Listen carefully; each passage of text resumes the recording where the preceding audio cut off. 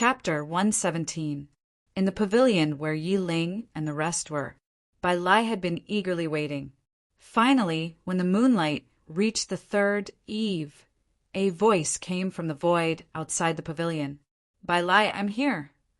Her voice was pleasant to the ears and carried a hint of charm, causing one's mind to be involuntarily intoxicated.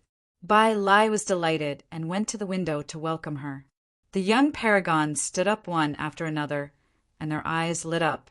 No matter how many times they looked at such a beauty, they would never get enough of her. It was no wonder that even an iron-blooded man like Bai Lai would be addicted to her. 9 lives fairy, Yin Mei. The more Yi Ling looked at her, the more amazed he was. Yin Mei had clearly dressed up seriously today. He could not help but be a little envious of Bai Lai. "Yin Mei, you're here?" Bai Lai smiled at the window with a mesmerized look on his face. "I'm here." A woman in a red dress smiled gently. She walked out of the shadow step by step. There seemed to be beautiful flowers blooming under her feet. His face was bewitching and bewitching. She was extremely beautiful. Her beauty was different from the previous goddesses. Instead, she had the beauty of a demon fox, as if she could charm all living things. She walked out of the shadow and descended into the void. She was so beautiful that it was almost unreal. Her oval face was as white as mutton-fat jade. Her eyebrows were curved, and her eyes were like rubies, glowing. Her nose was high, her lips were red, and her teeth were sparkling. Her hair was as smooth as silk. Under the night sky, the moonlight was hazy. Her figure was tall and slender. She walked into the pavilion like a peerless fairy that could charm all living things. Her skin was lustrous and extremely perfect. Clearly, Yin Mei had specially dressed up today. She was much more beautiful than Bai Lai had ever seen her before. He was stunned. He quickly reacted and let out a heartfelt sigh. "Yin Mei, you're so beautiful." Yin Mei rolled her eyes at him shyly and said, "You're so silly." Those words almost made Bai Lai's bones melt. His entire spirit seemed to tremble. However, he soon noticed that the group of supreme talents in the pavilion, including his younger brother Yi Ling, were in a daze. A trace of displeasure and discomfort appeared on his face. After all, in order to meet him, Yin Mei had specially dressed up. How could she let other men stare at her like this? Although Bai Lai's character was bold, he was still a man. His possessiveness was not ordinary. He immediately let out a cold snort to show his dissatisfaction. When the group of young geniuses in the pavilion heard this voice, they quickly reacted and hurriedly retracted their gazes, looking a little embarrassed. Yi Ling also slowly retracted his gaze. He pretended to be calm as he raised his glass and drank a mouthful of wine. He said, "Brother, Bai Lai is so lucky." If it were any other time, Bai Lai would definitely be happy to hear this. However, when he thought of Yi Ling's character, he felt that something was off. "Yin Mei, you came at the right time. We were just talking about you." However, Bai Lai didn't care. He hurriedly smiled and welcomed Yin Mei in. At the same time, he instructed the people in the pavilion to change the banquet. It was rare for Yin Mei to take the initiative to look for him. Furthermore, she had dressed up so beautifully. This made him very happy. His face was flushed, and the king character on his forehead shone with a strange radiance. Bai Lai felt that something wonderful was going to happen tonight. Would he be able to get intimate with her? After all, it was night time and after drinking. The thought of it made him a little excited. "Sorry to keep you waiting. There have been many things happening in the mountain gate recently. Senior brother Gu has been announced as the successor. The coronation ceremony will be held soon. He left the mountain gate today. Otherwise, I wouldn't dare to come out so casually." Then Yin Mei said with a smile and sat down gracefully. However, there was a faint distance between her and everyone else. This didn't make Bai Lai unhappy. Instead, it made him even happier. At this moment, he couldn't wait for everyone to leave, leaving only him and Yin Mei. The banquet resumed. When Yin Mei conversed with everyone, she was natural and generous, very appropriate. However, Bai Lai's expression was faintly unpleasant, especially when he noticed that some of the young prodigies were secretly glancing at him. Tonight, Inmei was really too beautiful and moving. It was impossible not to attract attention. Soon, the group of young prodigies saw Bai Lai's expression and tactfully left one after another. If they offended Bai Lai because of this, the gains would not make up for the losses. At that moment, only Yiling, Inmei, and Bai Lai were left in the pavilion. "I'd like to propose a toast to the Heavenly Lady. A prodigy like the Heavenly Lady who doesn't curry favor and dares to go against Gu Changa is really rare nowadays.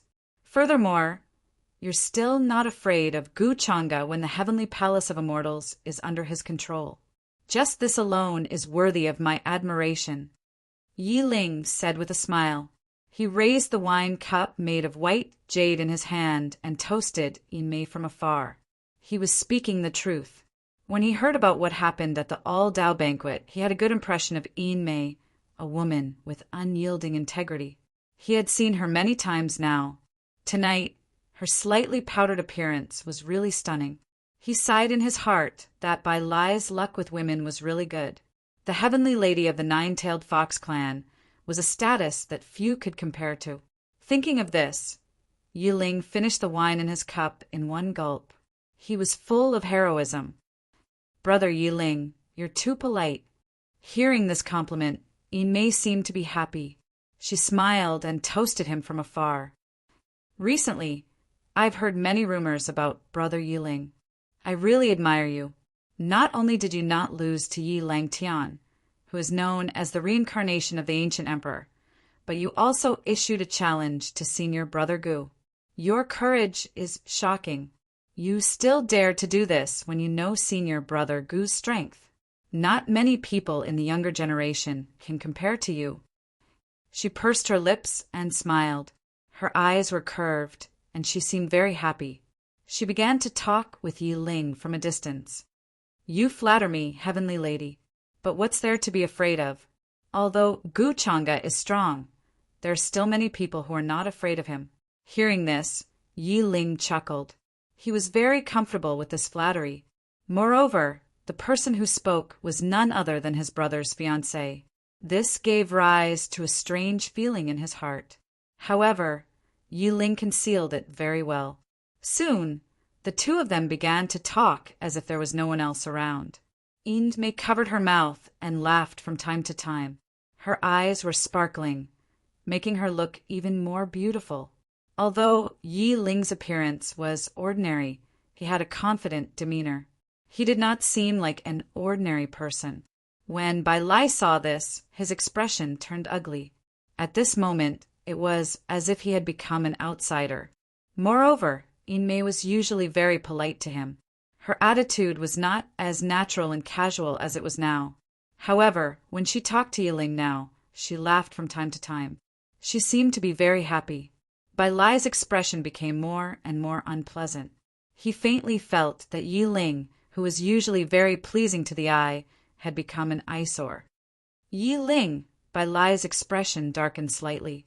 This time, he did not call him brother directly. Instead, he called Yi Ling by his full name. "Brother Bai Lai." At this moment, Yi Ling suddenly reacted. His expression was a little awkward. He had indeed stolen the limelight earlier. He had been so focused on talking to Inmei that he had ignored Bai Lai. However, he was still a little unconcerned. He felt that Bai Lai was too narrow-minded. He was just talking to Inmei. There was still some distance between them.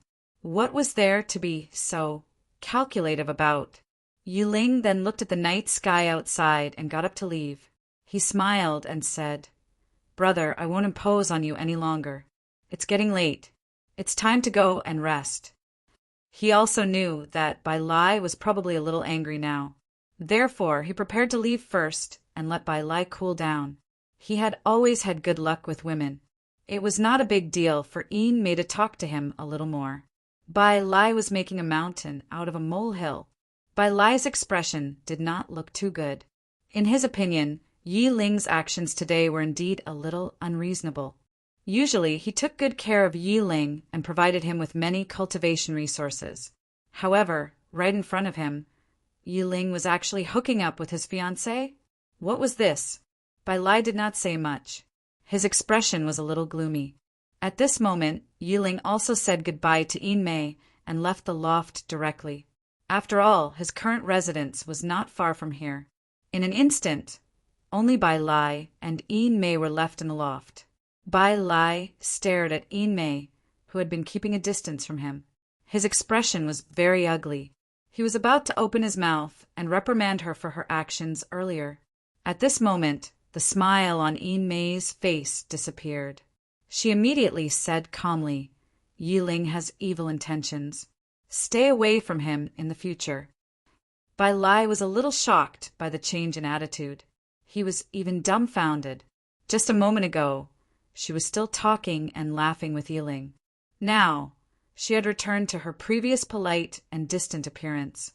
This shocked Bai Lai. For a moment, he could not react. However, very soon, he heard Yin Mei's words clearly. He could not help but widen his eyes slightly. Yin Mei's actions earlier were actually to test Yi Ling. At this moment, Yin Mei glanced at him. She seemed to be a little disappointed that he did not fight back. She said calmly, "What's in your head? How did you get to where you are today?" From the first day we met, Yi Ling had been staring at me. His gaze was not pure. I don't know what he was thinking. It's just that you didn't notice.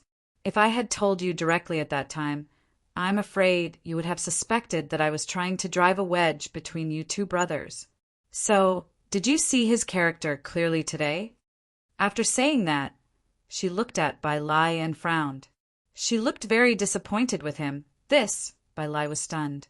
After hearing this explanation, coupled with Yin Mei's unusual behavior today, Bai Lai quickly understood. He did not doubt Yin Mei's words. He could not find any reason to doubt her. After all, Yi Ling's actions earlier were really too much. Bai Lai thought carefully. Helping him see Yi Ling's true colors was actually Yin Mei's true motive. Thinking of this, Bai Lai was a little touched. He did not expect Yin Mei to be so considerate of him in secret. Just now, he actually suspected Yin Mei. This made Bai Lai feel both guilty and touched. "Yin Mei, you're so considerate. I've wronged you. It turns out that you're thinking of me," Bai Lai said emotionally. Towards the end, his expression turned cold. "I've always understood Yi Ling's temperament, but I didn't expect him to be to this extent. He even dares to have designs on you." He knew that Yi Ling had designs on the unparalleled Celestial Dynasty's crown princess, Yumingkong. Combined with what he saw today, his expression turned even colder. He directly put Yi Ling in the same category as Gu Chang'e. I knew that Yi Ling was a guy. He was respectful to me on the surface, but he was actually hiding something. He's no different from Gu Chang'e, Bai Lai said coldly. He was already thinking of how to deal with Yi Ling. At a moment when he did not notice, a hint of mockery flashed across Yin Mei's eyes. However, it disappeared in a flash, and she hid it very well. Everything she said and did tonight was naturally arranged by Gu Chang'e. Yin Mei was just following orders. And all of this was just as Gu Chang'e had said. Everything was going according to his plan without any deviation. This caused Yin Mei's heart to involuntarily palpitate, and she felt fear. Gu Chang'e's control of people's hearts was simply too terrifying. She did not expect everything to be so simple. Bai Lai and Yi Ling's brotherly relationship of several years was destroyed so easily by Gu Chang'e. During this time, she had only seen Bai Lai a few times and talked to him a few times. She did not do anything else at all. She did not care at all. However, Yin Mei also knew that part of the reason was because she was the heavenly lady of the nine-tailed fox clan. Her acting skills were outstanding, and no one could find any flaws. Of course, the most important thing was that Gu Chang'e had a perfect control of Bai Lai and Yi Ling's temperament. She could not help but shudder. Although Gu Chang'e did not show up from the beginning to the end, he had the entire situation firmly in his hands. Bai Lai and Yi Ling might not even know that Gu Chang'e was secretly behind all this. This was too scary. This also made Yin Mei secretly feel fortunate that she had made the right decision. Otherwise, she probably wouldn't even know how she had died. "Yin Mei, it's late tonight. Do you still want to go back to the mountain gate?" At this time, Bai Lai suddenly looked at Yin Mei with some anticipation and asked. After all, it was late at night. Yin Mei could not possibly return to the mountain gate, right? Hearing this, Yin Mei's expression returned to normal. She shook her head and smiled. "I won't be going back tonight. I have a small courtyard in this ancient city. It's just nice that I can rest there." Bai Lai was a little disappointed, but he could not force it. After that, Yin Mei did not stay for long. She bid farewell and left. However, before she left, her eyes flashed slightly. Her voice was heard with a smile. "But it's not far from here. It's about 150 kilometers to the east." 150 kilometers to the east. These words made Bai Lai's eyes burn brightly. He was slightly delighted. Was this Yin Mei's hint to him? However, now was not the time to be anxious about this. His face darkened and he waved his hand. Men, in the air behind him, a terrifying figure appeared.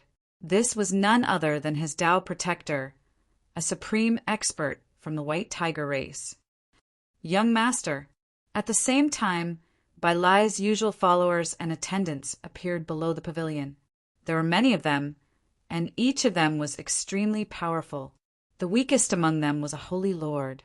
"Go and capture Yiling. That damned guy. How dare he do this to me?" Bai Lai said with a gloomy expression. "Yes, young master."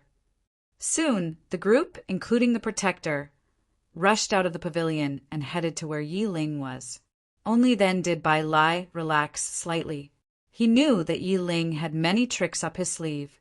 That was why he sent the protector to capture Yiling. Yin Mei's words before she left should be hinting at something to me, right? At this moment, Bai Lai couldn't help but reveal a smile on his face. With a flash of his figure, he left this place and headed towards the place that Yin Mei had mentioned. Chapter 118. In a quiet and elegant courtyard, Gu Changa stood by the window with his hands behind his back. There was a faint smile on his face. Ding! The random mission of the Son of Destiny has been completed. Calculating. Evaluation is perfect. Obtained 1,000 luck points, 5,000 destiny points, and an additional 40% bonus. Calculating the final reward. Obtained 1,400 luck points, 7,000 destiny points. In his mind, the sound of the system notification rang out. Everything was as Gu Changa had expected, and as he had planned. The relationship between the young master of the White Tiger clan, Bai Lai, and Yiling had broken down. What's the use of this brotherly love? He can't even resist the temptation of beauty. Gu Changa's expression was a little interested. Brothers were like hands and feet, and women were like clothes. This was just a saying. How many people could really do it when they really encountered it? Let their brothers wear their own clothes? Gu Changa just sneered at this. He had just taken advantage of the two's weaknesses. Yiling was lustful and affectionate, and Bai Lai was foolish and infatuated. Yin Mei only needed a few words to sow discord between the two. In fact, she did not do anything. Gu Changa only used her as a medium to infinitely enlarge the gap between Yiling and Bai Lai. According to the system notification, the effect was not bad. At least, Yin Mei's actions did not disappoint him. Next, it was time for Gu Changa to make his move. Bai Lai's last bit of warmth should have been burned out. "I'm going out for a while. Wait for me to come back in the courtyard." After that, Gu Changa smiled at Yu Mingkong in the courtyard. His white clothes looked extraordinary under the moonlight. He did not wait for Yu Mingkong's reply. After he finished speaking, he leaped lightly and stood on the courtyard wall. Like a graceful swan, he disappeared in an instant. What is Gu Changa doing? Yu Mingkong walked out of the courtyard with a frown on her face. Ever since the 21st Tao Immortal Palace, she had been following Gu Changa, making it impossible for him to shake her off. She wanted to know more about Gu Changa's hidden tricks and secrets. However, After Gu Changa brought her here, he did not tell her anything and did not allow her to follow him. Then, after saying this, he disappeared. This made Yu Mingkong a little annoyed. She knew that she couldn't keep up. Of course, she also knew that if Gu Changa really didn't want her to know his whereabouts, she definitely wouldn't be able to keep up with him with her current ability. With Gu Changa's strength, it was too easy for him to avoid her tracking. So, could it be that he has gone to kill Yiling? That's why he didn't let me follow him. This guy is really going to eat all the food by himself. He's not even going to leave me any soup. Yu Mingkong gritted her teeth. She was worried that Gu Changa would be at a disadvantage at Yiling's hands. So she told Gu Changa a lot of information she knew about Yiling under the pretext of investigating him. She thought that Gu Changa would consider giving her some benefits when the time came. However, Gu Changa had disappeared without a trace and even asked her to wait in the courtyard. Yu Mingkong gritted her teeth in hatred. Her good husband was really not going to leave her anything. He was very black-hearted and selfish. However, she was also curious. How was Gu Changa going to deal with Yiling? How was he going to push the blame of the demonic technique onto Yiling? Gu Changa was now in the dark while Yiling was in the light. Perhaps Yiling was still unaware that he had been targeted by Gu Changa. At that moment, Yu Mingkong suddenly felt that something was amiss. As the successor of the ancient heavenly lord of Samsara, Yiling has many life-saving trump cards. If Gu Changa wants to kill him, unless he reveals his secret, the possibility is not high. Yiling might even escape. Therefore, it's unlikely that Gu Changa will attack Yiling now. He'll do something to Bai Lai. After all, with Gu Changa's temperament, Yiling still has a lot of value and can help him take the blame for a period of time. During this time, Gu Changa can wantonly cultivate with a forbidden demonic technique and no one will suspect him. On the contrary, Yiling will help him take the blame and become a target of scorn. It will be difficult for him to do anything in the upper realm. Yu Mingkong figured out Gu Changa's motive. This was because in her previous life, Gu Changa had developed his strength in the dark more than once. This time, Yiling had taken the initiative to come to him. Gu Changa would definitely not waste it and would make good use of it. In other words, it was unlikely that Gu Changa would kill Yiling now. Toying with the world in the palm of his hand, the more I know, the more dangerous it is. Yu Mingkong frowned. She could not find a way out of this situation and could only play dumb. After Yiling left the banquet, he returned to the residence where he usually cultivated. He hummed a tune and seemed to be in a good mood as he chatted with Old Tortoise in the pendant. Old Tortoise, don't you think that big brother Bai Lai is too narrow-minded? Didn't I just say a few words to Yin Mei? Look at his gloomy face. It's as if I've done something bad, Yiling said indifferently. The old turtle in the pendant heard this and rolled his eyes. You little brat, your lecherous nature is comparable to that of the Empyrean of yesteryear. For better or for worse, he is your big brother. Can't you show him some respect? How can you say that so naturally? If you don't restrain yourself, you'll suffer because of a woman sooner or later. Have you forgotten who was the one who was attacked the last time? It would have been better if he had not mentioned it. Once he did, Yiling's expression darkened. This matter was a complete humiliation to him. He had even wasted a very precious, life-saving jade talisman. Although he still had many such jade talismans, he would have one less if he used one. Naturally, he would have a headache. Old Tortoise, don't talk about this anymore. I'll make Yu Mingkong pay for what she did to me sooner or later. A woman like her has many tricks up her sleeve. It's a pity that I can't use her. But that Gu Changa has benefited. Isn't he just from an extraordinary family background? What's so great about that? So many people fear him. Yiling curled his lips in disdain. He had not relied on his family background all this time. He had relied entirely on the inheritance of the reincarnation ancient heavenly lord. He had fought from a weak young age and constantly grew stronger to reach where he was today. Therefore, he looked down on Gu Changa from the bottom of his heart. He was a young supreme being who had stood at the peak since birth. Reincarnation of the ancient emperor and potential of a true immortal. In a battle of life and death, he had various means to kill them. This was Yi Ling's confidence. Suddenly Yi Ling frowned. He felt an ominous atmosphere. Under the night sky, the world seemed to be silent. An expert had suddenly arrived. A majestic and terrifying pressure was like an ancient star falling from the sky. It carried an aura that made one's expression change. Who is it? Yi Ling was alert and stared outside the mansion. The wind stopped. Under the moonlight, he could only see a slender and hazy figure in white standing there.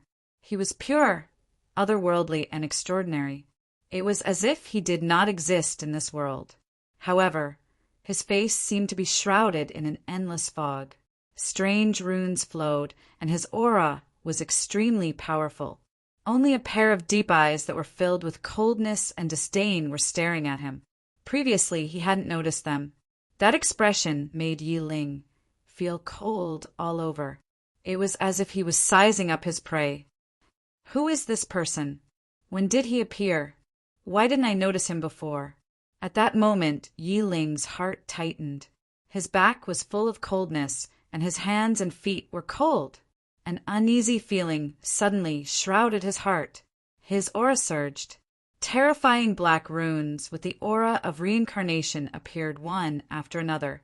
There was a destructive power in them. He held them in his palm, ready to strike at any time. Yi Ling was extremely nervous. The person in front of him was definitely the most terrifying person he had ever seen. It was not his cultivation, but his aura. However, what made Yi Ling stunned was that the man in white in the distance did not attack.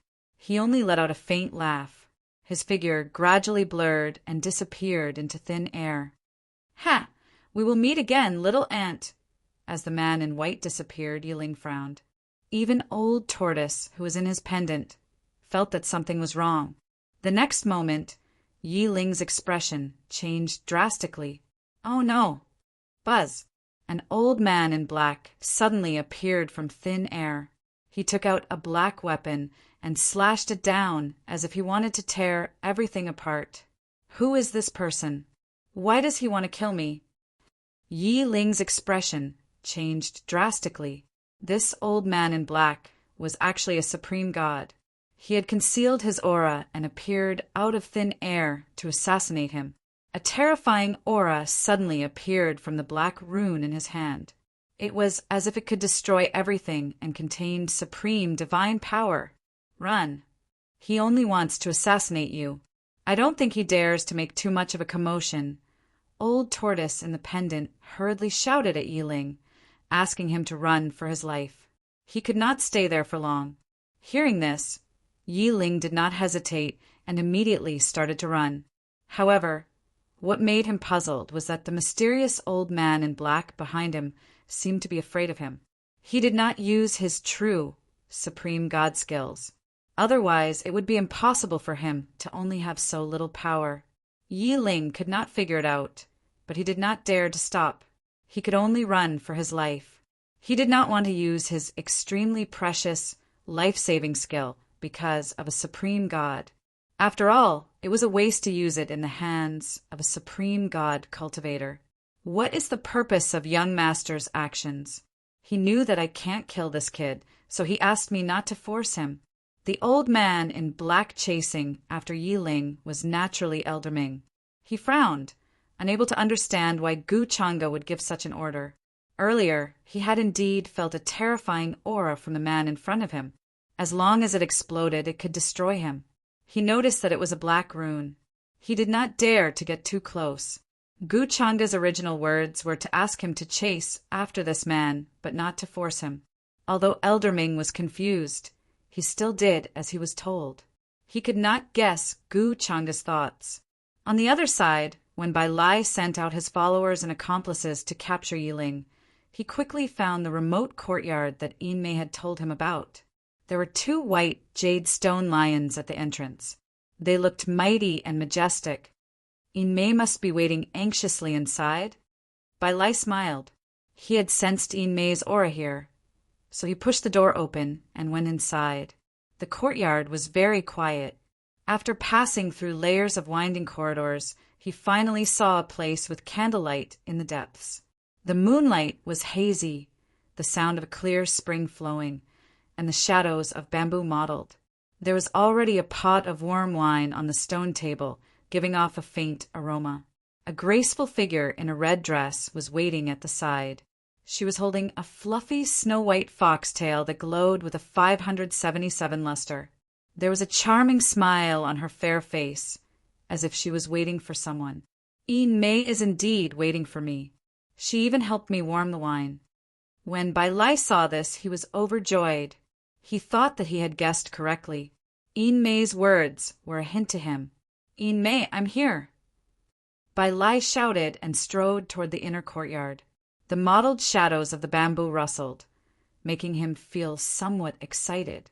Along with the terrifying qi and blood in his body, there was a rumbling sound in his blood vessels. At this moment, Mei, who was sitting at the stone table, raised her head and looked at him strangely. Then she said with the same smile, "It seems that Master was right. You really came." Mei, what do you mean? Weren't you waiting for me? Master? What master? At this moment, the smile on Bai Lai's face froze. He felt that Mei was not surprised by his arrival. There seemed to be a coldness and mockery that he did not understand. Moreover, he felt that he had misheard Mei's words. Master? What master? Who was his fiancée, Mei calling master? Master will be here soon. You will be able to see him soon. Hearing this, Mei could not be bothered to feign civility with him. Her expression no longer had the gentleness that Bai Lai saw earlier. It was full of annoyance and indifference. What? Hearing this, Bai Lai was stunned. It was as if he had been struck by a bolt from the blue. His entire being was dumbfounded. He could not believe that Mei, who was usually so gentle to him and even helped him see through Yi Ling's nature, would suddenly change her face. She had become a stranger that he did not recognize. Brother Bai, you didn't hear wrongly. Mei is naturally waiting for you. At this moment, a voice with a faint smile was heard. Outside the inner courtyard, a figure in white stepped on the moonlight and arrived. Seeing the person, Mei showed a respectful and flattering expression. Mei greets master. Gu Changa nodded and landed. He casually raised the wine cup made of white jade on the stone table and raised it to his mouth. Fortunately I came in time. The wine is not cold yet. He finished it in one gulp and could not help but praise, "Your wine-warming technique is getting better and better." "Thank you for the compliment, master." Hearing this, Mei immediately showed a sweet smile. She looked extremely happy. "Brother Bai, why are you still standing? Aren't you going to drink?" At this moment, Gu Changa looked at Bai Lai, who was petrified and in disbelief. He could not help but ask with a smile. Chapter 119. The night wind was slightly chilly, and the mottled moonlight made the bamboo shadows appear even colder. Looking at the scene before him, Bai Lai was stunned. It was as if his skull had been opened and a basin of cold water had been poured in. He froze on the spot, his entire body cold. Just now, he was still holding on to the last glimmer of hope that Mei was joking with him. But now, seeing his greatest enemy, Gu Changa, suddenly appear here and casually pick up the warm wine on the stone table and drink it all in one gulp, Bai Lai actually thought that the wine was prepared for him. And according to Mei's attitude and words from the beginning to the end, he had been kept in the dark by Mei and played like a monkey. This made Bai Lai tremble all over. His eyes turned red, and a terrifying murderous aura appeared on his forehead. That character seemed to be on the verge of awakening. In the void behind him, a huge white tiger shadow appeared. He was not really stupid. It was just that he had been deceived by Mei all this time, and now he suddenly realized. "Gu Changa, you!" He glared at the two of them. His eyes were filled with intense anger. From the moment Gu Changa appeared to the moment he spoke to Bai Lai, it was actually only a moment. He smiled faintly to himself, as if he did not care at all about the furious Bai Lai in front of him. "Brother Bai, are you looking down on me by not drinking a cup?" Gu Changa sat down behind the stone table. The moonlight shone on his handsome face, making him look cold and otherworldly like a white jade deity. But with such a scene, it made Bai Lai's heart sink to the bottom of the valley. He was so cold that his hands and feet were ice cold. "Yin Mei, Brother Bai is your fiancé after all. Pour him a cup. It's a little difficult for him to come here in the middle of the night." Gu Changa smiled casually and drank by himself. He did not care at all about Bai Lai's expression that was about to spit fire. To him, everything that happened tonight was under control. Bai Lai sent away his guardian and the others to capture Yi Ling. However, at that moment, Yi Ling was being pursued by Elder Ming. He was running for his life and might no longer be in this ancient city. If Bai Lai's men wanted to find Yi Ling, they would need to spend a lot of time. In this way, it gave Gu Changa some time to operate from the middle. During this period of time, there were too many things that he could do. Other than Bai Lai, no one else saw him. As for Yi Ling, he had never seen Gu Changa's real face. Gu Changa had taken some time to take a look at his scapegoat and was quite satisfied with him. Yi Ling was indeed the son of fortune. His strength and reflexes were not bad. Besides that, Yi Ling had many life-saving tricks up his sleeve. Gu Changa sensed a destructive aura from the black rune in Yi Ling's hand. It was most likely a life-saving rune that ancient heavenly venerate Samsara had left behind for Yi Ling. Therefore, Gu Changa told Elder Ming not to push Yi Ling too hard. It was enough to make it look like he was chasing after Yi Ling. He knew that Yi Ling would not spend such a precious, life-saving item on such a place. It was too wasteful to deal with a godly king. There was no need for Elder Ming to lose his life over such a small matter. Coming back to his senses, Gu Changa had instructed Yin Mei to hint to Bai Lai to come here at night. Naturally, it was not to show off in front of Bai Lai. Although it was indeed a good feeling, Gu Changa still had things to do. If Bai Lai did not die, how could he put the blame on Yi Ling? It was time for Bai Lai to play his greatest role. "Yes, master."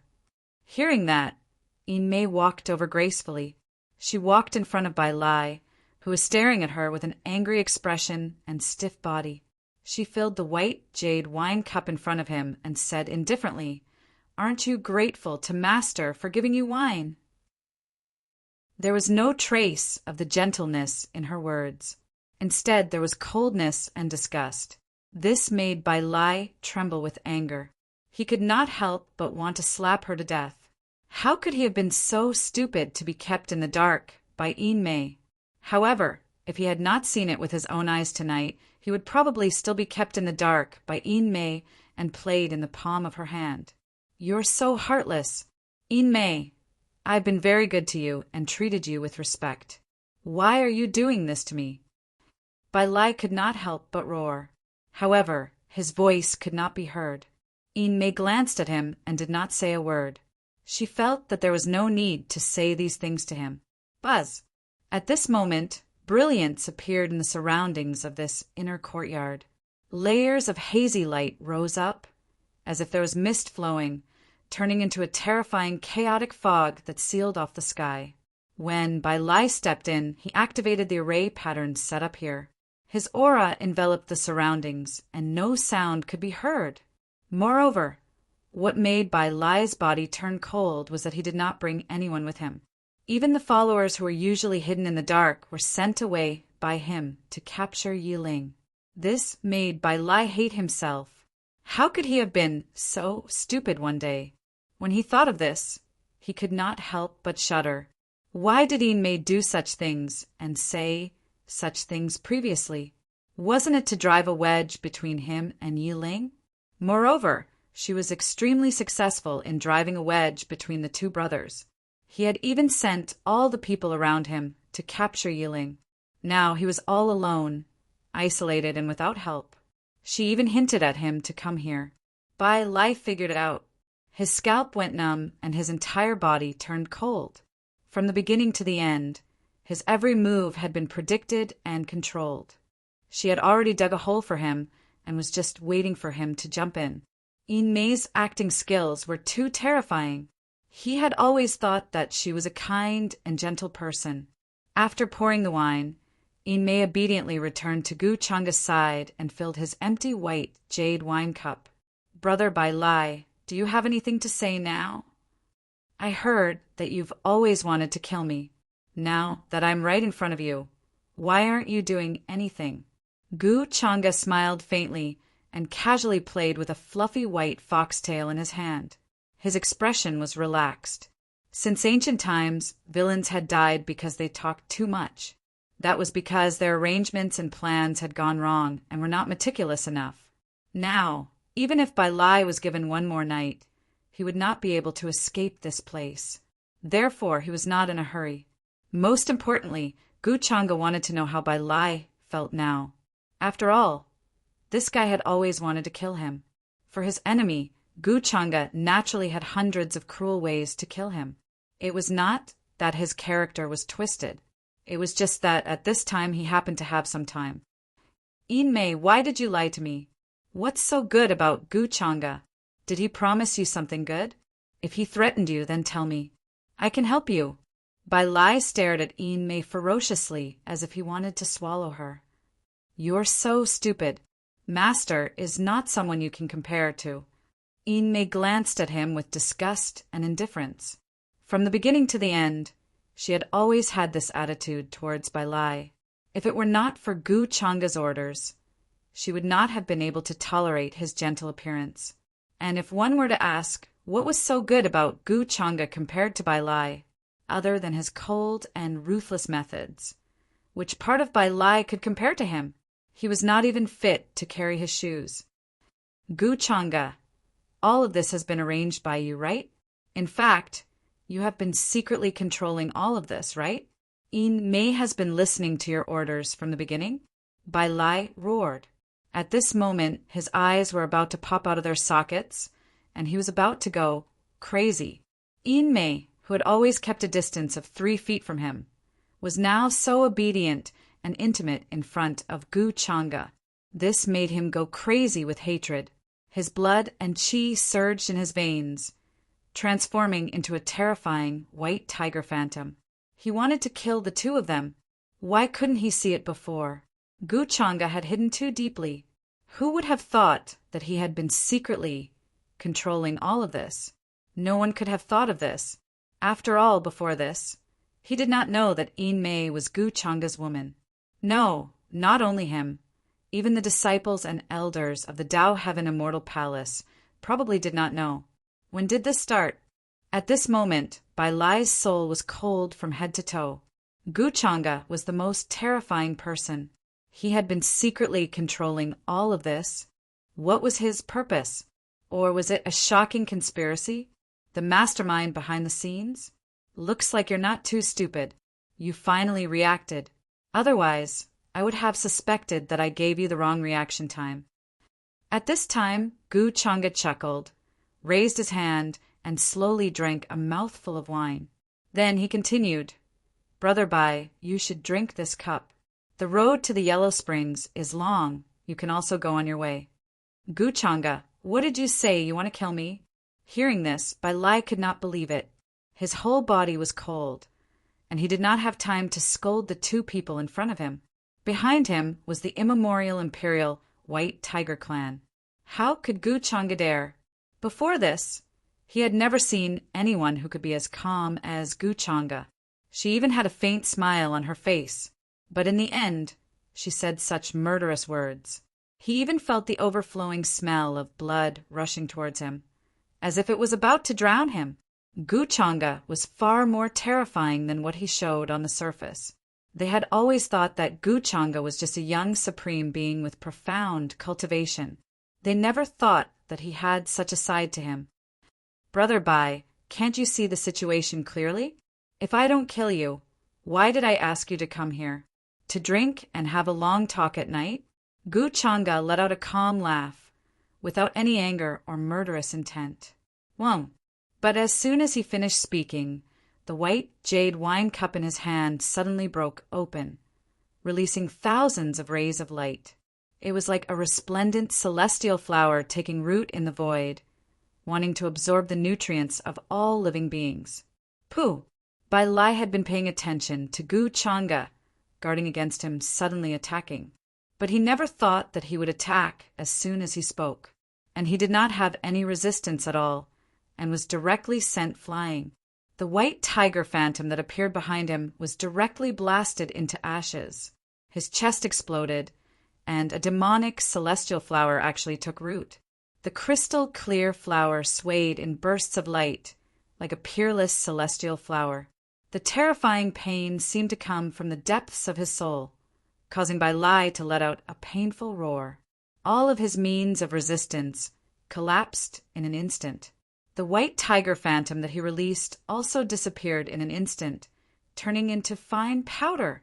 The gap between the two was too big. Your strength is definitely not just at the Emperor-conferred realm. What are you hiding? Bai Lai crawled up, his eyes wide open.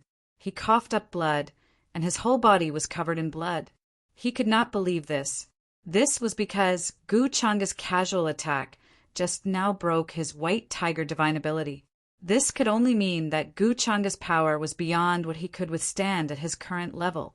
This caused Bai Lai to be shocked, and he could not help but be shocked. How many secrets was Gu Changa hiding? It was too scary. The aged metal origin is used in Brother Bai's hands. It's a waste. Gu Changa did not answer him. He only stared at the dark golden rune that gradually appeared in Bai Lai's hand, his eyes filled with satisfaction. If there was anything on Bai Lai that he was more interested in, it would definitely be the aged metal origin. It was one of the top 3 offensive powers in the upper realm. It was extremely sharp and could evolve into all kinds of powerful attacks. However, Bai Lai's current level was too far away from him, and he could not use the aged metal origin's power at all. Whoa! At this time, dark golden flames suddenly rose from Bai Lai's body. The terrifying king character became bright, and there was a pressure that made all beasts submit. He was burning his essence and blood, ready to fight to the death. However, what made him unable to believe was that the bright celestial flower did not disappear. It was still rooted in his chest, as if it was going to soak into his soul. Pop, pop, pop, flowers bloomed one after another, beautiful and moving, but there was blood. Gu Changa sat behind the stone table, looking interested and did not move at all. However, Bai Lai knew that at this time, if he did not fight to the death, he would definitely die. Gu Changa's gaze was completely like looking at a prey, or a little ant that could be crushed at any time. I will fight to the death with you, Gu Changa. At the same time, Bai Lai's spiritual sea shone, and there was a misty brilliance in it. He took out a bright golden page, and there were many golden words flowing on it. It turned into a ferocious white tiger that swept across the 9 heavens, and there was a terrifying pressure. This was his life-saving method, and he would only use it when his life was at stake. Kill! Bai Lai roared and turned into a dark golden divine shadow. He wanted to rush towards Gu Changa and fight to the death with him. If this side yard was not shrouded by array patterns, it would definitely explode at the first moment. Suddenly, a monstrous demonic aura appeared. A dark demonic halberd, mixed with crimson red, stretched across the sky, and Gu Changa held it in his hand. He did not move, and his expression was calm as he swept it down. With a poof, the unusually bright golden paper exploded in the void, and the white tiger in the void also collapsed instantly. You are actually an immortal. Bai Lai's eyes were filled with despair and disbelief. Isn't it good to wait for death? Do you have to learn how to resist? Gu Changa's expression did not change. His other hand quickly reached out and grabbed Bai Lai's neck, making all of his offensive aura dissipate in an instant. Chapter 120. Why are you so strong?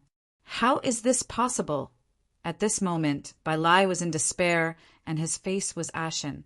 Obviously, he was much taller than Gu Changa, but now he was easily lifted up by Gu Changa like a little chick. This made Bai Lai despair to the extreme.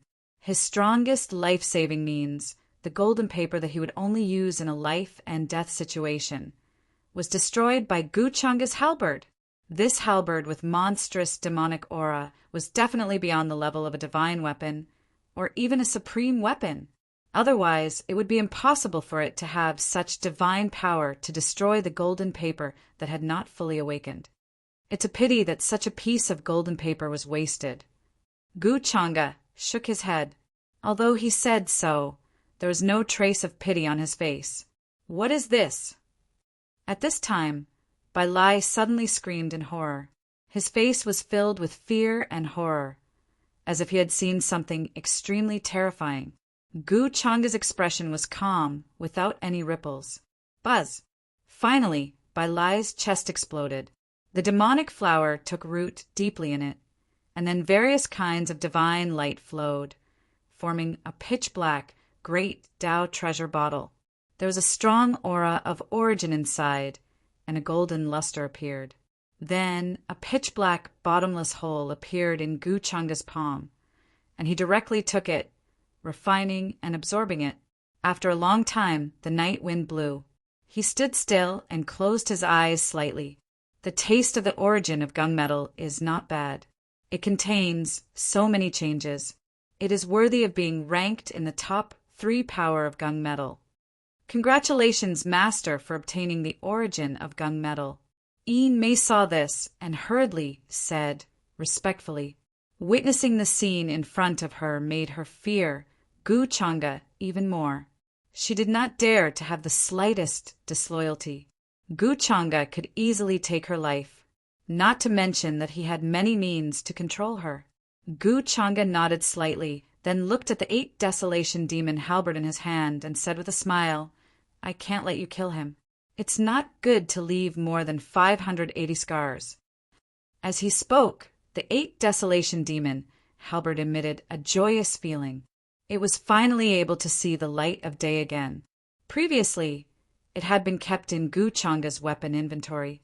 Unfortunately, it was only a piece of golden paper that sealed the strength of a powerful existence, so it was difficult for it to display much of its strength.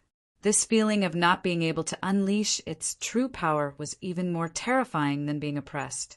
Furthermore, it felt a little wronged that Gu Changa had left it in the weapon inventory, as if it had been left out in the cold. After that, Gu Changa comforted it and threw it back into the weapon space. Master, what should we do with Bai Lai's corpse? Yin Mei looked at Bai Lai's corpse and couldn't help but ask. In the past, when Gu Changa finished his cultivation, she was in charge of disposing of the corpses. Bai Lai's corpse cannot be casually destroyed. Gu Changa smiled and then retracted the formation pattern that enveloped the inner courtyard. The moonlight shone down, making it seem even colder. Tonight, apart from him and Yin Mei, no one knew what had happened here. Gu Changa would not casually destroy Bai Lai's corpse. Otherwise, it would be difficult to throw the blame to Yi Ling. As long as it was an old guy with good eyesight, he would know how Bai Lai died. When the time came, he would have no choice but to take the blame for Yi Ling. Before leaving, Gu Changa pondered for a moment. Bai Lai's corpse disappeared from the spot and was kept in his inner world. This corpse still had a final use. Farewell, Master. Yin Mei watched Gu Changa leave. Then, she removed all traces here. She had long been used to this kind of thing. Then, according to Gu Changa's instructions, she waited quietly here. Bai Lai's sudden disappearance would definitely lead to his followers or clansmen coming to question her. At this time, it was time to test her acting skills again. Unless her soul was searched, no one would be able to find out the truth of this place. Yin Mei was not worried about this at all. She had never doubted Gu Changa's arrangements and instructions. Moreover, as Gu Changa had said, she was the heavenly maiden of the 9-tailed fox clan. Who would dare to search her soul so easily? Yin Mei's expression was calm and natural. She gently combed her 9 snow-white fox tails that flickered with luster. She found that Gu Changa was not very interested in her, but he was very interested in her tales. Every time, he could not help but play with them for a while. In the beginning, it made her feel very shy and strange, even awkward. But now she was used to it. Not long after, May sensed several divine rainbows coming from outside the residence. Their auras were powerful. A strange smile appeared at the corners of her mouth. She quickly returned to normal and pretended that she was resting, but was disturbed. "Greetings, heavenly maiden May. May I ask, have you seen my young master?" Soon, May saw Bai Lai's followers, as well as Bai Lai's Tao protector who had been hiding in the dark. He was a saint. He was a middle-aged man with a burly face. He had the obvious characteristics of the White Tiger clan. His chi and blood were very strong. May could not help but show a trace of doubt when she heard his question. She said, "Bai Lai did come to my place, but didn't he say that he was going to settle the score with Yiling?" "I see. Young master actually took the initiative to look for Yiling." The middle-aged man from the White Tiger clan heard this and frowned even more. He had seen how Bai Lai and May usually interacted with each other. He knew what kind of temperament May had. She was decent, generous, smart, gentle, and showed a good upbringing. In particular, he had seen May help Bai Lai see through Yiling's character in the pavilion. Therefore, he did not doubt May's words at all. Moreover, according to Bai Lai's temper, he would indeed go directly to Yiling to settle the score. Previously, he had thought that Yiling's character was not good. However, Bai Lai had always protected Yiling, so he did not care or say anything more. Speaking of this, he had to thank May. If it were not for her, Bai Lai would not have seen through Yiling's character until now. What happened? At this moment, May frowned and seemed to be puzzled. She could not help but ask, "To tell you the truth, heavenly maiden May, young master went to look for Yiling to settle the score and has not returned yet. I just went to Yiling's residence and found some fluctuations of battle there. Yiling is now missing, and so is young master," the middle-aged man said with a frown. There was a hint of worry in his voice. He had searched the entire ancient city, but could not find any trace of Yiling. Therefore, he finally came to ask May. "Bai Lai is missing." May's frown deepened. She said worriedly, "However, Bai Lai is the young master of the White Tiger clan. He has many artifacts on him. He should be fine." The middle-aged man sighed and cupped his hands. "That Yiling's methods are very strange. I'm afraid that young master will suffer a great loss at his hands. I've troubled heavenly maiden May tonight. I'll take my leave first." May nodded and said worriedly, "If you find Bai Lai's whereabouts, please ask him to contact me. I'll inform young master when the time comes."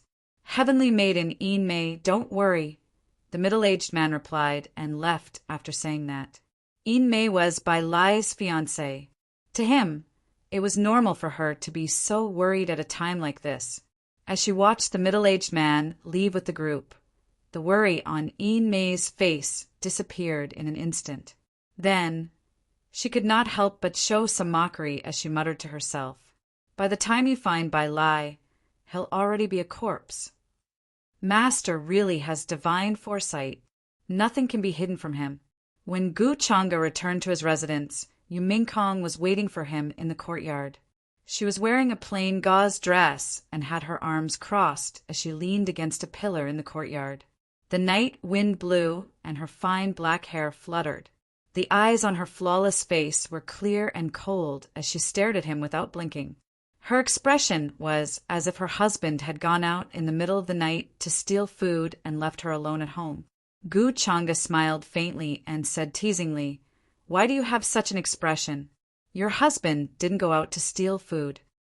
Under the hazy moonlight, Yu Mingkong stood there, looking even more graceful and tall with an impressive silhouette. "Where did you go?" Yu Mingkong asked. Suddenly, she frowned and walked over. She naturally knew that Gu Changa could not have gone to kill Yiling at this time. It was very likely that he had gone to find trouble with Bai Lai, the young master of the White Tiger clan. However, she still had to ask, "After all, This was a matter of great importance. Moreover, why did she feel that there was a strange fragrance on Gu Changa's body? Gu Changa smiled and said, "Of course, I went to do something. I watched a show tonight and will return to the mountain gate tomorrow." Yu Mingkong stopped in front of him. Her small and delicate nose twitched, and then her beautiful eyes narrowed involuntarily, revealing a hint of danger. Seeing her like this, Gu Changa was a little surprised. Could it be that her nose was so sharp that she knew where he had gone? The 9 Lives fairy, Yin Mei, was one of his people. Naturally, the fewer people who knew about this, the better. Gu Changa did not intend to tell Yu Mingkong. Moreover, he did not know whether Yu Mingkong, as a reincarnator, knew about this. "You smell like a vixen," Yu Mingkong glared at him. There was a hint of anger in her cold voice. "Vixen?" Gu Changa was slightly stunned and then laughed. Speaking of which, Yin Mei was indeed from the 9-tailed celestial fox clan. However, did Yu Mingkong have such a sharp nose? He thought that he must have accidentally touched the scent of the fox's tail when he was stroking it. Thinking of this, Gu Changa became a little more vigilant. He surged his transcendence energy and got rid of the scent on his body. For now, Yin Mei's relationship with him could not be exposed. Otherwise, there would be a flaw in his flawless plan. Yu Mingkong, this girl, even remembers the scent on my body so clearly. Maybe she really does have some hidden illness. Thinking of this, Gu Changa could not help but laugh. After saying this, Yu Mingkong had already turned around and went straight back to the courtyard where she was resting. To think that she had obediently waited for Gu Changa for so long. He really did run out in the middle of the night to meet a woman. Thinking of this, Yu Mingkong was very upset. Why did a vixen appear by Gu Changa's side in this life? Of course, she also knew that according to Gu Changa's temperament, the woman he met in the middle of the night was very likely to be just a chess piece of his. However, this made Yu Mingkong unhappy in her heart. The bottle of vinegar flipped over again. It was simply a biting, cold, murderous intent. Not to mention the existence of Yen Ji. With the strength of the great sage realm, she was currently unable to touch him. But this vixen that suddenly appeared, what the hell was this? "Don't let me find out who you are." Yu Mingkong clenched her jade-like hands. Cold light flashed in her eyes, and her expression was very cold. At this moment, she returned to her usual appearance. She was the high and mighty empress, in charge of life and death. Although she was repeatedly thwarted in front of Gu Changa, in front of others, she was absolutely terrifying and oppressive. If a reincarnated person really wanted to scheme against a person, it was simply too easy. Not to mention that she was the Empress Dowager of the unparalleled immortal dynasty. The power in her hands was monstrous. Yu Mingkong indeed loved Gu Changa deeply and deeply hated him. She wanted to use all means to take revenge on him in her previous life. However, she would not allow Gu Changa to have a woman beside him before he was killed by her. Chapter 121. This night was destined to not be a peaceful one. To the White Tiger clan, an incomparably infuriating major event happened. Within the territory they were in, there were countless divine islands. Ancient trees towered into the heavens. It was incomparably vast, and essence energy surged. At this moment, a monstrous roar rang out, seemingly wanting to shatter the stars in the sky. Terrifying chi and blood overflowed into the sky, transforming into an incomparably terrifying figure of a white tiger. Its bloody mouth was like a lake of blood as it instantly appeared in the sky. It let out an earth-shattering roar, clearly infuriated. "Who dares to kill my son?" It was precisely Bai Lai's father, the Tiger Emperor of the White Tiger clan. His cultivation was unfathomable. The Tiger Emperor was extremely enraged. While he was cultivating in seclusion, he was informed by his people that Bai Lai's soul lamp was extinguished. Bai Lai was the Tiger Emperor's most beloved son, and his bloodline was the purest in the past tens of thousands of years. He had the potential to surpass him in the future. The The Tiger Emperor had devoted a lot of time and effort to nurture him, but he never expected that Bai Lai would hear such bad news not long after he left the clan. This infuriated the Tiger Emperor to the point where his hair stood on end. Investigate. Go and investigate. Who is so bold as to dare kill my son? I will definitely tear that person into pieces so that he will never enter the cycle of reincarnation and be tormented forever. Below, many members of the White Tiger clan were completely frightened. Their faces were pale and their teeth were chattering. There was no color on their faces. Once the Tiger Emperor was enraged, a monstrous calamity would definitely appear. There was actually someone who dared to provoke the White Tiger race and kill their young master. This was definitely a great enmity. Even when the younger generation fought, such a situation rarely occurred. Therefore, they concluded that someone had maliciously killed Bai Lai and provoked the White Tiger clan. But as long as that person showed his face, he definitely wouldn't be able to escape. He would be investigated by the White Tiger clan. Young Master's soul lamp has been extinguished. What should we do? What should we do? Immeasurable heaven, Tao celestial ancient city. Bai Lai's Tao protector was also paralyzed on the ground. His eyes were blank as he repeated the same words over and over again. He was scared out of his wits. He had been searching for Bai Lai the entire night, but he couldn't find any trace of Bai Lai. At this moment, he heard news from the clan that the soul lamp of the young master was extinguished. To him, this was something that he simply couldn't believe. The moment he heard those words, he felt as if his skull had been ripped open, and his entire body turned cold. Young Lord Bai Lai died. The White Tiger clan would definitely be enraged, and it would bring about a monstrous calamity. If he failed to protect them, he would not be able to escape death. No, when the time came, even death would be wishful thinking. At that time, a life worse than death would be the most terrifying. The White Tiger clan's methods of capturing souls were extremely famous in the upper realm. They had all sorts of methods to torture him to death. He didn't expect the ominous feeling he had last night to come true. Young Lord is dead. He had a life-saving technique, but he still died. What should we do now? It must be Yiling. It must be Yiling. He must have killed young master. At this moment, the only person he could think of was Yiling. Furthermore, all the evidence pointed to Yiling as the culprit. At that time, Bai Lai had gone to settle the score with Yiling. All of this could be proven by the heavenly lady of the nine-tailed fox clan, Yinmei. At that time, when the other powerhouses of the White Tiger clan arrived, Yinmei could help him prove these things. At this time, only by catching Bai Lai's murder would he have a chance to atone for his crimes. Thinking of this, the middle-aged man hurriedly mobilized all his men and prepared to search the various ancient cities. He didn't believe that Yiling could have run far at this time. Even if the culprit was not Yiling, he had to find a scapegoat. Old Tortoise, what's going on? Why do I feel uneasy? It feels like someone is plotting against me. Who was that white-robed man last night? Why did he say that we would meet again?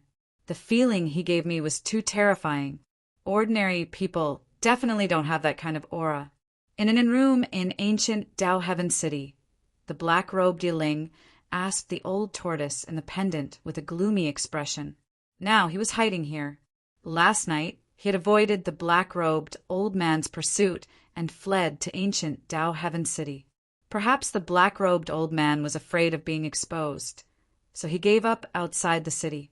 This made Yiling sigh in relief. Then he casually found a place to stay. For him, in the immortal ancient continent of Tao Heaven Palace, there was a relic left for him by the reincarnation ancient Heavenly Lord. Thus, Yiling did not plan to leave ancient Tao Heaven City for the time being. I feel like you've been swept into a terrifying vortex. Last night, that white-robed man's aura was very strange. You can't provoke him, but he just had to come looking for you. This matter is very strange. Tell me, did you offend anyone recently? I suspect that your heavenly lord inheritance has been noticed, the old tortoise in the pendant said, making Yi Ling recall the recent events in detail. Hearing this, Yi Ling shook his head and said, How did I offend anyone recently? It was clearly someone else who offended me. Besides Yu Mingkong and Yi Langtian, who else could it be? That white-robed man last night can't be related to them, right? Could it be that Gu Changa? But I haven't seen him before. Last night, that person's face was also covered by the fog. Thinking of this, he felt very uncomfortable. Last night's cold, overlooking eyes appeared in his mind again. At that moment, he was like a little ant in the palm of that person's hand, completely insignificant. This made Yi Ling, who had defeated many powerful enemies along the way, very unhappy. There would be a day when he would trample on that person from last night. I have time today. Let's go find Brother Bai Lai and explain what happened yesterday. No matter what, we still have to meet at Dao Heaven Palace. Yi Ling said again. As he spoke, he suddenly frowned. Why is it so noisy outside? Hearing some of the voices outside, Yi Ling suddenly froze. It was as if he had been struck by a bolt from the blue. He was dumbfounded. When he reacted, Yi Ling's face turned pale and his lips trembled. There was no trace of blood. He could not believe it. How is this possible? How did Bai Lai die? I didn't kill him. I don't know anything. How is this possible? Yi Ling's whole body turned cold. He almost froze on the spot. His scalp was about to explode. He had been very curious about what the cultivators outside were talking about. When he listened, he was completely dumbfounded. He had never expected that the cultivators outside would be talking about the White Tiger clan's young master being killed last night. And that person was him, Yi Ling. Now, the powerhouses of the White Tiger clan were searching everywhere for him. He was clearly being hunted down last night. How could he have the time to kill Bai Lai? This was completely impossible. Did you make a mistake? Someone is framing me. I've been wronged. Old Tortoise, you know that I've been wronged. I was clearly being hunted down last night.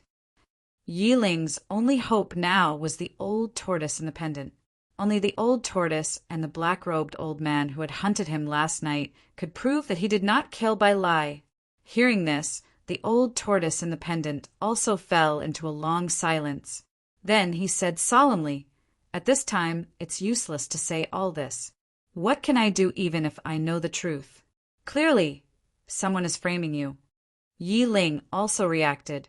At this moment, his face was very pale. The White Tiger clan wants to capture me. I can't let them capture me now. When the time comes, even if I prove that I did not kill Bai Lai, the fact that I have the inheritance of the ancient Heavenly Lord of Reincarnation will still be exposed. No matter how you look at it, the White Tiger clan won't let me off. At this moment, various thoughts flashed through Yi Ling's mind. For a moment, his face became incomparably pale. He even felt that he was facing a dead end. Regardless of whether he had killed Bai Lai or not, he could not show himself now. He could not even be caught by the White Tiger clan. Now he could not wash away his guilt, even if he jumped into the Yellow River. If Gu Changa was here and heard Yi Ling's words, he would definitely praise him for being smart. He had figured all this out so quickly. However, what could he do even if he figured it out? With the inheritance of the ancient Heavenly Lord, Yi Ling was now in high demand. Once it was exposed, who knew how many powerful beings would be envious and try to snatch it away? Most importantly, he could not prove that he had not killed Bai Lai. The White Tiger clan did not care about this. They only wanted to capture Yi Ling. Whether it was true or not, they would know by searching his soul. Thinking of this, Yi Ling's eyes were full of anger. He bit his lip so hard that it almost bled. What a vicious plan! It must be that white-robed man from last night who was scheming against me. Then, Yi Ling hurriedly used his disguise technique and changed into a different appearance. During this period, he probably could not walk the world with his real name and face. Fortunately, in the inheritance of the ancient Heavenly Lord of Samsara, There were many life-saving secret techniques that could help Yi Ling escape capture in a short period of time. He used the power of samsara to hide his source, which could also have a certain concealment effect. Thinking of this, Yi Ling breathed a sigh of relief. In any case along the way, he had experienced many such dangers. However, he was able to turn the situation around many times. His disguise technique could be said to have contributed greatly. At this time in ancient Tao domain, a group of White Tiger Clan powerhouses rushed through many teleportation arrays overnight. Now, they were sacrificing some rare materials. There were many treasured bones and strange divine materials on them. They were currently transforming into a simple and unadorned small altar. On the altar, there was an extremely red drop of blood. It spun around, containing astonishing divinity. This is a drop of young master's blood essence when he was alive. Fortunately, it was preserved back then.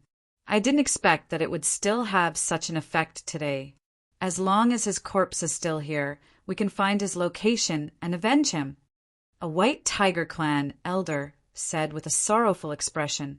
This kind of secret technique required a great price, but now they could no longer care. Soon, the secret technique was activated. A hazy brilliance appeared here. In the blood, the phantom of a white tiger appeared. It roared toward the void and then entered. Follow the direction of this phantom.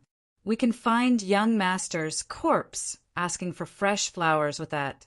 The group of powerhouses followed the phantom of the white tiger and left. At the same time, in an ancient city east of ancient Tao domain, in a desolate courtyard overgrown with weeds, a burst of brilliance suddenly appeared. In the void, the phantom of a white tiger appeared and then disappeared.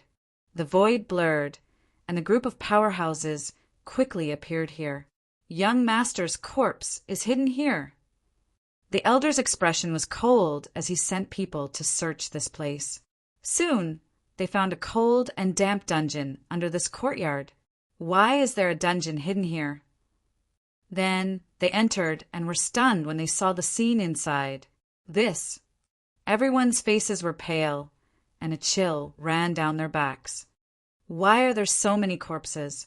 The young master's body is here as well. His essence and origin energy have been completely devoured. When the elder saw the shriveled corpse of Bai Lai, his eyes almost popped out of their sockets, and he was about to go crazy with hatred. How dare you kill my White Tiger Clan's young master and devour his source? This enmity is irreconcilable. He raised his head and roared angrily. Soon, what happened here spread throughout the entire ancient Tao domain as if it had grown wings, and even spread to the other ancient cities. This matter triggered a terrifying wave, creating an incomparable commotion. All the cultivators were overwhelmed with shock and fear, trembling with fear. The forbidden, demonic technique that had disappeared in the river of time seemed to have reappeared in the world. Its successor killed young prodigies of various races and devoured their source to cultivate. Now even the White Tiger Clan's young master was killed. Zero the corpse was found in another ancient city. At that time, there were still many corpses that had not been disposed of in the dungeon. Those corpses also had their source devoured. Once this matter spread, it triggered a monstrous wave. The entire boundless heaven was shaken. Meanwhile, the White Tiger Clan spread the news that the person who killed their successor, Bai Lai, was a man named Yi Ling. The cultivators who provided information about Yi Ling would be rewarded handsomely. Soon, many information about this man named Yi Ling was exposed by the young master of the primordial Yi clan, Yi Langtian, as well as many suspicious points that he found. In an instant, the name of the successor of Yi Ling's demonic technique spread everywhere, causing a huge uproar. Almost everyone wanted to kill the successor of the demonic technique. All the cultivators were looking for this cultivator named Yi Ling. However, they discovered that Yi Ling had disappeared like a stone sinking into the sea. In the blink of an eye, several days passed. The outside world was in an uproar. Meanwhile, the coronation ceremony for the successor of the heavenly palace of immortals was held smoothly. Many elders and disciples gathered in the square outside the main hall of the heavenly palace of immortals. Many disciples of other orthodoxies also rushed here to witness the coronation ceremony with their own eyes. The Grand Elder personally appeared on the high platform. His white robes fluttered in the wind, and he had a clear expression. Below the Grand Elder stood a middle-aged man in a green robe with a long beard. He had a gentle expression on his face. He was tall and straight. His eyes were like stars, and his hair was as white as snow. He stood upright, looking very heroic. There seemed to be floating lights around him, and there were also leaping shadows. It was like a dream. He was the palace lord of the heavenly palace of immortals. He looked at Guchanga, who was standing very close to him, and smiled. "I'll leave the heavenly palace of immortals in your hands." Guchanga smiled and returned greeting. "It's still too early for you to say that, palace lord." Next to him was a group of elders with unfathomable cultivation bases. Below them were a group of true disciples and inner sect disciples. They were arranged in order. As for the outer sect disciples of the heavenly palace of immortals, they could only watch from afar. They were not qualified to get close. All the disciples looked at the slender figure in front of them respectfully. Many of them were envious. Soon, a series of complicated ceremonies were over. The Grand Elder had a complicated expression on his face. He looked at the young man who was as handsome as jade and said, "Today the heavenly palace of immortals will appoint a successor. The ancestral master is the witness. Special bestowed true disciple Guchanga will be the successor of the heavenly palace of immortals. Give the successor a robe." Then an elder came forward with a smile on his face. He held a set of robes in his hands. The successor of the heavenly palace of immortals was not like the other orthodoxies, who changed every few decades or centuries. As long as the previous palace lord was still around, the successor status would not change until the palace lord stepped down and cultivated in seclusion. In other words, once the successor's position was established, it meant that it would not change for at least 1,000 years. The gigantic heavenly palace of immortals would be under his control in the future. A feather robe, a star crown, and a white robe with wide sleeves. Every inch of it was exquisite and beautiful. It was as if it was embroidered by billions of stars from the 9 heavens. Divine light flowed around it, as if it was enveloped by an endless amount of celestial energy. After Guchanga put it on, his figure stood tall and straight. He looked even more extraordinary and handsome. When the female disciples and elders saw this, their eyes lit up and their hearts swayed. 1,000. Chapter 122. Changa greets the elders and the palace master. After putting on the descendant robe, Guchanga was finally the rightful descendant of the Tao heavenly immortal palace. He might as well show his attitude to the elders. His expression was gentle, almost making them think that they were seeing things. Guchanga, who had always been arrogant, actually had such an attitude. They really couldn't believe it. From now on, Changa is the descendant of the Tao Heaven Immortal Palace. Of course, you will lead our junior brothers and sisters. Be a good example. With you here, we don't need to worry about the opening of the immortal ancient continent. On the high platform, the palace master of the Tao Heavenly Immortal Palace said with a smile. Guchanga said calmly, "Don't worry, palace master. With me here, no one will dare to cause trouble in the Tao Heavenly Immortal Palace's territory." These words were spoken casually, but they contained an incomparable conviction, causing the elders and palace master to nod involuntarily. This was also the main reason why they chose Guchanga as their successor. And now, Guchanga's cultivation level had actually broken through to the late stage of the titled Emperor realm. They couldn't help but sigh at the fact that he was indeed a true immortal. Thinking back to when they were at this age, they were also groping around the Holy Lord realm. At this time, even the first elder had no choice but to nod. Judging from his appearance, Guchanga was indeed very deceptive. His expression was calm and tranquil, and his facial features were handsome and elegant. He could even make many women jealous. It had to be said that they were very satisfied with Guchanga's appearance when he wore the heavenly Tao Immortal Palace's successor's robe. Of course, the first elder and the others knew his true nature. They would not be fooled by his appearance. Soon after, in front of all the disciples and elders, Li Chie's expression changed. The palace master of the Tao Heavenly Immortal Palace also began to bestow treasures to Guchanga. As his successor, he should have treasures befitting his status. Men, bestow upon the successor the phoenix wing immortal gold drum. As the palace lord spoke, an elder came up with a box. There was an immortal gold drum lying quietly within, flowing with brilliant colors, incomparably dazzling, as if it was forged from all types of immortal gold, releasing a powerful aura. This is a weapon used by an ancestor of our Tao Heavenly Immortal Palace. Needless to say, the might of the Phoenix Wing Immortal Gold Drum doesn't need to be explained. Once it is activated, ordinary saints won't be able to get close to you. But before you reach the deity realm, you won't be able to activate it. Asgard Master smiled and bestowed this Phoenix Wing Immortal Gold Drum to Guchanga. Thank you, Palace Master. Guchanga took it. Naturally, he had no reason to reject it. Moreover, he glanced at it a few times and found that this thing was indeed not bad. Of course, it was not that useful to him. It was just that it looked good, like a pair of phoenix wings lying quietly in his palm. Then, the palace leader bestowed upon him several other treasures. They all contained different types of terrifying divine might, for example, the yin-yang sword diagram, the dragon seal imprint, and others. The coronation ceremony was nearing its end. Apart from the disciples of Tao Heavenly Immortal Palace, there were also the geniuses of other great powers in the audience. For example, the inheritor of the archaic Yi clan, Yi Langtian, sat there upright. Even his hair was burning, enveloped in divine light. He was like the child of a deity, not to be underestimated.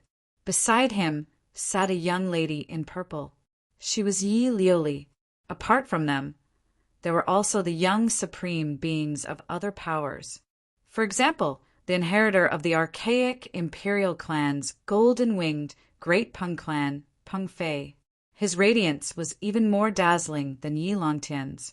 His hair was golden, as if it was made of gold. There was also the Vermilion Bird clan's fairy crimson spirit.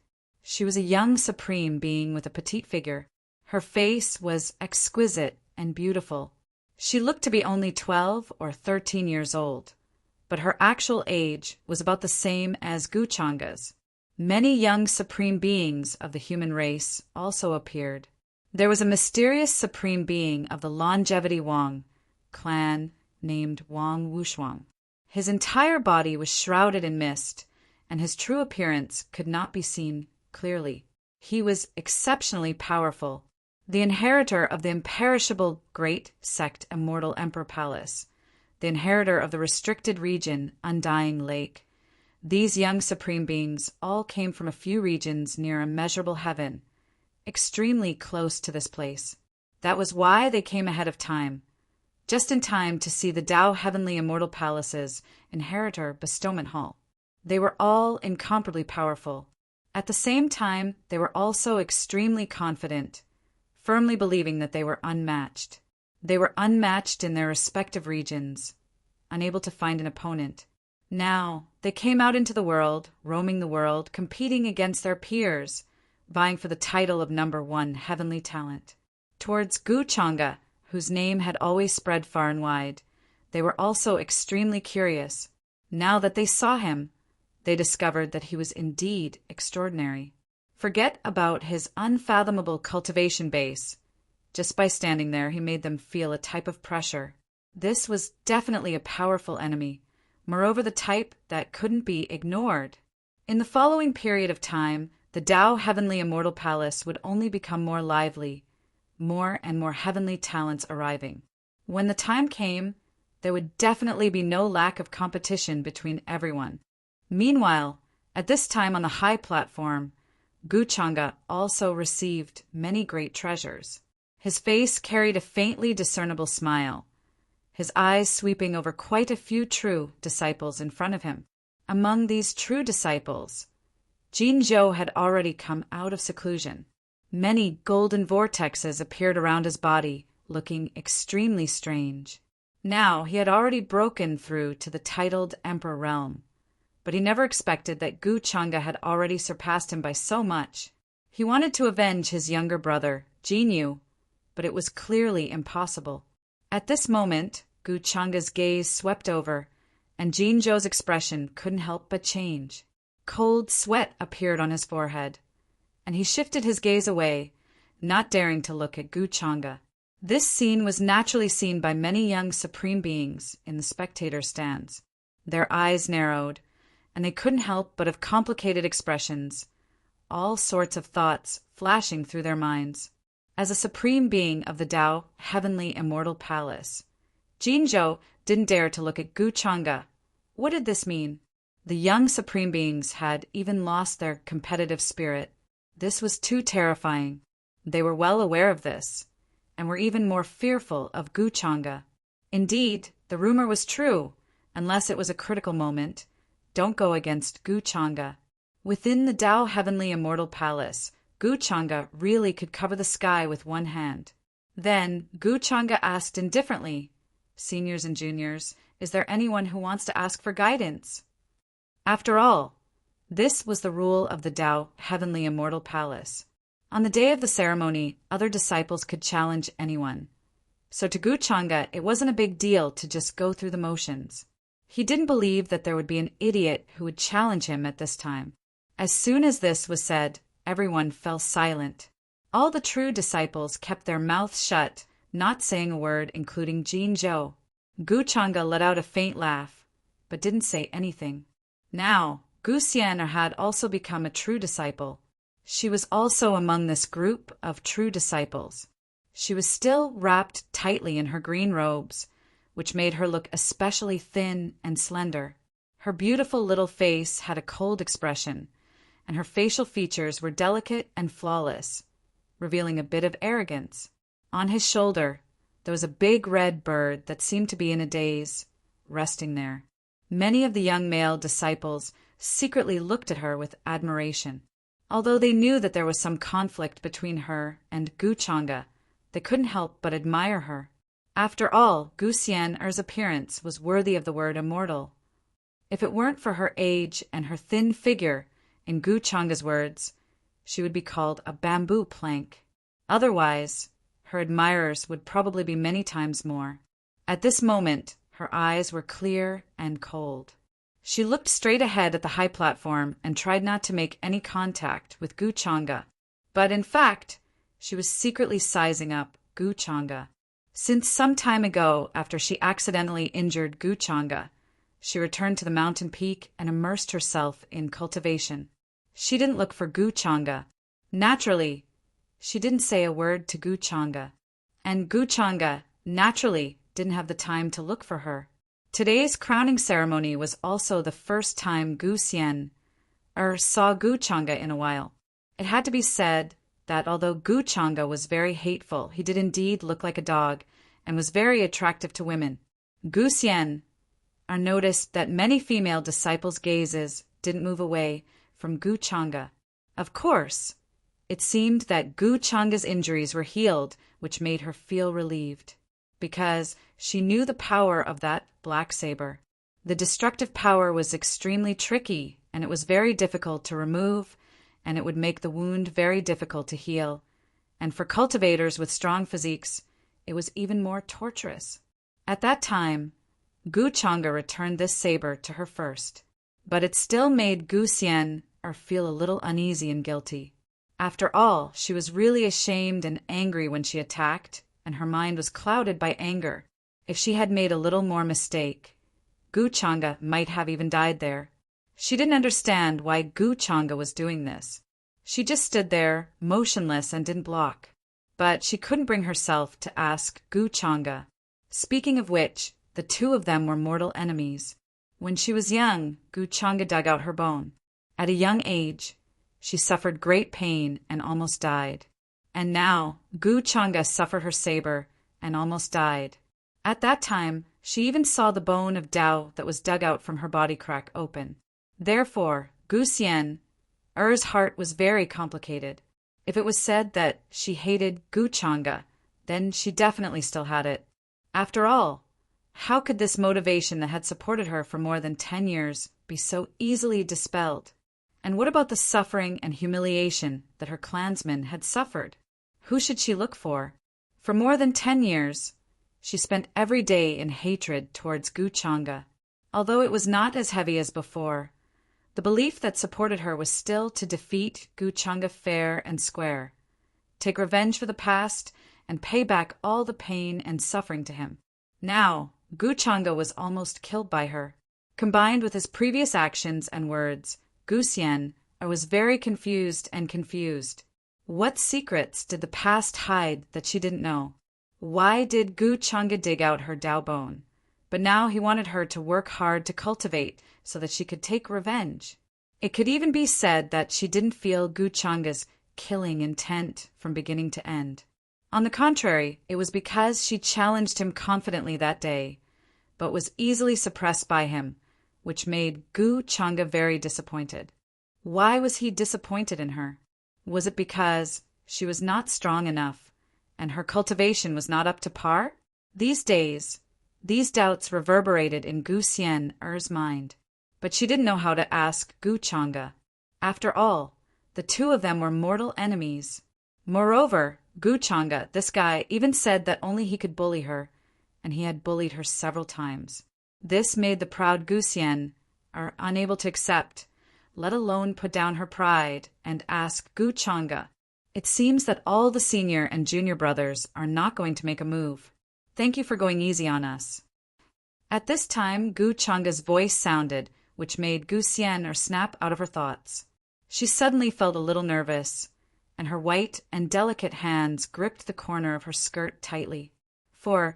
Because Gu Changa was looking at her, she became more and more nervous, thinking that Gu Changa wanted to talk to her, because she hadn't thought of how to tell him what happened that day.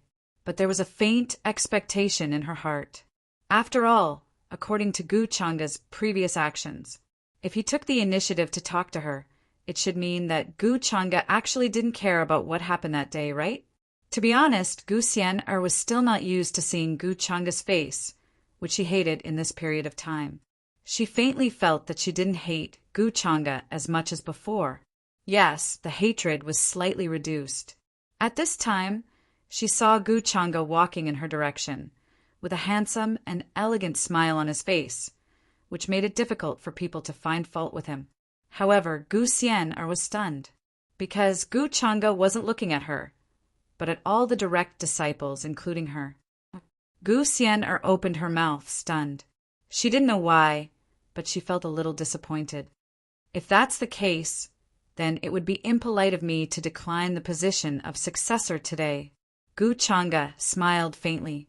After saying this, he walked straight past Gu Xian, as if he didn't notice her, and the voices of the direct disciples sounded respectfully from behind him. "Congratulations, senior brother Changa." Seeing this scene, Gu Xian was stunned, and for a moment she felt a little lost. Why would Gu Changa ignore her? Chapter 123. Gu Xian's mind was buzzing. All the true disciples were congratulating Gu Changa. However, she was the only one who was still standing there like a fool. After quickly reacting, Gu Xian looked behind her. Gu Changa's figure had already walked over to the spectator seats. He didn't even look at her, let alone speak to her. Naturally, he didn't approach her like he usually did. He didn't show that annoying expression that made her angry. Now, Gu Xian was a little worried. Logically speaking, Gu Changa had taken the initiative to take that stab from her. He had also suffered pain. Many of his bones had been broken. He had even almost lost his life.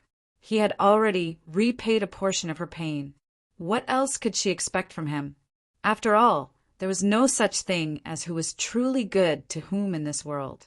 Gu Changa wanted to take responsibility for the evil he had committed in the past, and he had paid the price for it.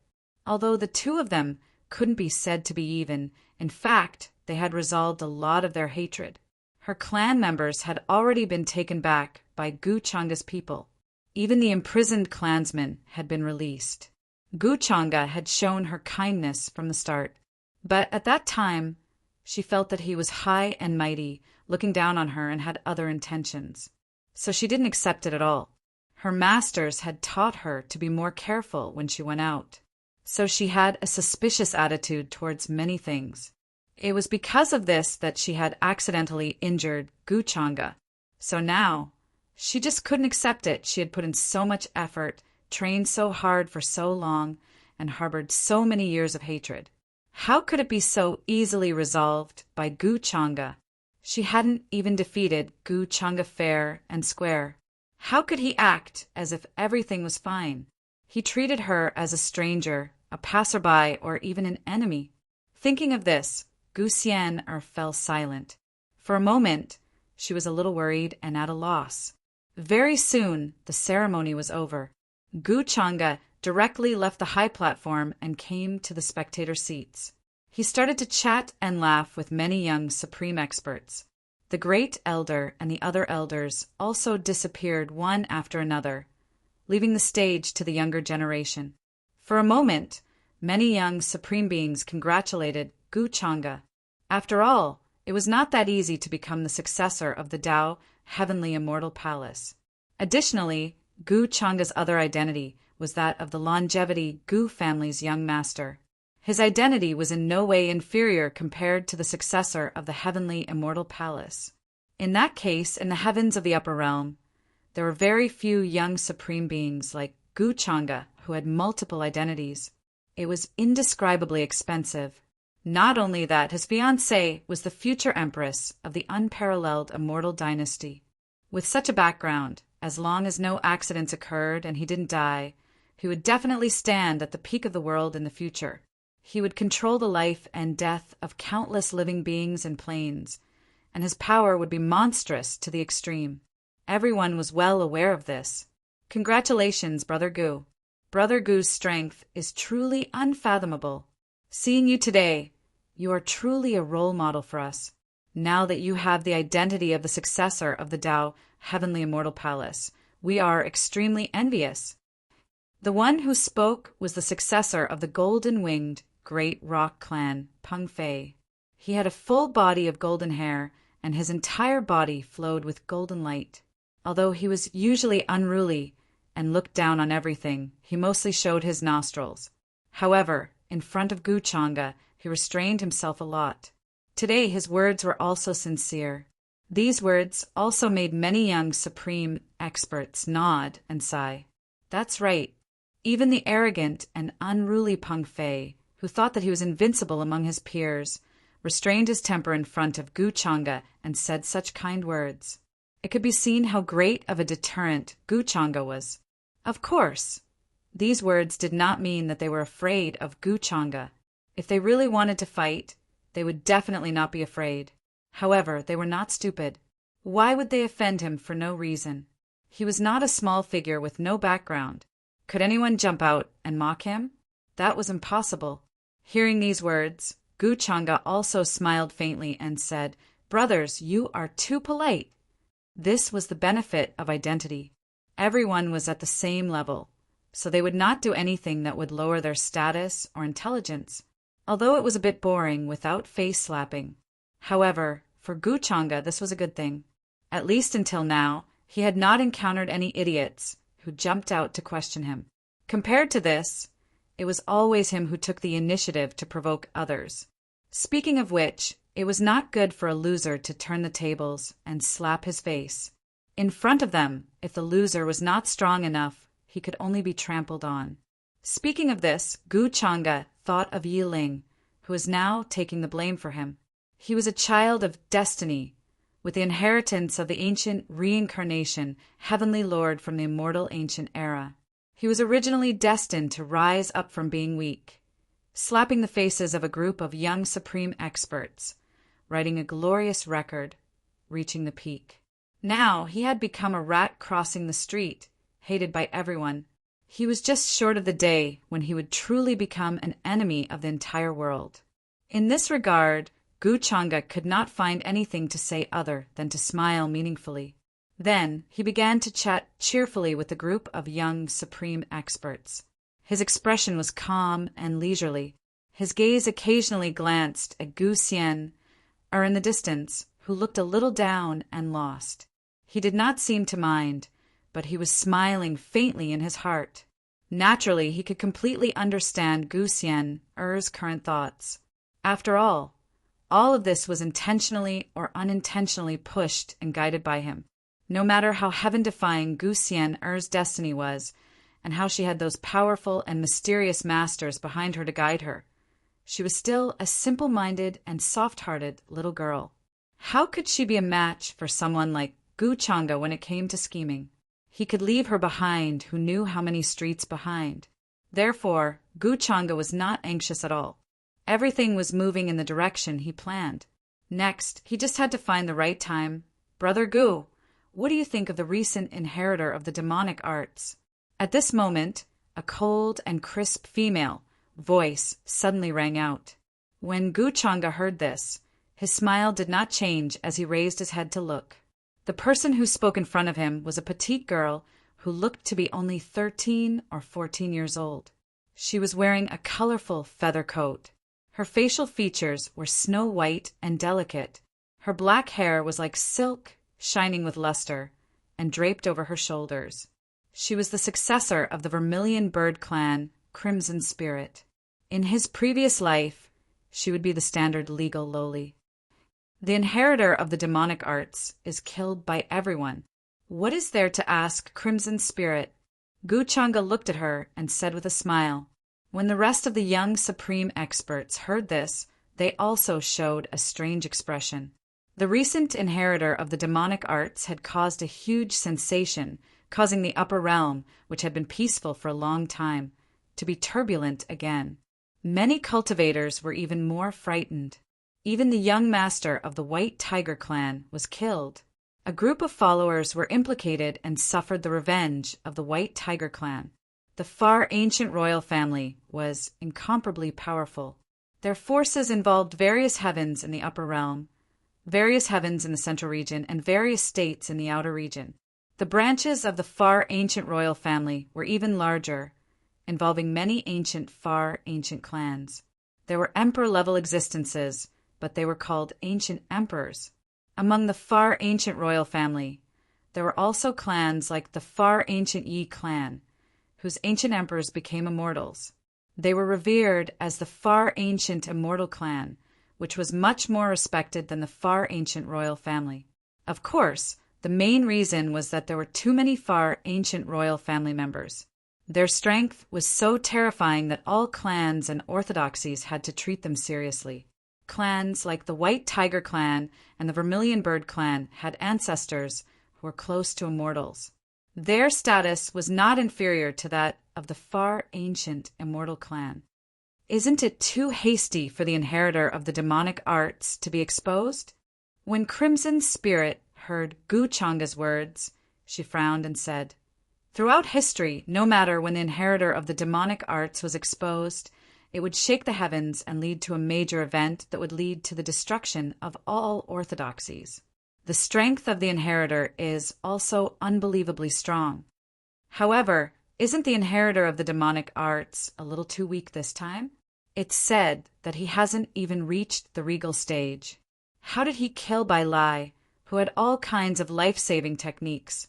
This was the suspicious point that she found, although all kinds of things pointed out that the inheritor of the demonic arts was indeed Yi Ling. The White Tiger clan had also announced that they would find Yi Ling's traces and avenge their young master. Recently, they had even sent out many powerhouses, bringing with them many treasures that could allow a cultivator to reveal his true form. However, she still did not believe it because she knew Yi Ling. She had met him in a mystic realm before. She had a good impression of Yi Ling, who had the heart of a powerhouse. He was a determined and smart man. Although his methods of obtaining opportunities were not honorable, he did not have the ruthlessness of the inheritor of the demonic arts. Moreover, she knew that Yi Ling's mysterious inheritance was more like the inheritance of some ancient heavenly lord. So, why would the inheritor of the demonic arts be involved now? That's right. How did Yi Ling kill brother by lie before reaching the regal stage? Actually, this is also something that I have been suspicious about recently. As the young master of the White Tiger clan, brother by lie has many life-saving treasures on him. I believe that all the other brothers have hidden many trump cards. How could he be killed without a sound?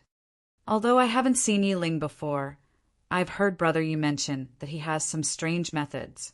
He clearly does not have many resources, but his cultivation level improved very quickly. Moreover, recently many talented prodigies of various forces have mysteriously disappeared. The inheritor of the demonic arts has reappeared in the world. People can't help but link these two things together. To be honest, when I was catching up with Brother Yi some time ago, I also suspected this branch family member that he mentioned. Hearing that, Gu Changa also revealed a thoughtful expression. He nodded and said some of the doubts that he knew. Then he analyzed it carefully. No matter what, at this time he naturally had to stand on Yi Ling's side. Although Yi Ling threatened to challenge him, he definitely had to show his magnanimity at this time. In the eyes of the crowd, he and Yi Ling could not have much interaction. The two of them were completely from different worlds. Hearing that, Qi Ling also had an expression of agreement. A smile appeared on her cold and arrogant face. It seems that Brother Gu's opinion is actually the same as mine. She had always heard that Gu Changa was a cold, eccentric, and difficult person. However, today, she found that the rumors were indeed not true. It must be a rumor created by many people who wanted to smear his reputation. When he was talking to Gu Changa, he made people feel a natural feeling like a spring breeze. His expression was gentle, and he was as handsome as jade. He was extraordinary. If this was a disguise, then Gu Changa was really too scary. Qi Ling would rather believe that Gu Changa's character was like that. In Qi Ling's opinion, the rumors of the Heavenly Palace being able to control the world were only because of Gu Changa's overwhelming power and strength, which made it so that no one dared to provoke him. At this time, many young supreme martial artists nodded when they heard Gu Changa's words. They had different expressions and felt that it made a lot of sense. However, at this time, Yi Langtian, who was shrouded in a divine halo, stood up and glanced at Qi Ling. His expression was slightly solemn. The appearance of an inheritor of demonic arts needs to attract our attention. It's not a question of whether to believe it or not.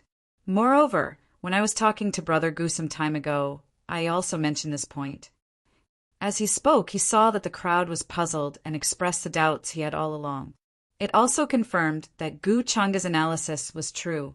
As a collateral family member, Yi Ling did not have a lot of cultivation resources to support him. How could he compare to a successor? However, some time ago, Yi Ling's cultivation had improved by leaps and bounds. He had even left the family for a long time.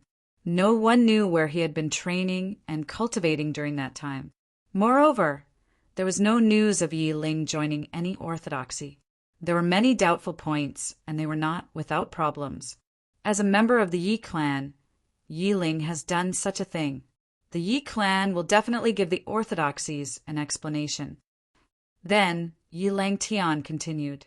He had already discussed this matter with the clan's elders, and now he was fully in charge of handling it. Recently, he had been thinking of ways to track down Yi Ling's whereabouts. Initially, he had planned to use Yi Ling's family to force him. However, Yi Ling had been ridiculed and ostracized since young. He probably would not care about the lives of his family members. This method obviously would not work. 580. Yi Ling's biological father had passed away some time ago due to illness. Yi Ling's mother had remarried when Yi Ling was still young. Therefore, he believed that Yi Ling's character was shaped by the environment he grew up in. Brother Ye's words do make sense. However, isn't it too presumptuous to conclude that Yi Ling is an inheritor of demonic arts based on these viewpoints? Qi Ling frowned and said she did not know why Yi Langtian was so hostile towards Yi Ling. She was almost certain that Yi Ling was an inheritor of demonic arts. However, she could not say that Yi Ling's inheritance came from an ancient, celestial, venerable one, putting aside whether the others would believe it or not. Secondly, why did she know so much about it? Moreover, the temptation of an ancient, celestial, venerable one's inheritance was much greater than that of demonic arts. When the time came, it would attract even more cultivators to search for Yi Ling's whereabouts. Once this secret was exposed, Yi Ling's situation would not improve at all. Instead, it would worsen. Since Yi Ling is the inheritor of the demonic arts, how is it possible for all of us to know his apparent strength? It would be so easy for him to kill by lie. At that moment, a young Supreme Venerable One spoke. His entire body seemed to be shrouded in mist. Only his eyes revealed a deep look. The young Supreme Venerable One of the Longevity Wang family, Wang Wushuang, who actually saw Yi Ling's true strength. All of this is just speculation. You can't wrong an innocent person. Qi Ling frowned. Her cold and delicate face showed displeasure. She wanted to defend Yi Ling, but the other young Supreme Venerables also frowned. Why did Crimson Spirit defend Yi Ling again and again? Innocent, Qi Ling, why don't you say that to the White Tiger clan? The successor of the golden-winged Great Rock clan, Peng Fei, could not help but sneer. Yi Longtian's expression was not very good. He said, when I investigated Yi Ling, I found that when he was training in a mystic realm, Goddess Qi Ling happened to be there at that time, right? Could it be that you and Yi Ling know each other? Is that why you are defending him? As soon as these words were said, the atmosphere suddenly became a little strange. Qi Ling's expression changed slightly. Now that Yi Ling was known as an inheritor of demonic arts, there was no benefit to being involved with him. Even if she was the successor of the Vermilion Bird clan, there was no way she could do anything if she was caught in the middle. It might even affect the clan behind her. Qi Ling was silent. Brother Yi, let's not talk about this for now. I think Goddess Qi Ling is worried that we have wronged a good person. Otherwise, when all the cultivators are catching Yi Ling, they will let go of the true inheritor of demonic arts. If that happens, there will be a great disaster. We have to be careful about this matter. We can't underestimate it. She is also thinking for all living beings. There's nothing wrong with that. Don't worry too much about this matter. At that moment, Gu Chang'e waved his hand and smiled. His smile, however, was somewhat meaningful. Hearing Yi Longtian's words, it turned out that Qi Ling was acquainted with Yi Ling. No wonder she spoke. So much for Yi Ling. Before this, he didn't know about it at all. Chapter 124. Yi Langtian was slightly taken aback by Gu Chang'e's words, but when he saw the smile on Gu Chang'e's face, he understood a little. He might as well give face to Gu Chang'e and stop making things difficult for Crimson Spirit. Thank you for helping me out, Brother Gu.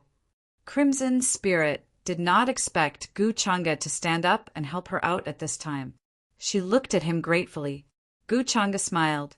Crimson Spirit did not know what to say for a while. However, she had a better impression of Gu Chang'e. If Gu Chang'e did not stand up, she would probably be attacked by the other young supreme martial artists. After all, Yi Ling was involved in a huge matter, and she could not change anything by herself. Even if she did not believe it, she could not do anything. The power of one person was too weak. Unless she could find out the true identity of the inheritor of the demonic arts at this time. But that would be too difficult. Crimson Spirit also understood this point. She felt helpless and sighed.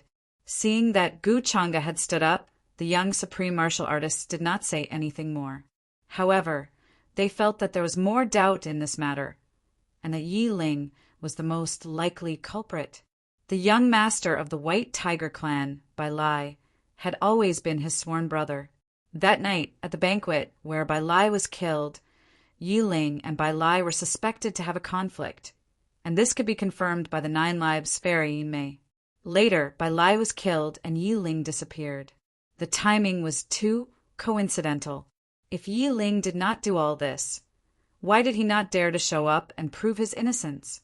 This meant that he had a guilty conscience. The young supreme martial artists were not stupid and could figure out these things at once. However, they felt that Gu Changa seemed to be defending Yi Ling intentionally or unintentionally, so they did not say much. In the territory of the Palace of Heavenly Immortals, there was no need to offend Gu Changa over such a small matter. Perhaps Gu Changa did not want to embarrass Crimson Spirit, the successor of the Vermilion Bird clan, for the sake of the host. They all guessed so. "Brother Gu, I'll take my leave first." At this moment, Yi Langtian also stood up and prepared to leave with his followers and Yi Liuli. Taking the time to attend the ceremony today was already the greatest respect he could give to Gu Changa. Speaking of which, he had been under a lot of pressure recently. At the end of the day, Yi Ling was still a collateral descendant of the Yi clan. With such a huge incident happening, the White Tiger clan aside, even the other orthodoxies and forces were paying close attention to the situation. If he didn't handle this properly, the Yi clan might not be able to withstand the wrath of the orthodoxies. Although they were from the immemorial immortal tribe and had a long history, they still couldn't do whatever they wanted. There were too many things he had to take care of on a daily basis. Yi Langtian was also in a terrible fix. He did not treat Yi Ling kindly at all. As for the other young supremes, they all got up and left. After that, the matter of the Dao Heaven Immortal Palace opening the immortal ancient continent was more important to them. For the time being, even if they encountered Yi Ling, they were not afraid at all. At the end of the day, Bai Lai was most likely killed because he was close to Yi Ling. He was caught off guard and lost his life. Watching the crowd leave, Gu Changa smiled and said, "Everyone take care."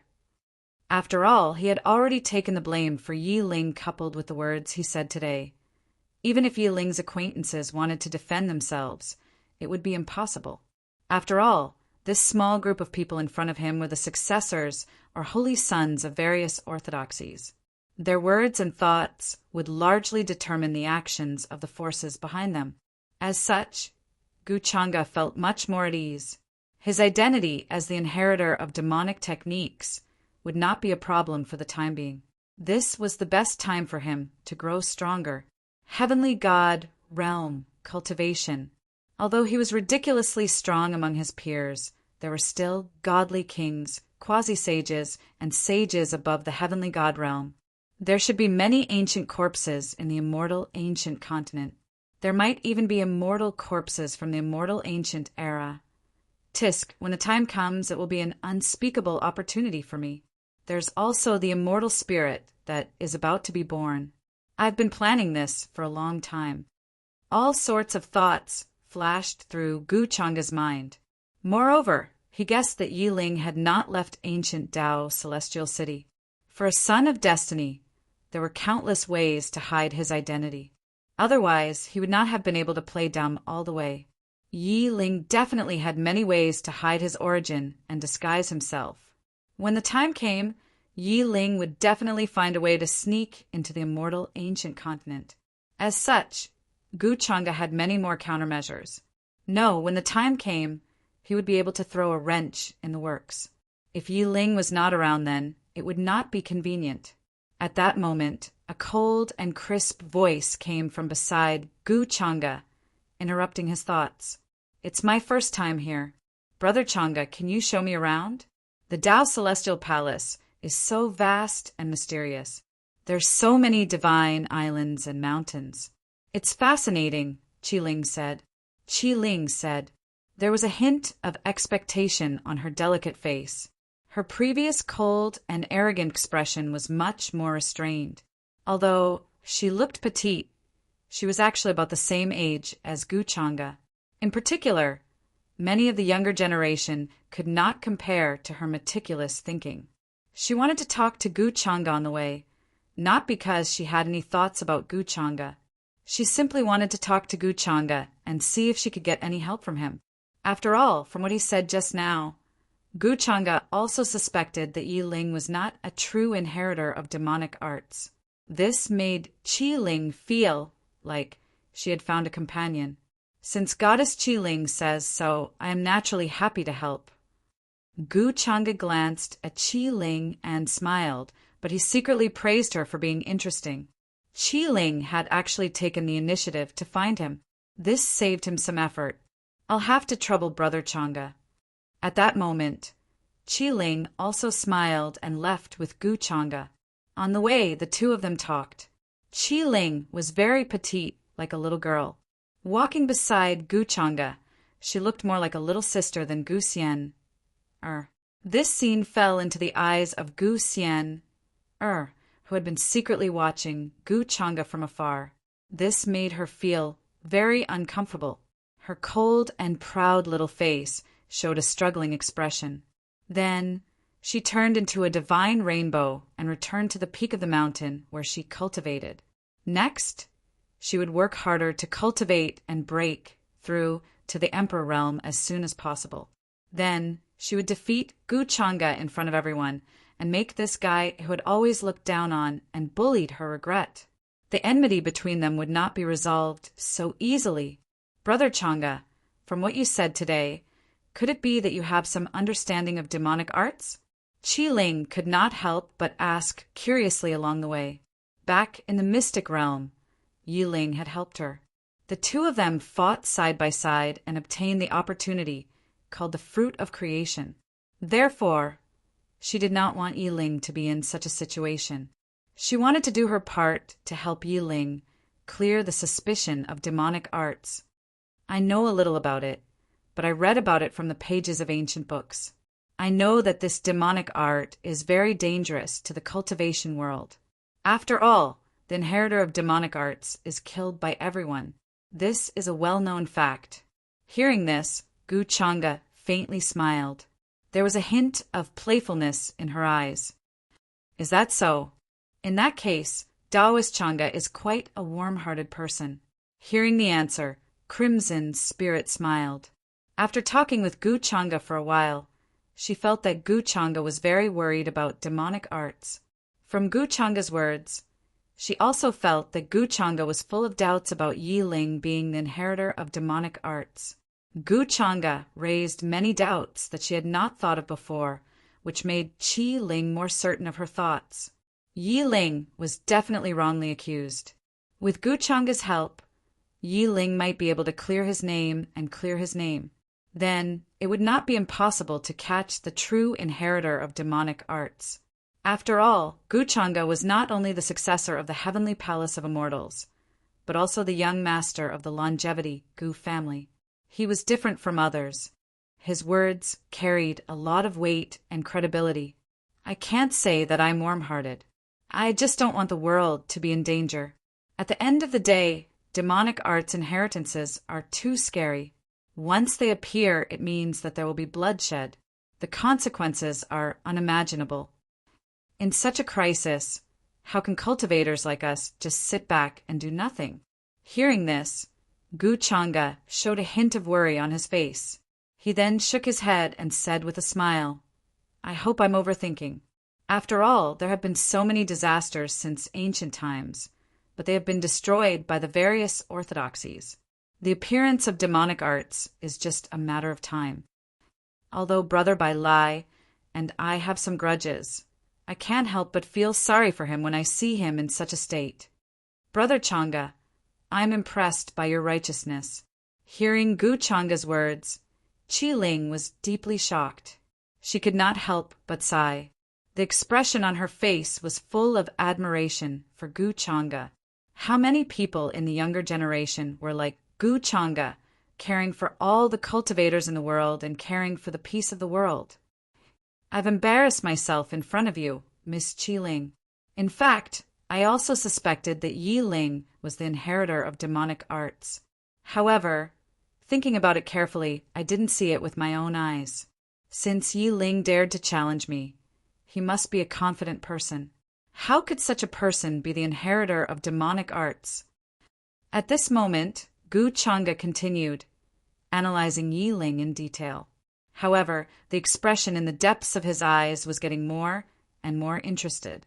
However, Qi Ling did not notice this. She just kept nodding. Although she felt that Gu Changa's words were a little exaggerated, she did not doubt his intentions.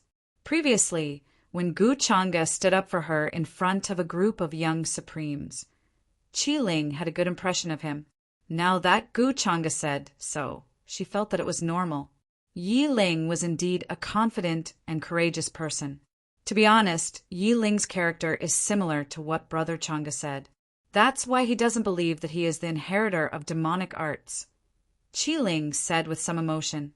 Crimson Spirit said emotionally, if Brother Changa is willing to help, it should not be difficult to clear Yi Ling's name as the inheritor of the demonic technique. When the time comes, you may be able to become friends. Oh, is that so? Gu Changa showed an interested expression when she heard this. Fellow Taoist Changa, you're such a warm-hearted person. Anyone can become friends with you. Qi Ling pursed her lips and smiled. A rare smile appeared on her cold and arrogant face. Gu Changa did not speak, but he could not help but sneer in his heart. Gu Changa did not know whether Yi Ling was a confident person or not. However, he knew that Qi Ling had been thinking of various ways to clear Yi Ling's suspicion. According to what Qi Ling said before about how she and Yi Ling met, this was a strong aura of trickery. In the long run, Qi Ling might develop into Yi Ling's harem or something in the future. This was the trick that Gu Changa was very familiar with. Trickery. Gu Changa naturally liked it, and he could play it many times more smoothly than the original trick. Qi Ling did not want to ask for his help. She felt that he was a steady and reliable companion who could work together to help clear Yi Ling's name of being the inheritor of demonic arts. So what if Gu Changa acted like this? Am I wrong to be warm-hearted, caring for the world, and willing to help others? Chapter 125. Even if Crimson Spirit was beaten to death, she would not believe that Gu Changa was the true inheritor of the demonic arts that she had always wanted to know.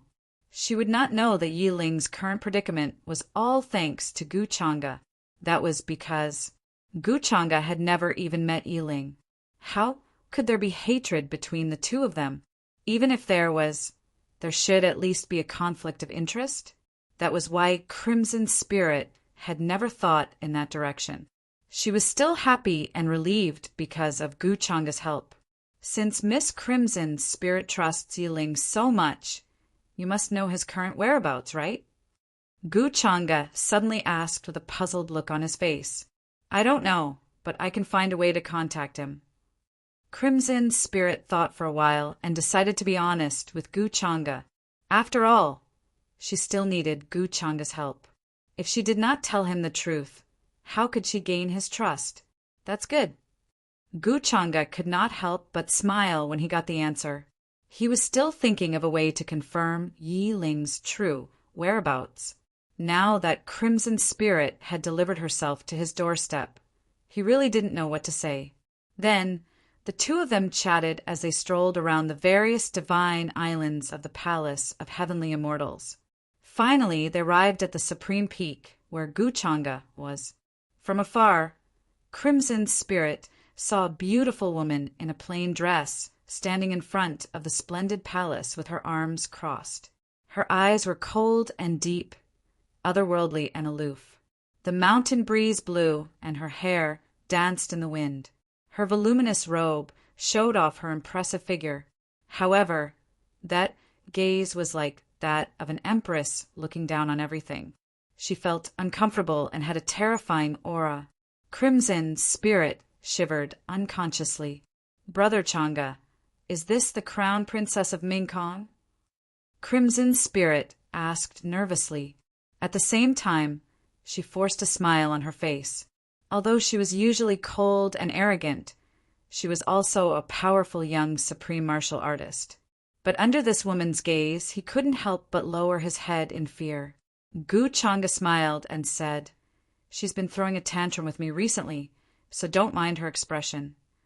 Throw a little tantrum. Crimson Spirit was stunned for a moment before realizing that it was 580. He was a little embarrassed. Just now, she and Gu Changa had walked together. Would this cause any misunderstanding? For some reason, she felt that she should explain to Yu Mingkong so that Yu Mingkong would not misunderstand. He wasn't afraid of Yu Mingkong, but he didn't want to offend her over such a trivial matter. At least in her opinion, Gu Changa and Yu Mingkong were very compatible. Nowadays, there were many young supreme martial artists in the upper realm who were engaged to each other, but she had never seen anyone like them. Regardless of status, appearance, or talent, they were a perfect match. Especially after talking to Gu Changa for so long, she had a good impression of Gu Changa. I'm worried that Crown Princess Mingkong will misunderstand. Crimson Spirit said. Misunderstand? She won't misunderstand. Gu Changa smiled. Seeing that Gu Changa said it so naturally, Crimson Spirit did not think too much about it. But today, it seemed that this Crown Princess Mingkong's power was really frightening. She was so young, but she already had the aura of a peerless empress. Then she was ready to leave. But before she left, Crimson Spirit thought of something and muttered. By the way, Brother Changa, I was thinking just now, if the real inheritor of the demonic arts were to appear among the supreme martial artists, who would be the most likely candidate? Hearing this, Gu Changa's interest was piqued. He could not help but ask, Who do you think it would be, Miss Crimson Spirit? He did not believe that Crimson Spirit would guess that it was him. Now he wanted to see who would become the second scapegoat after Yi Ling, in my opinion. It's very likely to be the young master of the Yi clan, Yi Langtian. Of course, in my opinion, this is only a possibility. He has shown too much malice towards Yi Ling. Crimson Spirit was silent for a while.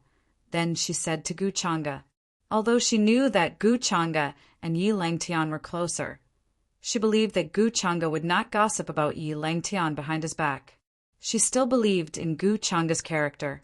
She was full of doubts and doubts about Yi Langtian's actions. Oh, it's actually Brother Yi?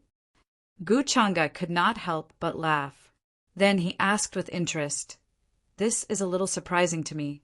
Why don't you suspect that I'm actually the inheritor of the demonic arts? Hearing this, Crimson Spirit did not even think about it. She shook her head and said, with Brother Changa's identity, Your future is destined to be limitless. How can you be the inheritor of the demonic arts? This is simply impossible for you.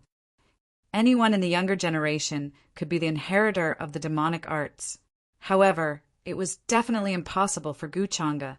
This was because there would be a day when the inheritor of the demonic arts would be exposed. Gu Changa's identity meant that he would not choose to do so. Unless there was something wrong with his brain and he was willing to give up the identity of the future leader of the Longevity Gu clan and the Heavenly Palace of Immortals. Or he was so confident that he could dominate the world and be invincible in the future. I didn't expect Miss Crimson Spirit to trust me so much. It's really an honor for me. Gu Changa smiled. There was a deep meaning in his smile. Then Crimson Spirit turned into a divine rainbow and left. She was going to meet up with her clan to prepare for the immortal ancient continent. The smile on Gu Changa's face disappeared and she returned to the palace. Crimson Spirit, the successor of the Vermilion Bird clan? At the entrance of the palace, Yu Mingkong glanced at him and said calmly, Of course. She recognized Crimson Spirit. In her previous life, she was Yi Ling's confidant. However, in this life, she was talking and laughing with Gu Changa so casually. She was shocked by Gu Changa's methods.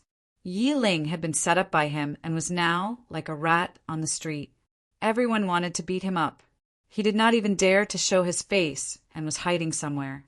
However, Gu Changa was now so close to his future confidant. They even seemed to be discussing something. Yu Mingkong did not know what to say. It seemed that Crimson Spirit was also a chess piece that Gu Changa had deceived and used. Mingkong, you know her. Gu Changa smiled and reached out to hug her slender waist. However, Yu Mingkong moved back slightly and avoided him. A pair of clear and cold eyes stared at him without a hint of anger, as if she wouldn't let him get away with it. "Minkong, are you still angry with me?" Gu Changa sighed and looked like he had a headache. "You've been angry with me since that night. Are you still angry?" It would have been better if he did not mention this.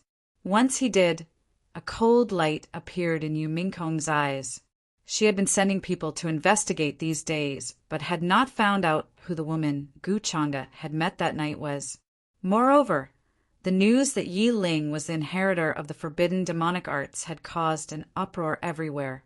She could not find anything. Until now, Yu Minkong did not know how Gu Changa had managed to throw the title of inheritor of the demonic arts into Yi Ling's hands.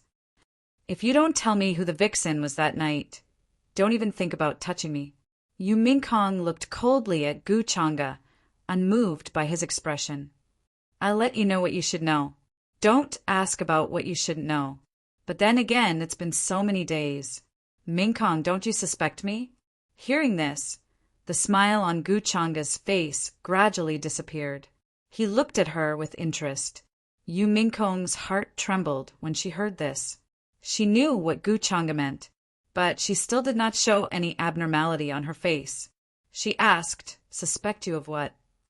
Gu Changa shook his head and said regretfully, "You're so smart. You should know not to play dumb in front of me." Yu Minkong narrowed her eyes. There was a vigilant light in them. Her hand, hidden under her robe, quietly gripped a dazzling rune dagger. She knew Gu Changa too well. At this time, the more nonchalant he appeared, the more serious the problem was. During this time, she had been following Gu Changa. She had seen everything that Gu Changa had done. Gu Changa could pin the title of inheritor of the demonic arts on Yi Ling.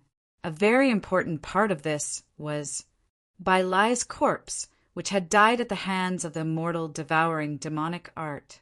The exposure of this corpse indirectly confirmed Yi Ling's identity as the inheritor of the demonic arts, and Yu Minkong knew better than anyone how Bai Lai had died.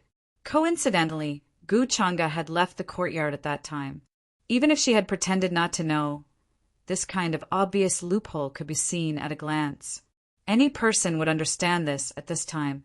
Gu Changa was either directly an inheritor of the demonic arts, or he was related to the inheritor of the demonic arts, and no matter which it was, it involved Gu Changa's greatest secret. Because she had been reborn, she had known Gu Changa's secret for a long time. It was just that she had not revealed it and had always pretended not to know the secret. But with the current situation, it was equivalent to Gu Changa already knowing.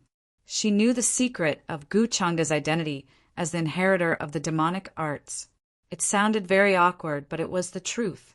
Gu Changa had not exposed the secret for the past few days because he wanted to see how she would react. His identity as the inheritor of the demonic arts was definitely Gu Changa's greatest secret. He would not allow others to know. So, she had been in a very dangerous situation for the past few days. Gu Changa could kill her at any time. With Gu Changa's personality, he would not care at all about the thin friendship between the two of them. The only difference was when Gu Changa would choose to make his move. At this time, Yu Minkong became vigilant when she heard Gu Changa's words. The Palace of Heavenly Immortals was Gu Changa's territory now. He also had a great Saint Realm follower in secret. If Gu Changa wanted to kill her, his chances of success were very high. At this thought, Yu Minkong's phoenix eyes turned cold. She recalled the scene of the wedding night in her previous life. This faintly discernible murderous aura was so familiar. She also did not expect that in this life, Gu Changa would lay his cards on the table with her so quickly. Although she had not interacted much with Gu Changa in the past few days as an engaged couple and was occasionally teased by him, to be honest, Yu Minkong was still very reluctant to part with him. She had never felt this way in her previous life. Buzz! In the robe. Yu Minkong clenched the talisman sword in her hand tightly. In order to contend against Gu Changa, she had secretly made a lot of preparations. However, until now, she only had a 30% chance of success. Minkong, I'm liking you more and more. You're beautiful, sensible, decent, and powerful. You're really an ideal and perfect wife. At this time, Gu Changa had a faint smile on his face. As he spoke, he approached Yu Mingkong. Really an ideal and perfect wife. Hearing this, Yu Mingkong was slightly stunned. She seemed to be in a daze. Then, she realized that Gu Changa was trying to numb her with his words. It was obvious that he had already laid his cards on the table. Yu Mingkong suddenly felt a chill on her back. Mingkong, you're so smart. Why do you have to play dumb? After so many days, shouldn't you have thought it through clearly? Gu Changa looked a little regretful and sighed. Gu Changa, what are you talking about? I don't understand. Yu Mingkong stared at him coldly. However, she knew that Gu Changa was actually talking about the immortal devouring demonic technique. Are you still not going to tell the truth at this time? Gu Changa sighed. Actually, you should already know that Yi Ling is not an inheritor of demonic techniques. He's the successor of the ancient, heavenly lord of Samsara. You were the one who told me this. The rumors are so obvious these days. Are you still going to play dumb with me? Hearing this, Yu Mingkong fell silent. At this time, it was useless, even if she continued to say that she did not know. So, are you going to kill me now? Yu Mingkong stared at Gu Changa and said, I know that you're actually the true inheritor of demonic techniques. Hearing this, Gu Changa's expression did not change. He chuckled and said, See, wouldn't it have been better if you came clean earlier? There's no need to keep pretending like this. The matter of demonic techniques is very important. Actually, I want to kill you too. At this point, Gu Changa paused and looked a little regretful. Oh, then why aren't you killing me? Yu Mingkong was a little confused at this time. At this time, Gu Changa had revealed the truth to her that he was the inheritor of demonic techniques. However, why was he not killing her? Hearing this, Gu Changa smiled meaningfully and said, Because I can't bear to. What? Yu Mingkong was stunned. Her beautiful eyes widened slightly. She suddenly wondered if she had heard wrongly. She knew Gu Changa's biggest secret, but he chose not to kill her? At this moment, she was a little confused. She did not expect Gu Changa to say this. You actually didn't kill me. Yu Mingkong was still in disbelief. It seems that Mingkong, you've misunderstood your husband. Hearing this, Gu Changa's expression was calm, but he could not help but shake his head. If I really wanted to kill you, why would I tell you this? Chapter 126. Buzz. At this moment, Yu Mingkong's mind was buzzing and even a little blank. She couldn't believe what she was seeing and hearing. In her previous life, she was mercilessly killed by Gu Changa on their wedding night because she might have exposed the biggest secret of being the inheritor of the demonic arts. She still remembered that scene clearly in her mind. But today, Gu Changa had confessed all these in front of her. He even looked like he didn't care at all and said that he couldn't bear to kill her. To be honest, this made Yu Mingkong a little confused. All her previous preparations and speculations were overturned.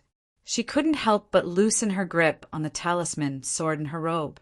She didn't know if Gu Changa was telling the truth or not, but she couldn't deny that she didn't feel any killing intent from Gu Changa. So, the way he laid all his cards on the table was probably just to scare her? Thinking of this, Yu Mingkong gritted her teeth a little. She didn't know what kind of mood she was in now. It was both bitter and indescribable. She didn't understand at all why Gu Changa didn't choose to kill her. Could it be that he planned to control her with the secret of the demonic arts? After all, it was possible, and the best time was when she was relaxed. But she also felt that she might be overthinking. Compared to her previous life, Gu Changa seemed to have changed a lot in this life. Although he was still very bad, ruthless, cold, and heartless, he seemed to be quite good to the people around him. Yu Mingkong's mind was in a mess. The matter of the demonic arts can't be hidden even if you want to. Anyway, you guessed it, so don't pretend to be confused in front of me in the future. Seeing Yu Mingkong's slightly stunned expression of disbelief, Gu Changa couldn't help but smile casually. He walked towards her and hugged her. Yu Mingkong's body was a little stiff, but she quickly relaxed and became natural again. She didn't say anything. She only felt that she needed to sort out her thoughts. Gu Changa found it interesting to see Song Yunxian in a daze, especially when Yu Mingkong was so cold and determined to lay her cards on the table. This amused Gu Changa. If he wanted to kill her, he would have planned it long ago. Why would he wait until today? Yu Mingkong was someone who had been reborn. From the very beginning, she knew the greatest secret of her demonic arts. There were many reasons why she chose not to expose herself, but it was also very likely that she didn't want to face a situation where the entire world was her enemy. How could Gu Changa not feel the attentiveness of such a woman with a heart as orchid? Although Yu Mingkong did not personally experience the framing of Yiling, she could already guess what Gu Changa had done. It was nothing more than using the immortal devouring demonic art to kill Bai Lai, then choosing the right time to throw the blame on Yiling. That way, even if she wanted to hide the fact that she knew Gu Changa's greatest secret, she could not do it. Gu Changa might as well open his heart and speak frankly. Of course, his words were only to express his attitude. At the same time, he wanted Yu Mingkong to lower her guard against him. Otherwise, she would be on tenterhooks and on guard against him all day long. To be honest, Gu Changa also felt that it was inappropriate. Of course, he also knew that it would not be so easy to resolve the pain and hatred that Yu Mingkong had experienced in her previous life so easily. But rice had to be eaten one bite at a time, and every step had to be taken one step at a time. There was still a long way to go, so Gu Changa was not in a hurry.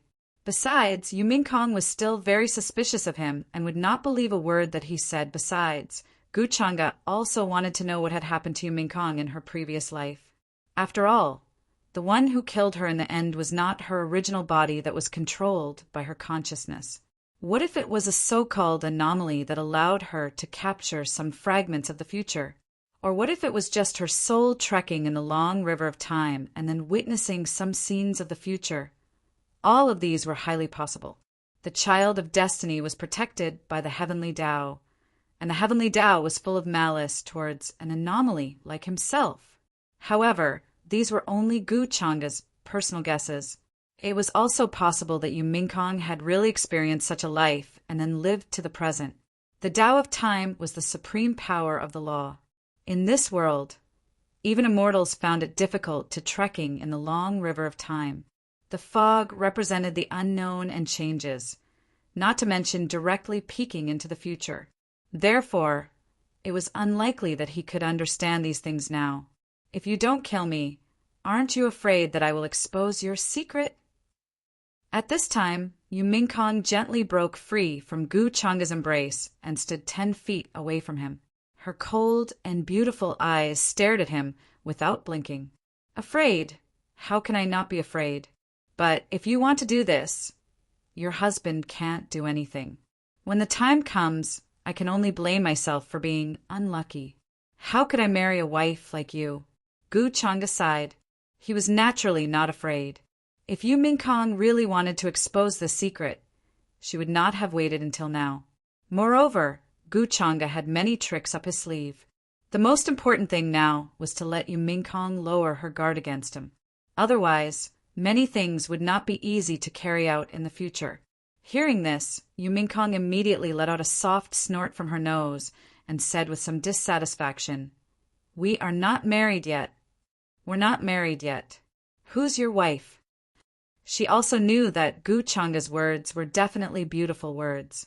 Since he dared to say this, it must be because he was not afraid that she would expose the secret. Gu Changa's thoughts were meticulous and deep. There was nothing that he did not think of. No matter what plan he had, there would not be the slightest flaw. However, to hear Gu Changa say this, she was still somewhat happy. Then it will be in the future anyway. Hearing this, Gu Changa casually laughed and said, "You are already mine. Do you think I will still care about this?" Gu Changa, Yu Mingkong frowned. She did not expect that Gu Changa would say such shameless and mushy words, but it was hard for her to refuse. However, her eyes were still somewhat sparkling. Gu Changa only knew how to say beautiful words to fool and numb her, but in her heart she liked to hear them. Although 9 out of 10 sentences were likely to be false, what if there was a hidden sentence that was true? At this time, the system notification sounded in Gu Changa's mind. Ding, the daughter of luck, Yu Mingkong's attitude changed slightly. Luck points increased by 800.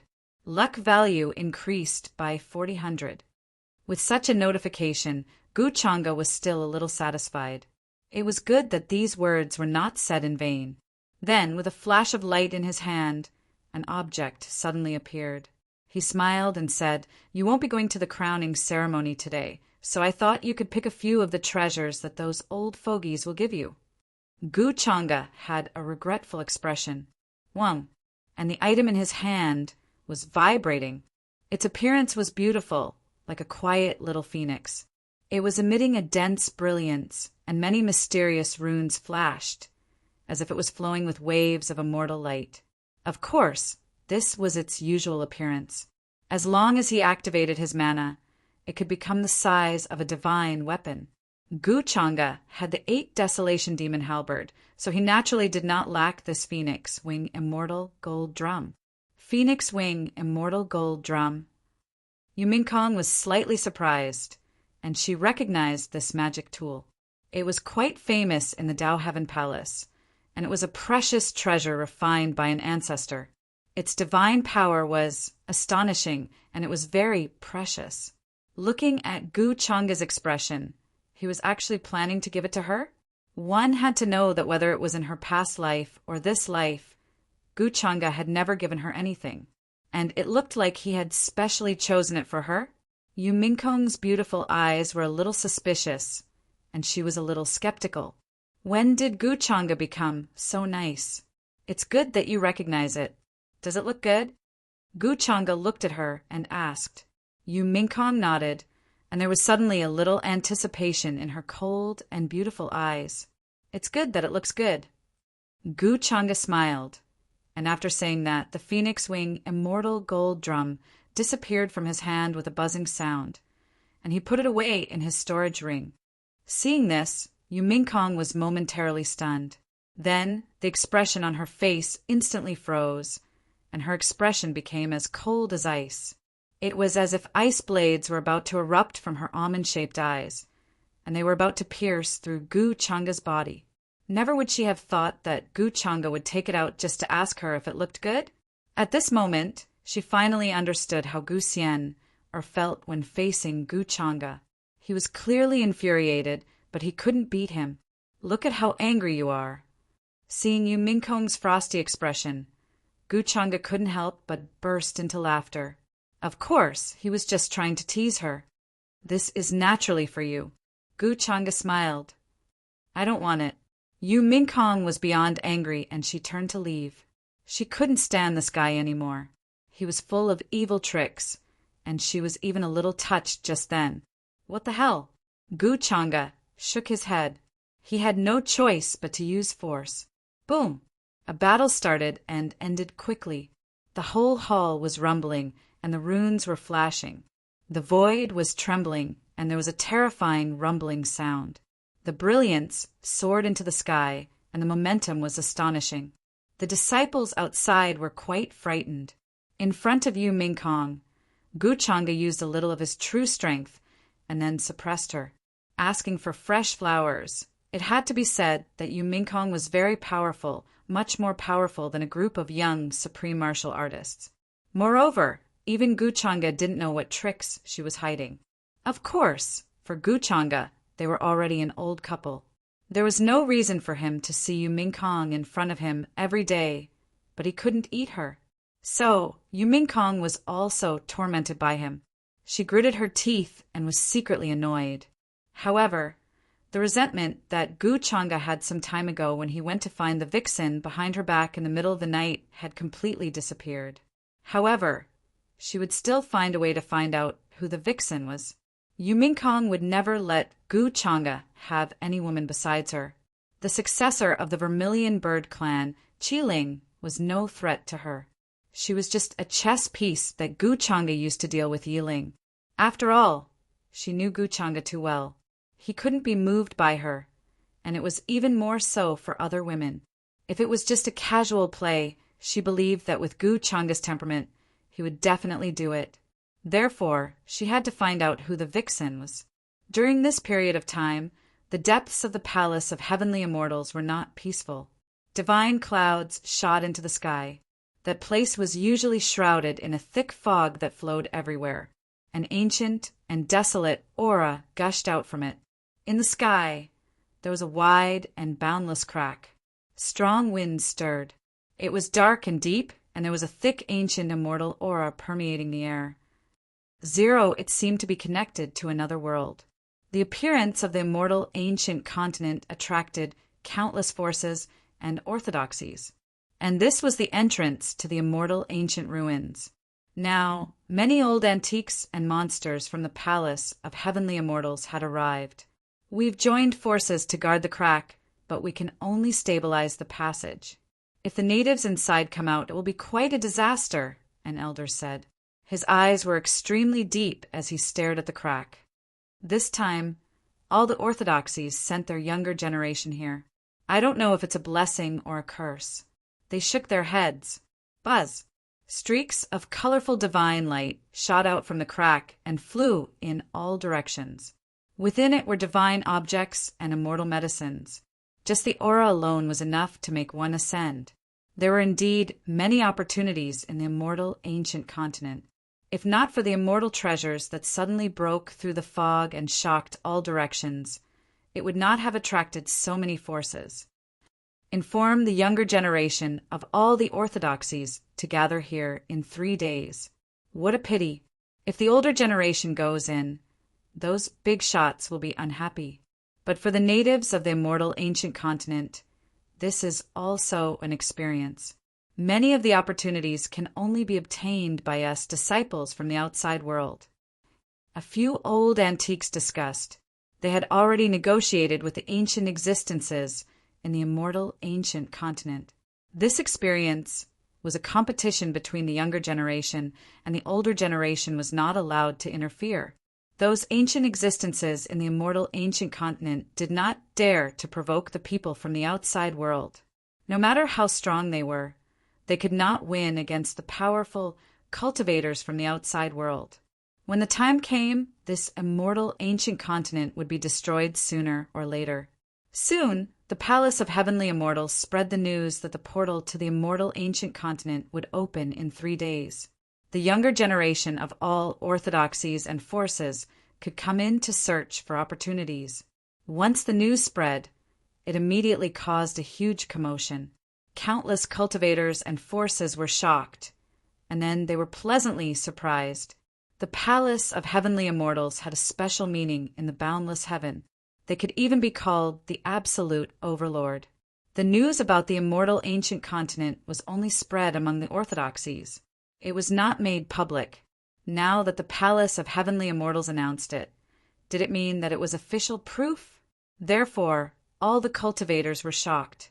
They gathered in front of the palace of heavenly immortals. If it were not for their respect, the stairs in front of the palace of heavenly immortals would have been trampled into pieces. For cultivators without a strong background, the opportunities in the immortal ancient continent were no different from a chance to be reborn. Naturally, they were extremely excited. The palace of heavenly immortals had already prepared a countermeasure. Buzz!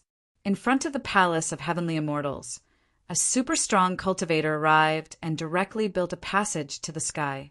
The golden light was dazzling, and it went straight into the depths. This was a chance for all the rogue cultivators. Otherwise, if they provoked public anger, the palace of heavenly immortals would not be able to get out of this embarrassing situation. During this time, the boundless heaven was in an uproar. All the cultivators were rushing over. The news about the appearance of the inheritor of demonic arts was shocking, but compared to the opportunities in the immortal ancient continent, it was not worth mentioning. Chapter 127. While the outside world was in an uproar over the immortal ancient continent, in a quiet and remote courtyard in ancient Dao Heaven City, Yiling had already disguised himself and changed his appearance. He had even changed his origin aura. Now he had a fair and handsome face like an elegant gentleman. He was frowning and pacing back and forth. "Old Tortoise, the cultivators of the White Tiger clan are hunting for me every day. Do you think they won't find me like this?" Yi Ling said with a gloomy expression. Although he had changed his appearance and used the power of samsara to hide his origin aura, he did not dare to wander around outside. The White Tiger clan had said that they had brought many treasures that could reveal his origin. No matter how he hid, they would find him. That was why Yi Ling was very anxious. At the same time, he was very depressed, sullen, and angry. He clearly did not do anything, but he was blamed and became the inheritor of the demonic arts that everyone hated. He was in a terrible mood right now. Don't worry. How can anyone see through the samsara ancient heavenly lord's secret technique? Don't worry. They can search however they want. If they can find you, it'll be my loss. A ray of light appeared in the pendant, and the appearance of a white jade old tortoise appeared. It looked a little sage-like, but its eyes were a little shifty-eyed. It looked very strange. It was obvious that it was not a proper tortoise. Hearing that, Yi Ling was relieved, but he still said sullenly, "They better not let me find out who is framing me. Otherwise, I'll definitely crush them." It's obvious that this has something to do with the man in white that night. It's very likely that he's the one behind all this. The so-called inheritor of the demonic arts is very likely him. Old Tortoise analyzed for him. But I've never seen him before. Why would he accuse me? Could it be an enemy of mine? Yi Ling's expression was very ugly. He could not figure it out no matter how he thought about it. He even suspected that the person was Yi Langtian. After all, apart from Yi Langtian, he did not have any great enemies at the moment. If Yi Langtian had such means, he would have attacked me a long time ago. Although it's possible, it's unlikely. Furthermore, the recent appearance of the immortal devouring demonic art is too much of a coincidence. I suspect that the true inheritor of the demonic art has been cultivating near the Tao of the Heavens Immortal Palace. He might even be a disciple of the Tao of the Heavens Immortal Palace. Yi Ling narrowed his eyes. He wasn't stupid. After all, to be able to come this far, he had experienced a lot of scheming. The more he thought about it, the more he felt that it made sense. Furthermore, the other party had also calculated that he was hiding a secret and did not dare to reveal it to the public. That was why he dared to throw the blame on him so brazenly. That's why this is called vicious. Combined with the fact that Yu Mingkong sent people to ambush me that day, she should have guessed that I have the inheritance of some existence and wanted to snatch it. Yi Ling analyzed, and a thought flashed through his mind. Suddenly, he could not help but shudder. In broad daylight, he suddenly felt a shocking chill. Even his soul was almost frozen. Furthermore, Yu Mingkong is Gu Changa's fiancé. It's very likely that Gu Changa also knows about this. The first person I eliminated was Gu Changa, the successor of the Tao of the Heavens Immortal Palace. However, now that I think about it, he's the biggest suspect. Thinking of this, Yi Ling was horrified. His scalp went numb. Who would have thought that Gu Changa was the inheritor of the demonic art? If he had not analyzed this to be the most likely possibility, he would not have dared to believe it. The rumors about Gu Changa in the outside world were mixed. Some said that he was cold and ruthless, while others said that he was as handsome as jade, extraordinary, and had the potential of a true immortal. Furthermore, he was now the successor of the Tao of the Heavens Immortal Palace and the young master of the longevity Gu clan. With such a status, he was indescribably noble. How could he be the inheritor of the demonic art who destroyed his own future? This is simply too terrifying. Under the nose of the Tao of the Heavens Immortal Palace, their successor is actually the inheritor of the demonic art. Once this is exposed, it will definitely shock the upper realm. Old Tortoise was also frightened. His expression was solemn. Yi Ling's words were not without reason. The consequences were simply unimaginable. If an ordinary person was the inheritor of the demonic art, it would be fine. However, Gu Changa was not an ordinary person.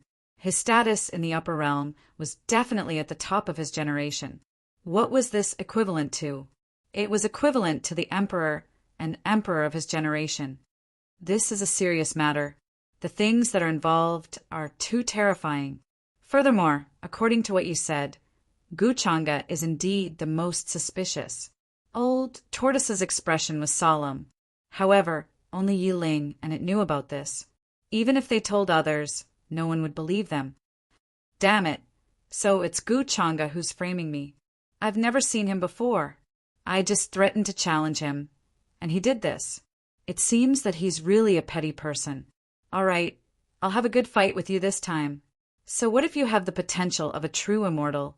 So what if you have the inheritance of the demonic art? I'm not afraid of you. Yi Ling gritted his teeth and clenched his fists. At this moment, his eyes were full of anger. But his fighting spirit was high. After all, he had defeated countless powerful opponents along the way.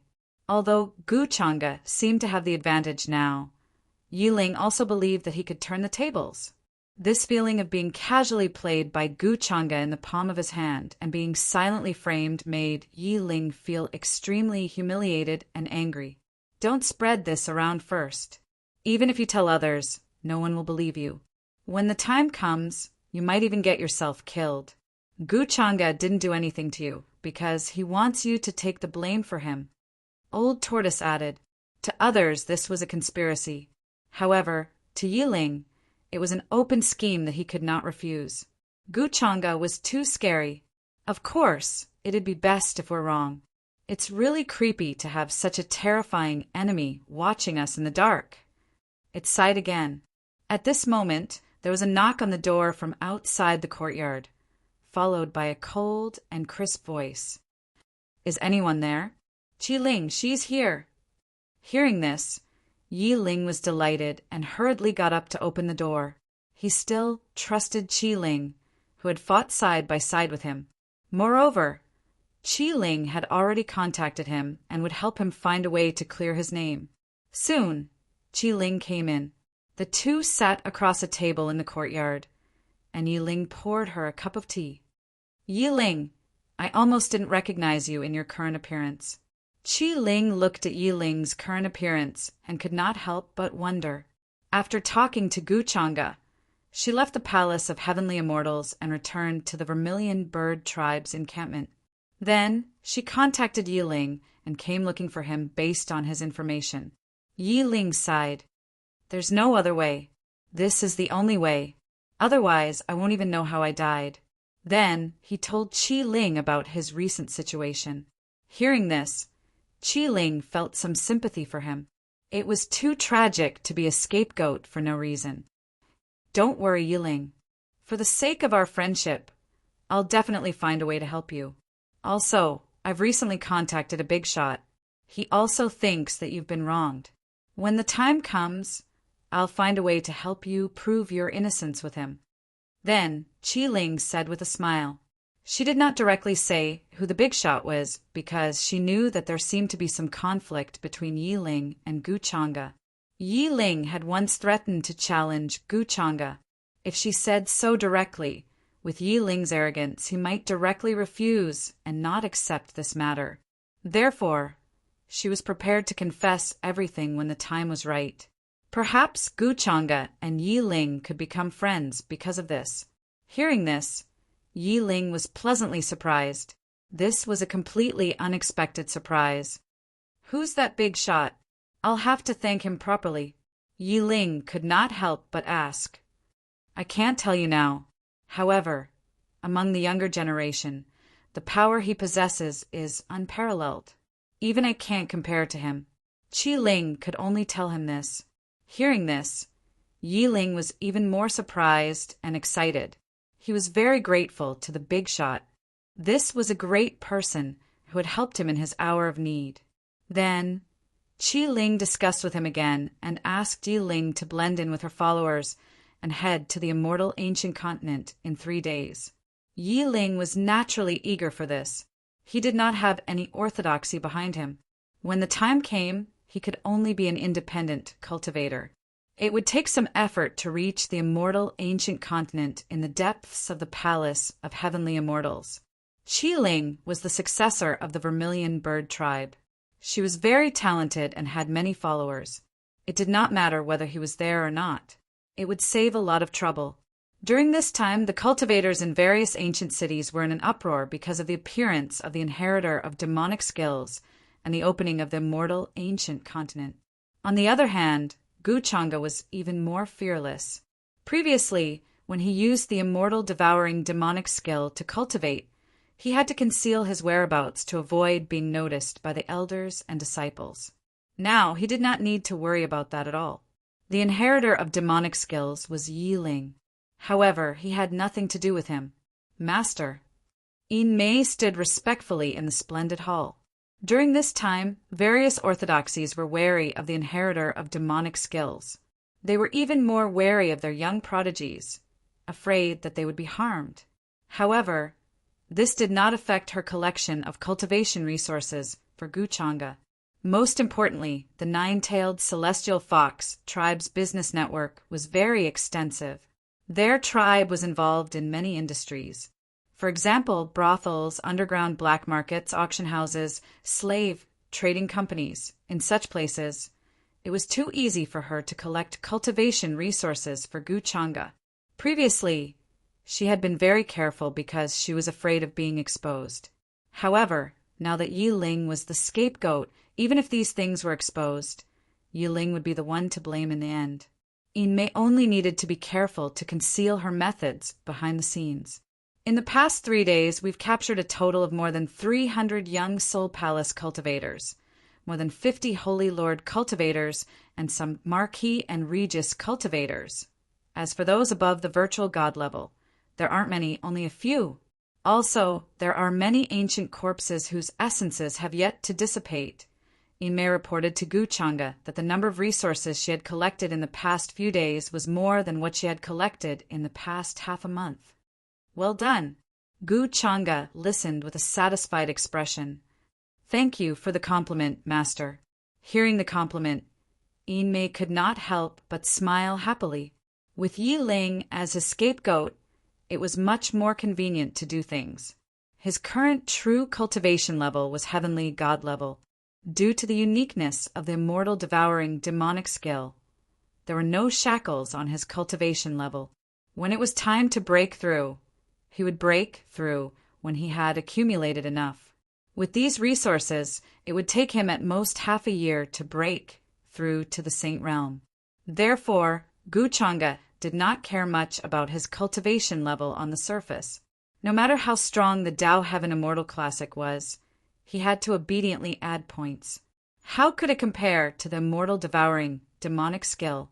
He did not believe that he would be exposed. Even if he was, he would not expose himself unless he took the initiative. At that time, his cultivation level would be enough to dominate the world. Who would dare to say no to him then? After that, Guchanga headed to the dungeon. This was a rather secluded place and could be considered his base camp for communicating with Yin Mei. He understood the principle of a crafty rabbit having 3 burrows. Therefore, there were different cultivation places nearby. For example, the dungeon that the White Tiger clan had found was actually deliberately leaked to them by Guchanga. Very quickly, after a few minutes, the pitch-black, great Tao treasure bottle bobbed up and down. Strands of black light fell down. Finally, it fell back into Guchanga's spirit sea, and the cultivation ended. It's not that easy to break through to the heavenly god level. It seems that these cultivators are still too weak. Guchanga shook his head, frowned slightly, and left this place. At the same time, he opened his current stats interface. Owner, Guchanga Aura. Destined villain weapon. 8 Desolation Demon halberd identity. True disciple of the Tao Heaven Immortal Palace. Young master of the Longevity Gu clan bloodline constitution. Demonic heart, Tao, bone cultivation. Late stage Emperor realm, true cultivation level. Early stage heavenly god level. Techniques and abilities. Tao Heavenly Immortal Canon. 8th level, 90%. Myriad transformations, demon body. Innate talent, innate divine will, innate talent, void power, innate talent, immortal devouring demon technique, endless immortal mantra, destiny value, 15,000, luck points, 3,000 black. System store, unlocked inventory, boundary breaking talisman X1, restriction breaking talisman X1, divine concealment talisman X1, luck plunder card X3. He did not choose to break through. For now, his current cultivation level was enough. He might as well leave the fate points for the inner world. Gu Chang'e did not plan to rely on himself to study the Tao Heaven Immortal Classic. Although it was not difficult for him with his talent, there was no need for that. He then looked at the items in the system store. The Tao Bone was still useful for now. Soon he saw a talent, and his expression was a little interested. Transcendence. This title was a little intimidating. In the Xuanhuan world, those who dared to use the name Transcendence were all extraordinary and would bear the karma of the name. Transcendence is a kind of supreme talent. The specific performance is to transcend in action unrestrained. It can be the bloodline, the bones, the heart, the soul. Gu Chang'e looked at the introduction and was a little tempted. If it was used on the bones, the price would be 30,000 fate points per bone, 30,000 life points. I can use 3,000 luck points to exchange for it. Gu Chang'e muttered to herself. After all, it was still calculated one by one. The human race had a total of 206 bones, which meant that he could change all the bones in his body. When he had enough fate points, he could change them all. Wasn't one bone only 3,000 luck points? Did he lack this little bit of money? Change it. Thinking of this, Gu Chang'e did not hesitate and directly changed the bone next to his Tao bone. The supreme talent of transcendence was a blessing. In an instant, he felt a mysterious and magical feeling enveloping him, as if it was blooming and condensing on that bone. What was this like? The feeling of a carp leaping over the dragon's gate and becoming a true dragon in the sky. This was a change in essence. At this moment, Gu Chang'e had a deeper level of understanding and control of the many abhijanas, Tao and Tao legacies from before. For example, before it was only at the level of a spell, but now it was a change in the rules. One had to know that the existence of the saint stage had only just begun to understand and use the rules. And he could already control and use the rules? At this moment, Gu Chang'e felt that the 3,000 luck points were not a loss at all. So, with my current true strength, I should be able to kill a saint? He pondered for a moment, then left this place and returned to the Tao Heaven Immortal Palace. Chapter 128. In the blink of an eye, 3 days had passed. In the depths of the Palace of Heavenly Immortals, a large group of cultivators appeared. Immortal fog undulated in the sky, and all kinds of dazzling Dharma artifacts flew over. They were all geniuses, riding different kinds of mounts. There were beasts that looked like black bulls with scales all over their bodies. There were also rocks that were surrounded by lightning and flying in the sky. Many huge flying boats and warships stopped here. On them were all the young cultivators from various sects and clans. Many cultivators from the immeasurable heavens who were qualified to come all came here. Once the young cultivators enter, life and death will be determined. Among the natives, the older generation will not interfere. Other than that, there are no other requirements. You can obtain your opportunities with your own abilities. An elder appeared in the sky and spoke to all the cultivators with a loud voice.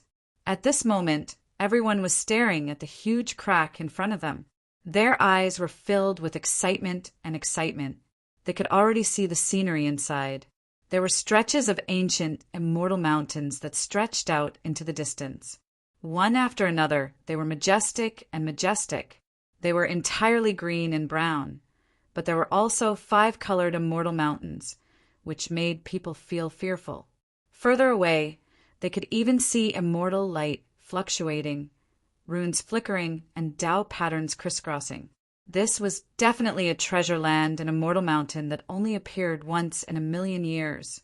The other elders of the Palace of Heavenly Immortals also appeared in the sky.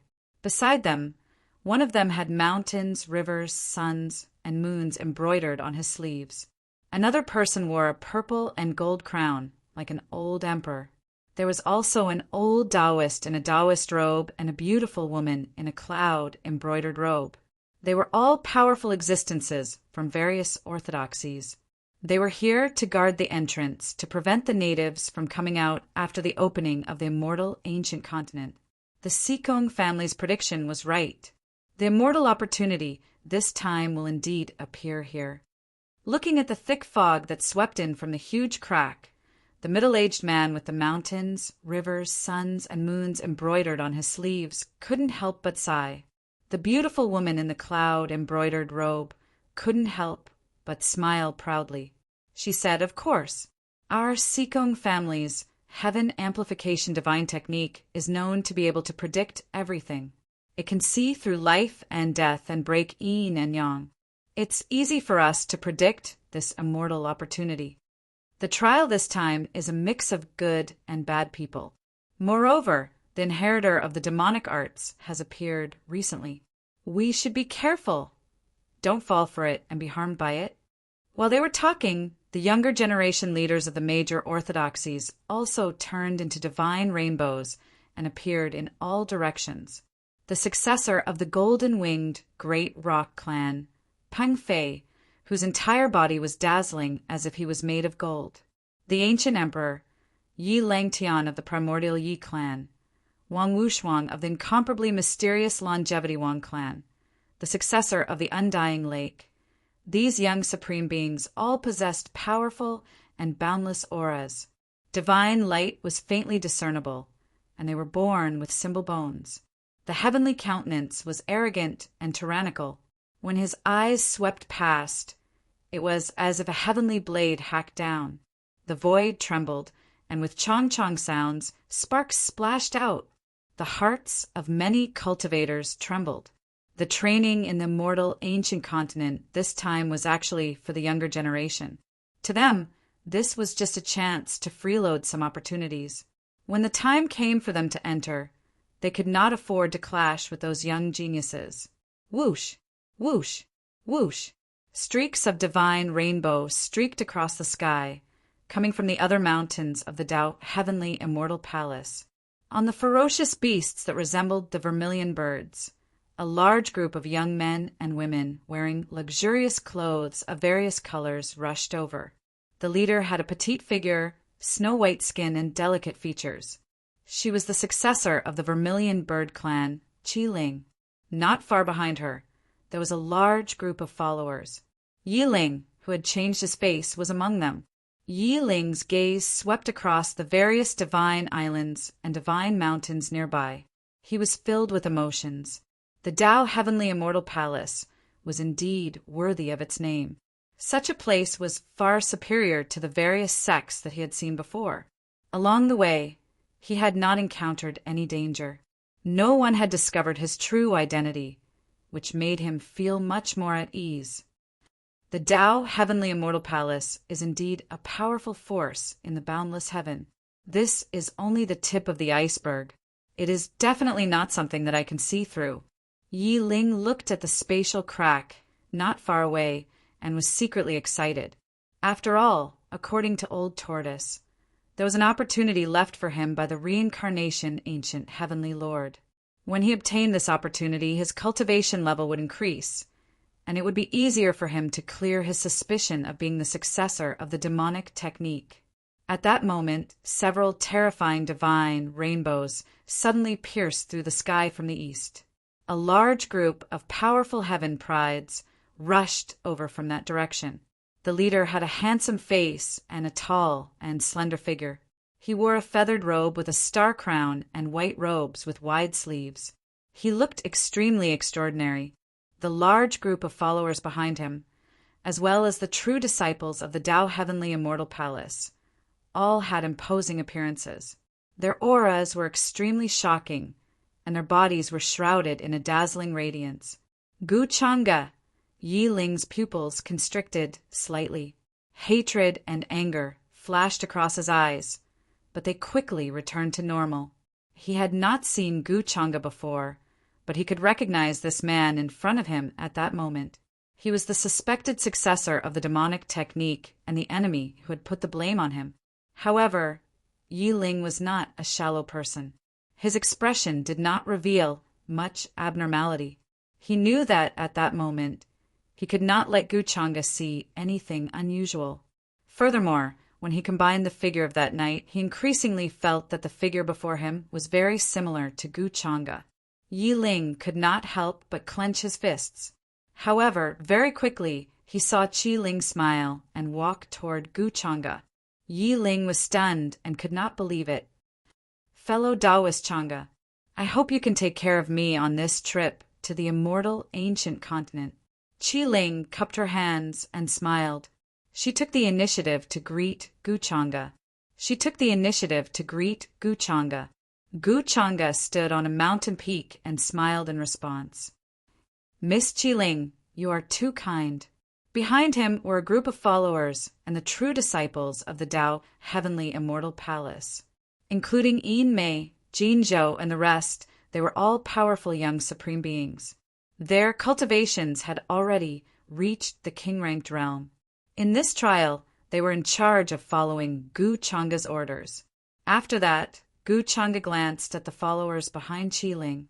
Finally, his gaze stopped on a handsome man, and he smiled meaningfully. He naturally knew that Yi Ling would be among them. Yi Ling's concealment skills were indeed shocking. He could even use the power of reincarnation to conceal his origin. However, he could not hide from Gu Chang'e's senses. After all, if he were to use the system to check, would Yi Ling really be able to hide that dazzling luck value? More than 5,000 luck points. This made Gu Chang'e a little envious. Of course, he did not show it on his face. He was calm and composed, as if he did not notice Yi Ling. If Yi Ling was not stupid, he would probably know that he was the one who set him up. However, what use would it be if he knew? Could it be that he could expose him? Gu Chang'e only sneered in his heart. He did not care at all. If not for the fact that Yi Ling was still useful, it would be easy for him to kill Yi Ling. Moreover, this time he was waiting for Yi Ling to continue playing the role of a treasure-hunting mouse as the Son of Fate. The Son of Fate that he met in the lower world previously helped him enter the core area of the Tianyuan ancient mystery dimension unharmed. This time, it was Yi Ling's turn to help him find the way. Did Gu Chang'e notice me? The moment Gu Chang'e looked over, Yi Ling's heart tightened. He was a little worried that Gu Chang'e had noticed his presence. However, Gu Chang'e only glanced at him and did not care. Fortunately, I told Qi Ling not to expose my presence before this. Otherwise, it would be really dangerous this time. It's like walking on thin ice. Yi Ling hated Gu Chang'e to the core. Then he looked at Qi Ling, who was talking to Gu Chang'e, and felt very uncomfortable. Looks like I have to remind Qi Ling not to be fooled by Gu Chang'e. This guy is the most dangerous inheritor of the demonic arts. Yi Ling looked around and soon saw Yin Mei, who was wearing a red dress and looking haggard, among the palace of heavenly immortals. He frowned slightly. Looks like Bai Lai's death was a big blow to Yin Mei. She definitely does not know that it was Gu Chang'e who did it. I have to find a chance to remind her. Yi Ling still could not forget the charming Yin Mei.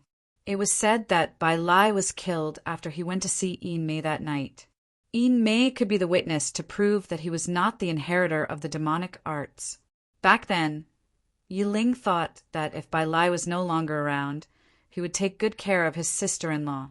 However, he did not expect that sentence to become reality. Boom! At this time, thousands of rays of light suddenly exploded from the crack. It was as if the space barrier had been shaken open. The terrifying wind seemed to be able to tear people apart. The immortal ancient continent has opened. An elder shouted loudly, his voice incredibly loud and clear, spreading in all directions. Many of the supreme martial artists present had different thoughts as they stared at the spatial crack in front of them. In another direction, there was a huge fluctuation in the void. Yu Mingkong's eyes were cold and deep. She stood proudly on the mountain peak. Her black hair and robes fluttered in the wind. She appeared with the people from the Wushuang immortal dynasty. She looked at Gu Changa from afar and then retracted her gaze. In the immortal ancient continent, the disciples of each orthodoxy had to form groups. Hence, she did not walk together with Gu Changa. Moreover, the main reason was that she was worried that with Gu Changa around, she would not be able to snatch the opportunities that she knew. This made her very angry. Gu Changa also saw Yu Mingkong from afar and smiled at her. In the end, Yu Mingkong snorted coldly and looked away. Many supreme martial artists noticed the small interaction between the two and were secretly alarmed. After all, it was fine in the outside world. Everyone was amiable. However, once they entered the immortal ancient continent, no one cared about that. Gu Changa alone was enough to give them a headache. When the time comes, if he and Yu Mingkong joined forces, they would be at a disadvantage unless they were united. Yu Mingkong is not going with me. This is good. I'll let her have the opportunities. Gu Changa had a faint smile on his face. Yu Mingkong was avoiding him because she was afraid that he would snatch the opportunities. Of course, Gu Changa was aware of this. However, he only cared about the immortal essences and the opportunities related to Yi Ling's inheritance. After all, the reincarnation ancient heavenly lord was involved in the power of reincarnation, which was the Time Tao law. Regarding this power, Gu Changa was naturally very tempted. Immediately, he sent a voice transmission to Yin Mei and gave her some instructions. Just now, when Yi Ling was secretly sizing up Yin Mei, he did not escape Gu Changa's eyes. It seemed that if he wanted to know Yi Ling's whereabouts, he had to rely on Yin Mei. Yi Ling did not know that Yin Mei was one of his people. After that, Gu Changa glanced to the east. A cold and arrogant girl stood there. Her features were as exquisite as a painting, but her expression was as cold as ice. A big red bird was perched on her shoulder. Although she was alone, she gave off the feeling of an iceberg that no one could get close to within 30 feet of her. Gu Xian, this girl's fate points have increased by a lot. It seems that her opportunities are also hidden in the immortal ancient continent. TSK, forget it. I'll let her go first. At this time, I'll cut Yi Ling first. After taking a look, Gu Changa quickly looked away. He started to prepare a plan after entering the immortal ancient continent. When the time came, he would definitely be separated from the people from the palace of heavenly immortals. Even if he was the successor, he was not a nanny. They each had their own opportunities. Gu Changa glanced at their fate points and did not bother to care about them. Most of it was still Yi Ling. As for the other opportunities, unless he met a genius with a special origin constitution, perhaps he would think of a way to scheme against them. However, Gu Changa was actually more concerned about the tombs in the immortal ancient continent. As long as he could find an immortal corpse with a remnant origin essence, it would be a huge gain. It was much more valuable than any origin of a genius. And while Gu Changa was thinking, in the distance, Gu Xian frowned. She was a little confused. Then, she glanced at Gu Changa from the palace of heavenly immortals. She had a feeling that Gu Changa was looking at her just now. However, when she looked over, she realized that it was just her imagination. The immortal ancient continent will be my opportunity to surpass Gu Changa, Gu Xian thought to herself. During this time, she had been immersed in cultivation wholeheartedly. She did not have many breakthroughs in her cultivation, but she did not feel as happy as before. Gu Changa also seemed to have completely forgotten about her. Therefore, she could only cultivate. Only by cultivating could she calm her mind and not be disturbed by Gu Changa. According to her master, her mind was now disturbed by Gu Changa. This was not a good sign for Gu Xian. However, every now and then, she could not help but run to the mountain peak to take a look. But every time she was disappointed. Apart from Yu Mingkong, who came to visit her a few times, Gu Changa was nowhere to be seen. Soon, the geniuses of many orthodoxies headed to the entrance of the immortal ancient continent. Gu Xian did not go with the group. She preferred to move alone. Most importantly, if there were fewer people, she could avoid bumping into Gu Changa. He ignored her, but she did not want to talk to him. Gu Xian was confident that she could protect herself in the immortal ancient continent. She did not need to report to the sect. Boom!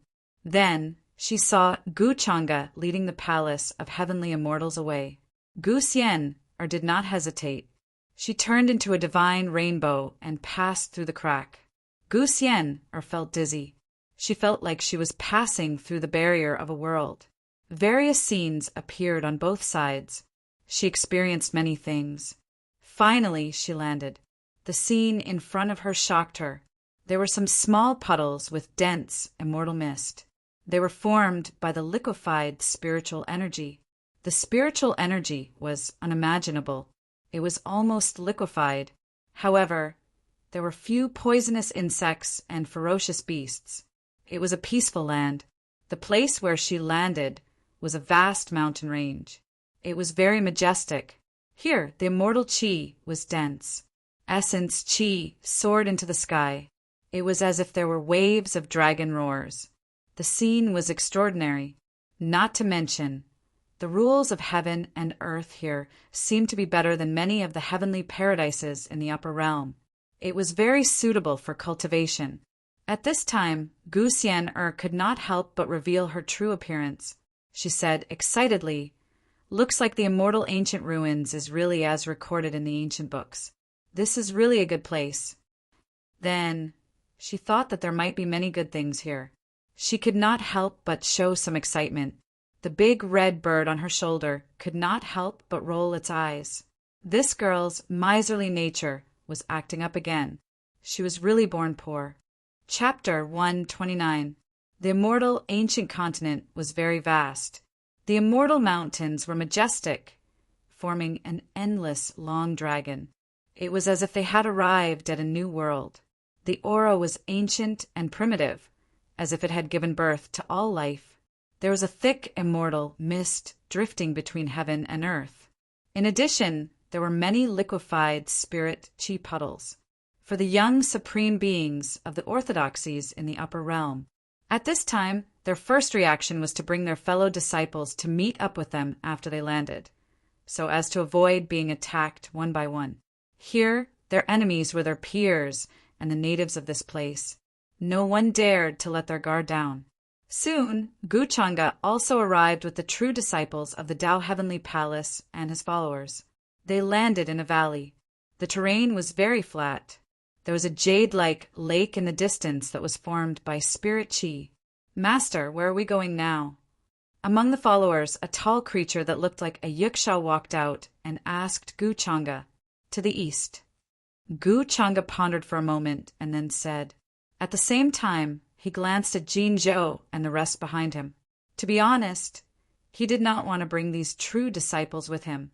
Jin Zhou and the rest were not weak. They were also young supreme beings and had many followers. If they all followed him and encountered some good stuff, it was inevitable that they would disagree. Gu Chang'e was someone who did not like to be taken advantage of. He was too lazy to solve these problems. Since senior brother Gu wants to go to the east, we'll go to the west. When the time comes, we'll think of a way to meet in the middle area. Jin Zhou and the rest were not stupid. They would not gain anything by following Gu Chang'e. They might even work for Gu Chang'e for free.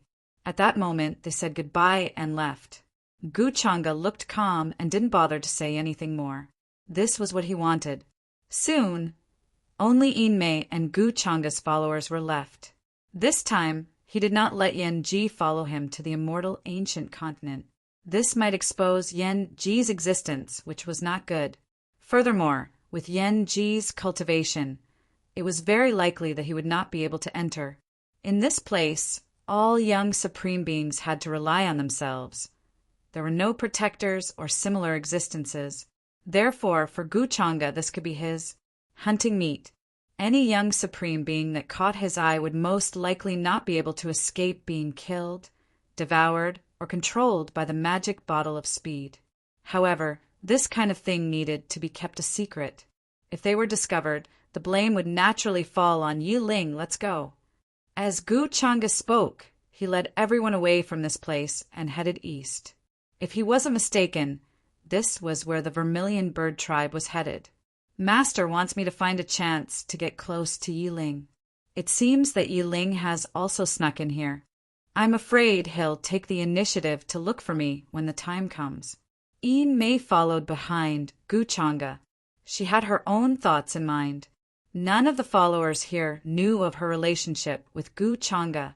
It would be too easy to hide from Yi Ling. Gu Changa always felt that his luck was not very good. Even though he spent half a day and walked tens of thousands of miles, he still could not find any native creature. He didn't find a single native creature, which made Gu Changa wonder if he had stepped into some forbidden area. However, there were still many opportunities here. He found many divine medicines that were extinct in the outside world. They were very old and had a strong medicinal fragrance. Although Gu Changa did not care for these things, the followers behind him were very happy to collect them. We can't keep looking like this. The immortal ancient continent is a little beyond my expectations. I should have asked the Grand Elder if he had any general information. Gu Changa frowned. Then a vast and boundless divine sense swept down from the sky like a surging wave. After all, there were no other cultivators here. He was not afraid of exposing the secret of his powerful primordial spirit. Soon, Gu Changa sensed the aura of the Vermilion Bird tribe. It was a little further ahead, at least a few thousand miles away. However, from a place slightly closer, the sound of battle could be heard. Light shot up into the sky. Many divine talismans shone and shone in all directions. It was obvious that the two parties were not weak. They were at least Emperor Realm cultivators. Within Gu Changa's spiritual perception, there was a young supreme being from the upper realm. He was fighting over a stalk of sword grass that was like a star. The sword within it clanged, emitting clear, vibrating sounds. It looked as beautiful as a star. There were patterns on the leaves, like the veins of the stars in the sky. This stalk of grass produced a strange scene just by growing there. There were strands of sword radiance descending from heaven and earth. His opponent was a ferocious beast that was about to enter the true immortal realm. They were locked in battle. Master, it seems that there are people fighting in that direction. Gu Changa stood on the mountain peak. A follower behind him asked curiously, "Should we go and take a look?" "There's no need to interfere in this." Gu Changa waved his hand and said calmly. Of course he would not go. He came here mainly to find the Vermilion Bird tribe. He just wanted to create an opportunity for Yin Mei. As long as Yin Mei was not too far away from him, he would be able to sense where Yin Mei was. When the time came, he would place Yin Mei beside Yi Ling. Then he would be able to confirm Yi Ling's whereabouts and wait to reap the fruits of his labor. Wouldn't that be easier and more convenient? At this moment, Yin Mei also knew what Gu Changa was thinking. Her eyes flickered and she said, "Senior Brother Gu, since we're here, we'll part ways here." She naturally brought along her follower. It was because of this that she could not reveal any flaws. She had to put on a show. "All right, junior sister Yin Mei, be careful." Gu Changa looked calm and nodded slowly. Then he watched as Yin Mei left and rushed in the direction of the battle. She looked like she wanted to interfere. Gu Changa nodded satisfactorily. He could not help but look interested. Hadn't Yi Ling been pining for Yin Mei all this while? Now, Gu Changa had delivered her to him. He had purposely created a hero rescuing the beauty opportunity for him. If Yin Mei went to snatch the sword grass now, she would purposely appear to be at a disadvantage.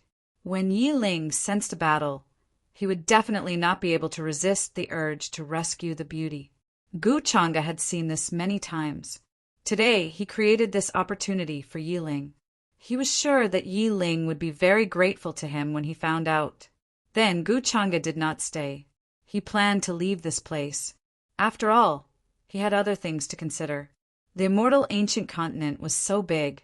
He wanted to find the area where the indigenous people lived the most. Because there were indigenous people gathered there, he had the chance to find their ancestral tombs. Gu Changa had always been thinking about immortal corpses. Even if there were no immortal corpses, emperor corpses would do. Of course, at this time Gu Changa hoped that the ancestors of these indigenous people would not be like the ancestors of the Gu family. They liked to bury themselves in the ground or lie in coffins for no reason. This kind of bad atmosphere in the Gu family was unacceptable. Just as Gu Changa was searching for the indigenous people of the immortal ancient continent, Gu Changa was very happy. Along the way, she found many good things. Gu Xian was also very happy. She found many good things. The big red bird on her shoulder was not a simple thing. It had some kind of treasure hunting talent. As long as it was something good, it could not escape its eyes. Some mountain treasures hidden in the mountains would also be found by it. Gu Xian turned into a divine rainbow. Along the way, she encountered many king-ranked beasts, but they were all easily taken care of by her. His cultivation during this period of time was not without reason. His strength was slowly increasing. But soon, Gu Xian encountered disciples of other forces. This group should be the other sects and forces of the immeasurable sky. They don't look like human forces. They smell like the sea. Gu Xian recognized their mystiques and spells. Of course, their clothes were of the current generation. Only the leader, a young man surrounded by stars, was of the king-ranked realm. He did not fit in with the rest of his generation. He was very strong. The rest were all Marquis realm. Most of the young disciples were holy lords. Little girl, which force are you from? Or did you come alone? The leading young man had a frivolous expression. He had a head of blue hair. He stared at Gu Xian and asked. At the same time, his group of followers surrounded Gu Xian. He was just asking casually. After all, in this place, who cared what force was behind you? The mist above the immortal ancient continent could hide heaven's secrets. If one died here, even the old antiques in the family would not be able to find anything. It's not good to be alone. Why don't you come with us? We can take care of each other. Ha! The young man stared at her without the slightest fear. Heat and surprise flashed through his eyes. Gu Xian frowned. She was very uncomfortable with this young man's expression. Another person who lusted after her body. Get lost. She did not have a good expression. Her face was like ice. Then she punched with her white jade fists. Fist shadows filled the sky and covered everything. Her body was very slender, but her physical strength was shocking. She rarely used her physical strength. She preferred to use the sword. However, when it came to killing people, she did not want to be long-winded. Boom! With just one punch, the group of cultivators in front of her was sent flying. Many of them directly collapsed and turned into a bloody mist. The leading young man's expression changed. However, Gu Xian did not give him a chance to react. Her body turned into an afterimage and disappeared. An ancient treasure with runes on it, like a divine sword engraved with the most profound principles, slashed down. She was in a bad mood. This group of people just had to provoke her. Soon, the bloody mist dispersed. A large group of people were all dead. You don't know what's good for you. Gu Xian patted her clothes. Her small face was cold. She took away all the space in their storage rings. Then, she turned into a divine rainbow and left. Since leaving the Peach Village in the abandoned land of immortals, she had encountered many similar situations in the inner area. Killing people and robbing them was very familiar to her. However, because she was always bullied by Gu Changa in the Mountain Gate, she acted like a silly girl. In fact, she was very smart. However, soon after Gu Xian left, a large group of people appeared. The leading woman was wearing a colorful feather robe. She had blue hair and scales on her forehead. Her expression was arrogant. After seeing the bloody mist, her eyes were extremely cold. Her face was extremely ugly and full of anger. I've always been the one killing others. Who is it? Who dares to kill my brother? Seventh Princess, there are ferocious beasts here. They witnessed everything. You can search their souls. Among her followers, someone noticed the traces of the ferocious beasts not far away and said. Hearing this, the blue-haired woman did not hesitate. Her figure moved, extremely powerful. She directly grabbed those ferocious beasts. Ignoring their roars, she directly searched their souls to see what had happened here. Damn it, it was a little girl in cyan who killed them. I will make her pay the price she deserves. I didn't expect that just because I was a little late, my brother would be cruelly killed. Soon, the blue-haired woman's eyes were frighteningly cold. She was full of anger. She stared at the scene in front of her, trembling with anger. In the scene, from beginning to end, her brother only opened his mouth to ask a few questions. He did not do anything. In the end, the little girl in cyan was extremely ruthless. She directly attacked and killed everyone. My brother has many protective items on him, but he died at the hands of such a little girl. Her identity is not simple, but my ocean palace came from hundreds of millions of miles away. How can I suffer a loss here? Spread the news. I want to hunt that little girl in cyan. The blue-haired woman's voice was cold and angry. She directly ordered to hunt that little girl in cyan. Hearing this, her followers were even more frightened. When the ocean palace was angry, it could cause a huge earthquake. Next to the boundless heavens in the inner area of the upper realm, the endless sea clan in the endless sea was ruled by the ocean palace. In the vast sea of the upper realm, one could see the ocean palace. Even the major immortal forces and supreme orthodoxy had to give them face. Moreover, there were many affiliated sea clans in the ocean palace. Many of them were closely related to the 10,000 ancient clans. The ocean palace was definitely a force that was a headache for many orthodoxies. The followers' faces were all a little pale. Now, this girl had offended the 7th princess of the ocean palace. Her brother could only be considered as someone from her mother's side. However, as long as the blood of the ocean palace flowed in his veins, he was a member of the ocean palace. But now he was killed here. How could she not be angry? The followers could not help but tremble. There was not a trace of blood on their faces. This would definitely cause a terrible sensation and cause a terrible disaster. Even if the girl had the support of a supreme orthodoxy, it would not help. In the immortal ancient continent, life and death were not discussed. This was tacitly accepted by all the orthodoxies. And this 7th princess was so powerful that she was invincible in the Sea Clan. This was the first time she left the Sea Clan, and she encountered such a thing. She needed to kill to establish her authority. Soon, the news spread among the younger generation in the immortal ancient continent, causing a huge commotion. The younger brother of the Ocean Palace's 7th princess was killed by a girl in green. She threatened to hunt down the girl in green to avenge her brother. Once the news spread, it caused a great sensation. The people of the Sea Monarch Palace, if possible, should not be provoked. But now, the younger brother of a princess was killed. Such a big event naturally caused a great shock. Many cultivators sympathized with the girl in green.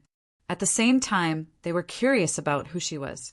After all, the people of the Ocean Palace were not so easy to kill. In a valley shrouded in fog, a young man surrounded by fog muttered to himself, "A girl in green? Is she the cousin of Gu Changa's Nirvana supremacy?" The person who spoke was the descendant of the Longevity Wang family, Wang Wushuang. He came here alone, and no one knew how he got the news. Interesting. If the people of the Ocean Palace fight with Gu Changa, I can reap the benefits. After saying that, golden runes appeared on his body. He went straight through the fog. In another direction, in a mountain range, a sharp golden light flashed.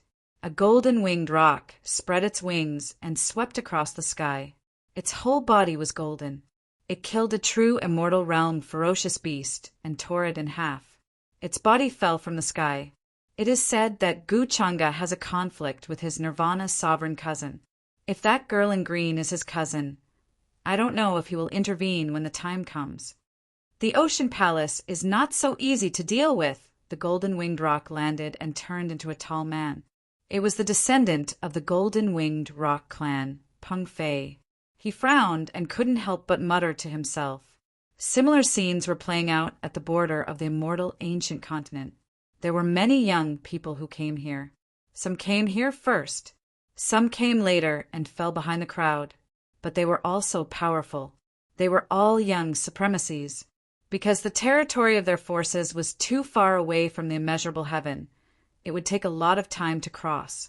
During the period when the immortal ancient continent opened, some people encountered the natives here, and there were conflicts and killings. But for the natives here, it was also an experience for the younger generation. It was a rare opportunity. Are they all the natives here? On a low-lying plain, there was a patch of unknown tall, golden plants swaying in the wind, as if it was a golden grassland. Gu Changa raised his eyebrows and asked. In front of him, a group of creatures whose appearances and decorations were different from those of the outside world knelt on the ground in fear. Their legs were broken, and blood flowed out. They couldn't withstand the terrifying aura that Gu Changa emitted when he raised his hand. A small group of them were blown into a bloody mist by Gu Changa's aura, and their bodies and souls were destroyed. When he passed by this place, he was suddenly attacked by this group of creatures. A few of his followers died. "Where are you from?" Gu Changa asked with his spiritual will. Standing in front of him was a dark-skinned man in a beast robe. He wasn't very old, and his ability was in the middle stage of the immortal emperor realm. But now his divine soul was about to be crushed. He was terrified and couldn't even lift his head. Under Gu Changa's aura, they were even smaller than ants. The few young men and women behind him were dressed in extraordinary clothes. They used secret treasures to protect their bodies. But now they were also terrified, and their divine souls were trembling. The young man in front of them looked about the same age as them. But how could he be so terrifying? He was even more terrifying than a young great emperor. "Tell me, where is your gathering place? Maybe I'll let you go." Gu Changa knew that he could understand his spiritual will, so he asked casually. Then he grabbed the dark-skinned man in front of him and lifted him up like a chicken. "Master, there is news from other places. Miss Xian seems to have offended people from the Ocean Palace. But whether it was Miss Xian or not, we're not sure." At this time, Gu Changa's Yaksha-like follower came over and reported to Gu Changa. They had the means to gather information from everywhere and naturally heard about this matter. Now, it was a hot topic among the younger generation. Ocean Palace? Gu Changa frowned. Hearing this, he thought for a while and then said casually, "Don't worry about her. She won't die. In any case, she was the daughter of fortune. The Ocean Palace was just here to give Gu Xian our experience. Of course, with her current ability, she might be at a disadvantage. Gu Changa did not intend to be her nanny. Although the little girl looked down on everything and was cold and arrogant, as the daughter of fortune, she had a lot of opportunities. Naturally, she could turn misfortunes into blessings and turn danger into safety. Although there was an element of calculation, Gu Changa was also sure that Gu Xian would be fine. At most, she would be a little injured and then run for her life. However, Gu Changa considered that he had finished his work and could use this matter to his advantage. After all, since the last time he played the trick of injuring himself, he had ignored Gu Xian for a while. It was about time to see her. As for the Ocean Palace, who was it? She was Gu Xian's personal punching bag. Was she someone they could bully? "If you don't want to die, lead the way." Gu Changa came back to his senses and said to the group of creatures in front of him with a calm expression. Now they were still of some use and could lead the way. Gu Changa was too lazy to search their souls directly. He was afraid that they could not withstand it and their spirits would explode. The indigenous people in the immortal ancient continent were a mix of various ancient races. Their strength was obviously much stronger than that of the outside world. Gu Changa also felt this, but it had no effect on him. Now, Gu Changa was not even afraid of the existence of the Saint Realm, let alone the younger generation. "Sir, we will lead the way." The leader of the creatures was frightened and hurriedly replied. They felt horror and horror from this young man. This kind of strength was already comparable to the elders in their tribe. It was simply too scary. Their attacks just now were all blocked by him and directly annihilated.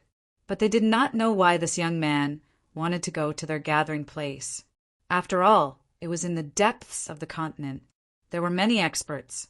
Soon, after leaving this area, they went straight to the east. Along the way, Gu Changa saw many grand buildings. They were incomparably ancient and had been abandoned. There were many stone carvings, the enlightenment of the Saint Realm, and so on. Brilliance shot up into the sky, and divine clouds filled the sky. They could help people to cultivate and understand the way. It was a rare opportunity. In these places, the number of the younger generation and indigenous creatures in the outside world had increased, causing a lot of killing. Gu Changa glanced around casually and soon lost interest. The indigenous people guarded the secret of the immortal ancient continent. The immortal spirit had been nurtured until now. Before he joined the palace of heavenly Tao, he had already calculated the time. When the immortal spirit was born, the entire immortal ancient continent would be shaken. Even the old antiques outside would be alarmed and come here. Chapter 130. At the same time, on the other side, Qi Ling, Yi Ling, and the rest were also in trouble. Not long after they entered immortal ancient land, they met a powerful beast that looked like a rhinoceros. It was at True God Realm. Although Qi Ling was a young paragon, her real ability was only at the beginning stage of Regal Emperor Realm. She could fight against some empty God Realm beings. Once she met a True God Realm being, it would be difficult for her.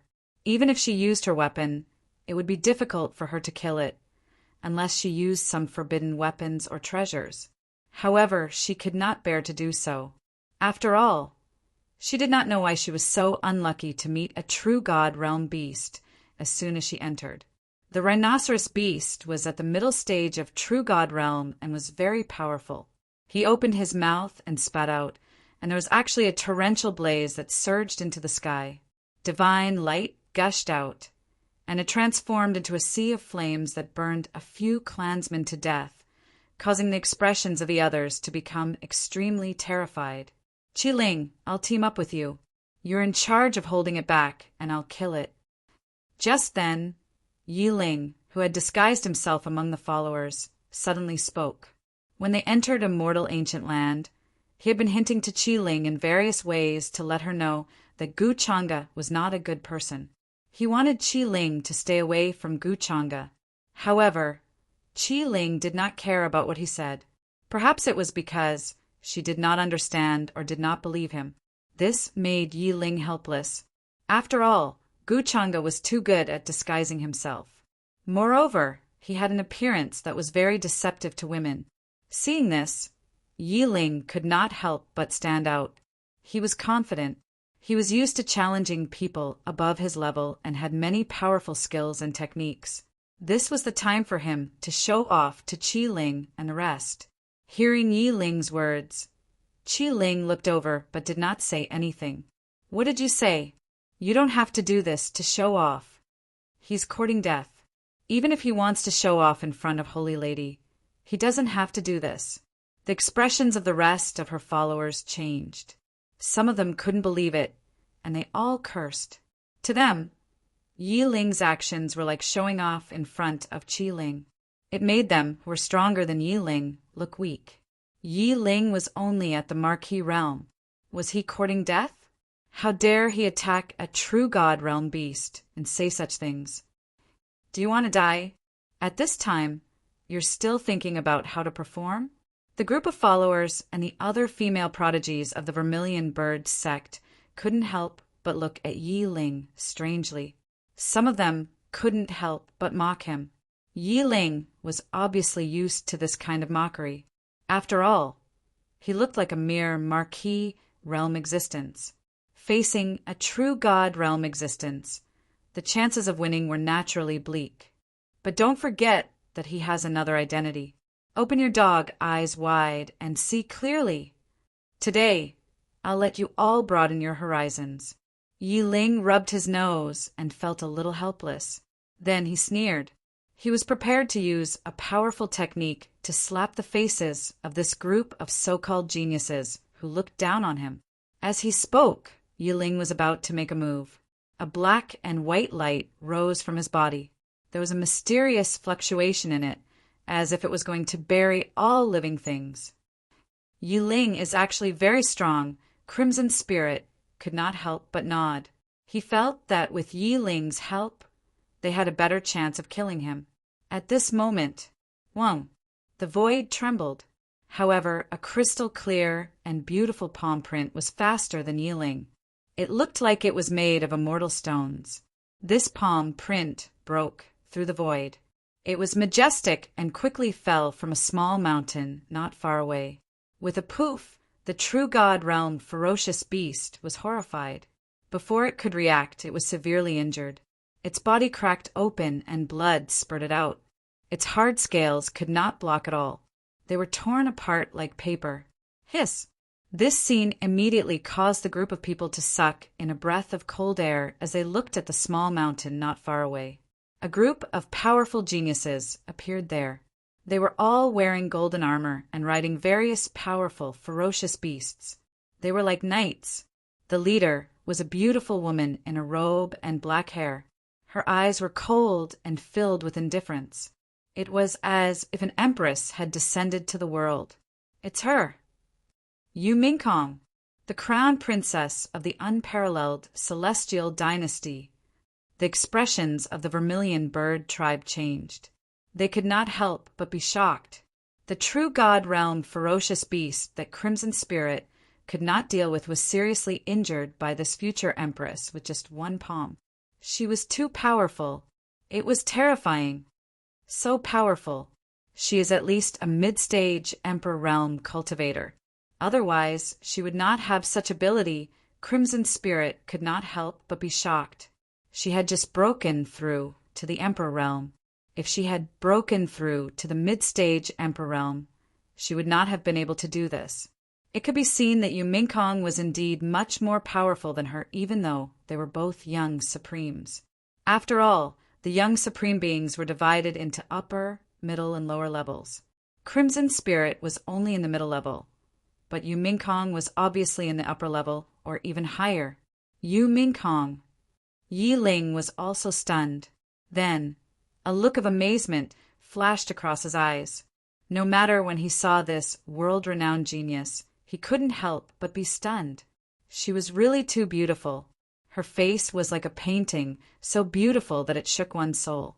It was like the most perfect masterpiece of the heavens, especially that peerless aura of looking down on the world. He could not help but be moved. Gu Changa is really lucky. Damn it, Yiling did not expect that just as he was about to attack, Yu Mingkong would beat him to it and severely injure the beast. At that moment, his heart was filled with envy and jealousy. He even felt indignant. He felt that Yu Mingkong's plan to kill him was entirely Gu Changa's arrangement. Naturally, Gu Changa was also the one to blame for this. However, Yiling was not worried. He was very good at hiding. Yu Mingkong could not recognize him. After all, even Gu Changa did not recognize him previously. Thank you for your help, Crown Princess Mingkong. The young prodigies of the Vermilion Bird tribe reacted and thanked Yu Mingkong. Crimson Spirit also had a complicated expression. She cupped her hands and said, "Thank you for your help, Crown Princess Mingkong." She knew that Yu Mingkong might have helped because of Gu Changa, and it was very likely that it was not a friendly gesture, but a demonstration of force, a declaration of sovereignty. Yu Mingkong had seen how Crimson Spirit and Gu Changa chatted in front of Wu Shang Peak that day. She might have helped today, so it was very likely that she was demonstrating her power. This made Crimson Spirit smile bitterly in her heart. She did not know how to explain. It had to be said that women understood women. She clearly guessed that this was the reason why Yu Mingkong had helped. On the mountain peak, Yu Mingkong glanced at Crimson Spirit with a cold expression and did not say a word. Then she turned around and left with her followers, heading deeper into the forest. If Crimson Spirit was not here, she would not have interfered. Although she knew that this prodigy was just a chess piece used by Gu Changa, she still needed to let her know that she could not mess with Gu Changa. Speaking of which, this was also for Crimson Spirit's good. She did not want her to fall too deeply into Gu Changa's schemes. Moreover, Yu Mingkong did not realize that Yi Ling would blend in with Crimson Spirit's followers. In her previous life, Yi Ling did not take the blame for being the inheritor of demonic skills. He came to a mortal ancient continent openly. Yi Ling seemed to have obtained many opportunities here.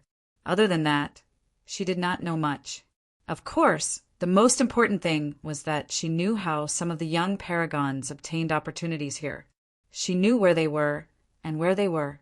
Yu Mingkong was confident that this trip to a mortal ancient continent would help her to break through to the virtual god realm quickly. If she could obtain the immortal essence, it would not be impossible for her to become a divine sage. This was because the immortal essence was the source of immortals. Even paragons would be shocked by it. According to the time in my previous life, immortal ancient continent will be in turmoil soon. Some of the ancestral tombs of the indigenous people will be destroyed. In my previous life, I did not think too much about it.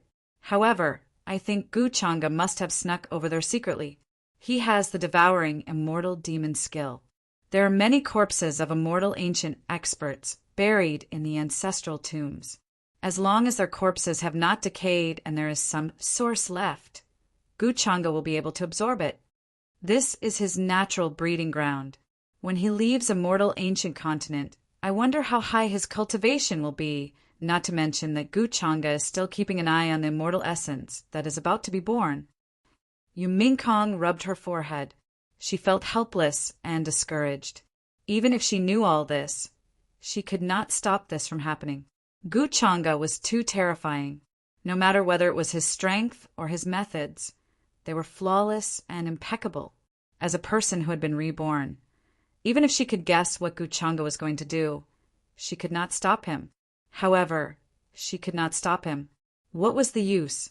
Although Gu Changa said a few days ago that he could not bear to kill her, for Yu Mingkong, who knew Gu Changa's temperament so well, the credibility of his words was obviously only temporary. Although she had slept much better these days than before. However, it was not easy to keep her life when she was with Gu Changa. Of course, the main reason was that Gu Changa had left too much of a shadow in her previous life. In fact, Gu Changa's ruthlessness had not changed at all. Now he did not kill her and even treated her well because she was useful and valuable to Gu Changa. Therefore, Yu Mingkong still had to think of various ways to make herself stronger. Xian Er's path has not changed much. She has offended the Ocean Palace. Although she will be hunted down, she will be more scared than in danger. Instead, she will have a breakthrough in battle. Yu Mingkong's expression did not change, but she had various ideas in her mind. Then, she led a large number of followers to the nearest opportunity point. She remembered that in her previous life, a young supreme martial artist found a corner of the emperor-level array pattern here. At this time, Yi Ling, who was looking at Yu Mingkong from afar, sensed the fluctuations of a battle not far away. He suddenly frowned. He turned his head to look, and his expression changed. He saw that there was a figure in a red dress who was being attacked and was approaching in his direction. That is, Yin Mei. Oh no, she is in danger. Seeing this, Yi Ling's figure moved. Without hesitation, his figure turned into a divine rainbow and swept quickly in that direction. For him, Yin Mei was not only Bai Lai's fiancée, but also an advantageous witness to prove that he did not kill Bai Lai. Yi, seeing this, Qi Ling frowned, but did not care about Yi Ling. After all, he was only mixed in with her followers. In fact, Yi Ling did not listen to her orders. She did not care, but the rest of her followers were dissatisfied. They were extremely unhappy with Yi Ling. This guy actually ran away on his own. As a follower, he did not listen to Qi Ling's orders. I felt that this guy was very unfamiliar. Did he mix in? At this time, someone was puzzled and could not help but suspect. Don't tell me he is a hidden inheritor of demonic arts who sneaked in and mixed in with us. Another person could not help but say. Many people shuddered when they heard this. Recently, inheritors of demonic arts had caused a lot of commotion, and people were anxious. They increasingly felt that Yi Ling was very suspicious at this time. Qi Ling was helpless and could only find a random reason to explain. However, she was still a little dissatisfied with Yi Ling's behavior. She helped him out of kindness, but he did not seem to have any self-awareness and took it for granted. It seems that Yi Ling really can't compare to Brother Chang'e. Qi Ling shook her head. Although she did not say it, she could not help but feel a little disappointed in Yi Ling. On the other side, Yi Ling watched as Yin Mei fought with a young supreme being who was shining with divine light. Mountains collapsed and sand and stones were blown away. All kinds of treasure light surged like a torrential rain. Runes erupted, drowning all sides.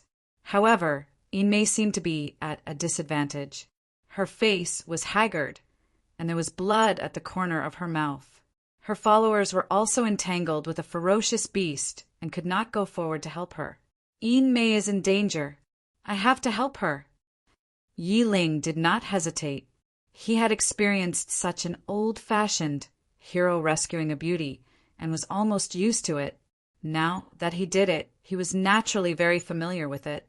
He took out a red short sword. Chi! A terrifying sound rang out. This short sword turned into a ray of red light and pierced through the sky like a rainbow.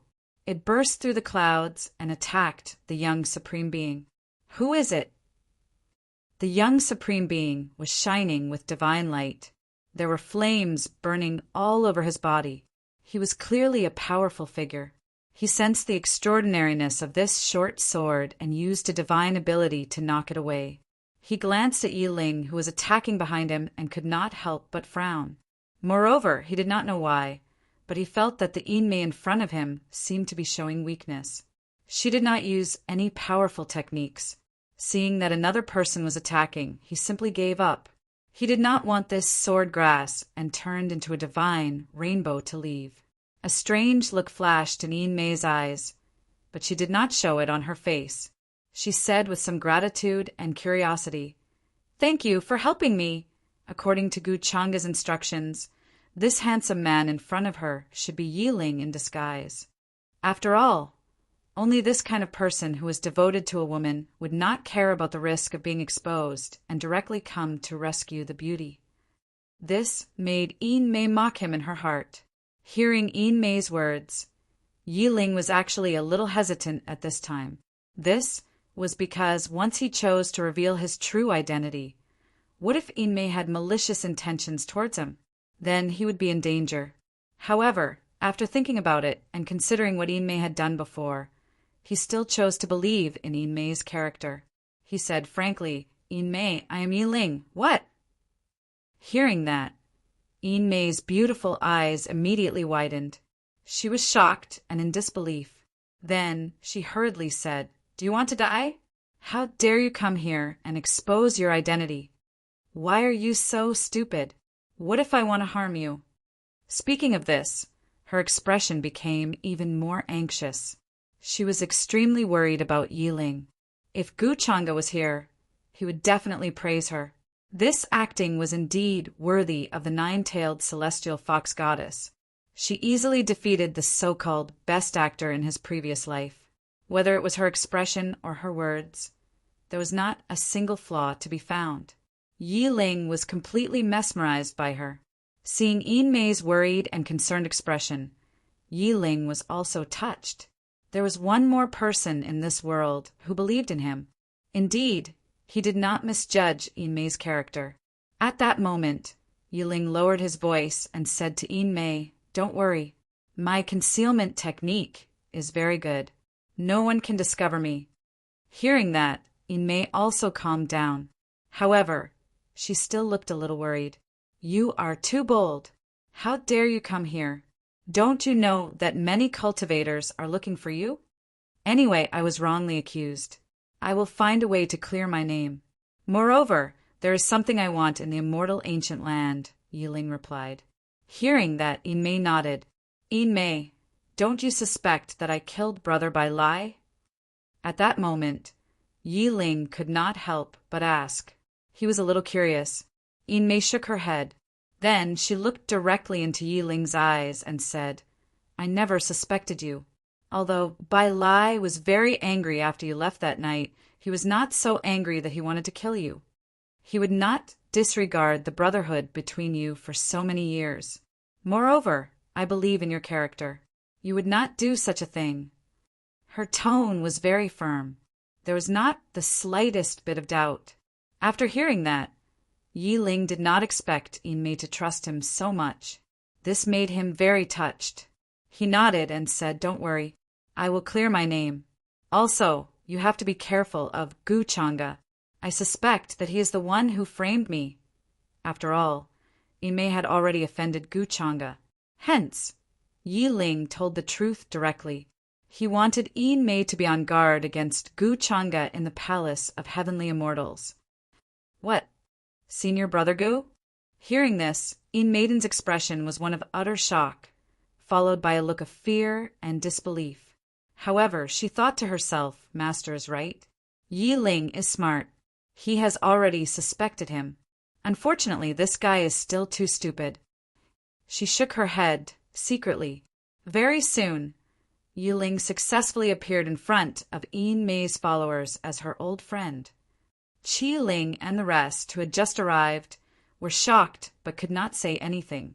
At that moment, because of Yiling, Qi Ling and Mei also decided to work together for the time being. The group headed towards the depths of the mainland. Yiling had a smile on his face. He gradually displayed some powerful techniques and convinced the group. In particular, his luck was really good.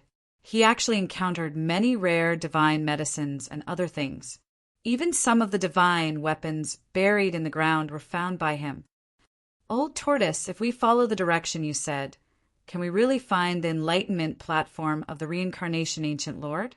Yiling asked Old Tortoise in the pendant. He was very confident. Now he was the backbone of the group. Don't worry. The Lord left it specially for you. Also, there are many good things left for you at the enlightenment platform. Old Tortoise said to Yiling, hearing that. Yiling was even more excited. Mei was paying attention to his every move. She was very careful to leave traces for Gu Changa. She was worried that Gu Changa would not be able to find this place when the time came. After all, the immortal ancient mainland was too big. Hence, just in case, she still made many preparations. And all this was not noticed by anyone. Looking at the excited Yiling, Mei's eyes flashed with mockery. She could not help but laugh in her heart.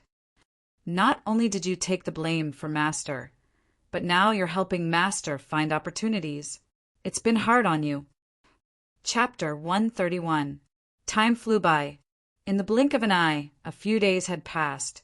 In a vast area in the east of the immortal ancient continent. Boom!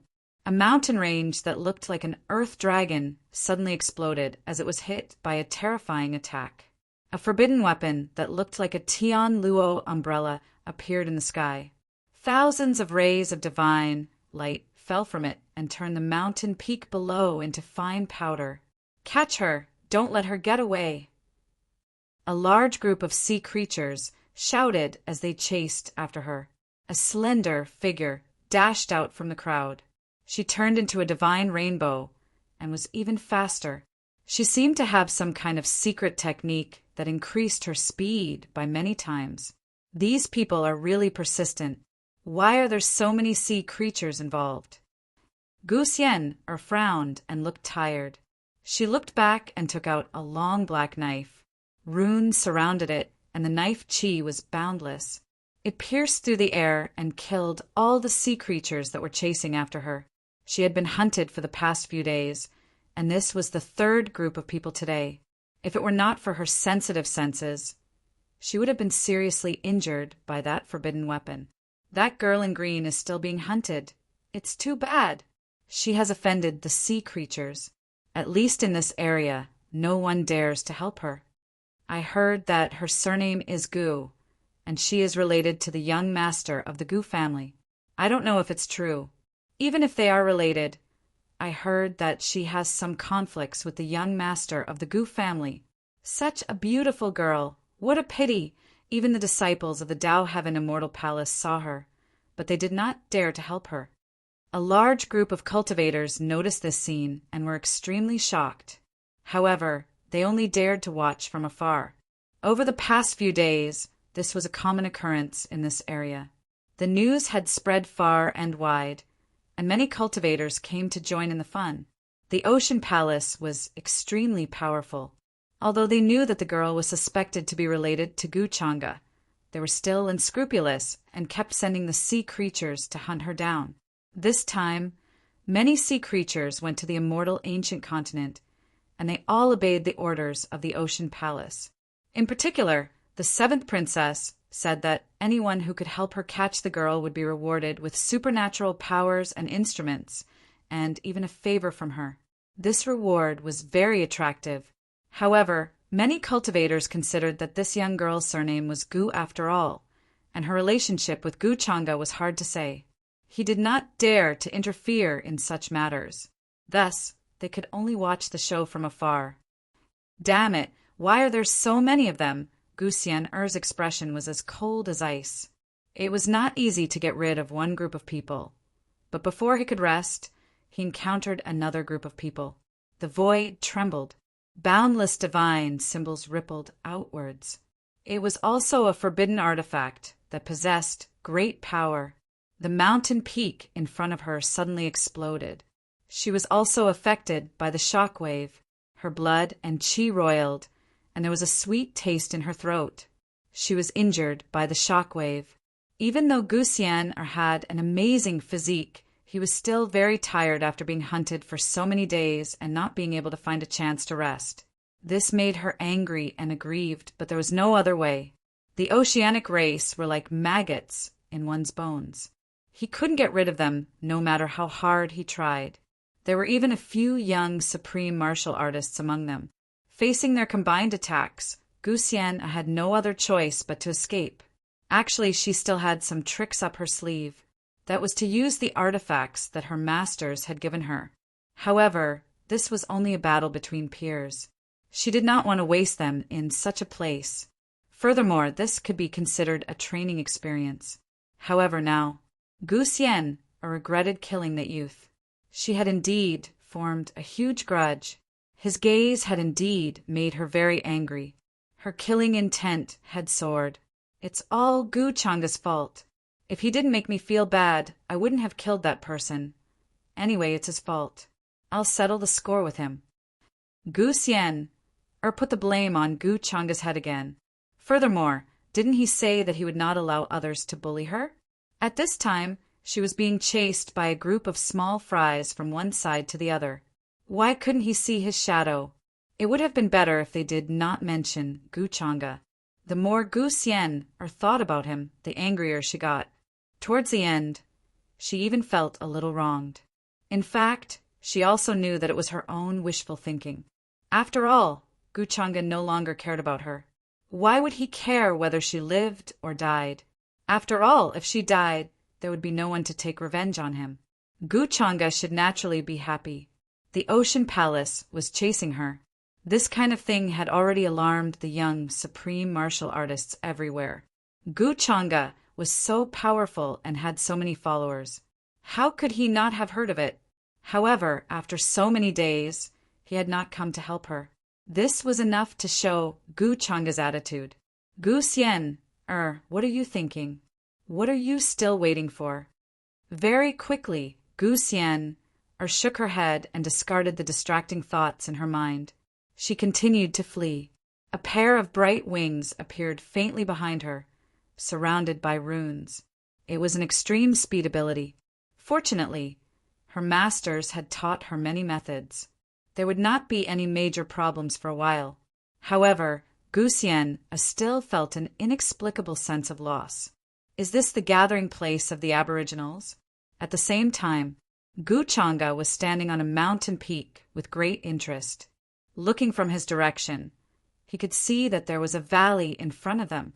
Outside the valley, it was surrounded by towering purple mountains. Each of them overflowed with purple gas and was incomparably hazy. The valley was very wide and boundless. There were large areas of ruins and cities. There were dozens of magnificent giant palaces, as well as many palaces and pavilions. It seemed that this was once a sacred land. "Sir, this is where our tribe is." In front of Guchanga, these indigenous creatures were kneeling on the ground. Their faces were pale, and with fear they trembled as they spoke. They carefully led the way for Guchanga and brought him here. In the city in front, there were experts of their tribe who might be able to save them. At that moment, they seemed to be kneeling on the ground in fear, but in fact, they were secretly planning to use secret methods to communicate with them. However, Guchanga glanced at them with a strange look in his eyes. Then, with a poof, several clouds of blood mist directly exploded in front of them. The bodies of these creatures collapsed. They could not withstand the pressure of Guchanga's gaze at all. How could Guchanga not predict their little calculations? Even if he guessed wrong, it did not matter. "You all wait for me here." Then Guchanga said lightly to the group of followers behind him. After speaking, his figure became blurred. In the void, there was a distortion, and he disappeared directly. "Yes, master." The group of followers were already used to Guchanga's various powerful and mysterious methods. They did not dare to ask Guchanga what his purpose was. Guchanga asked them to wait here.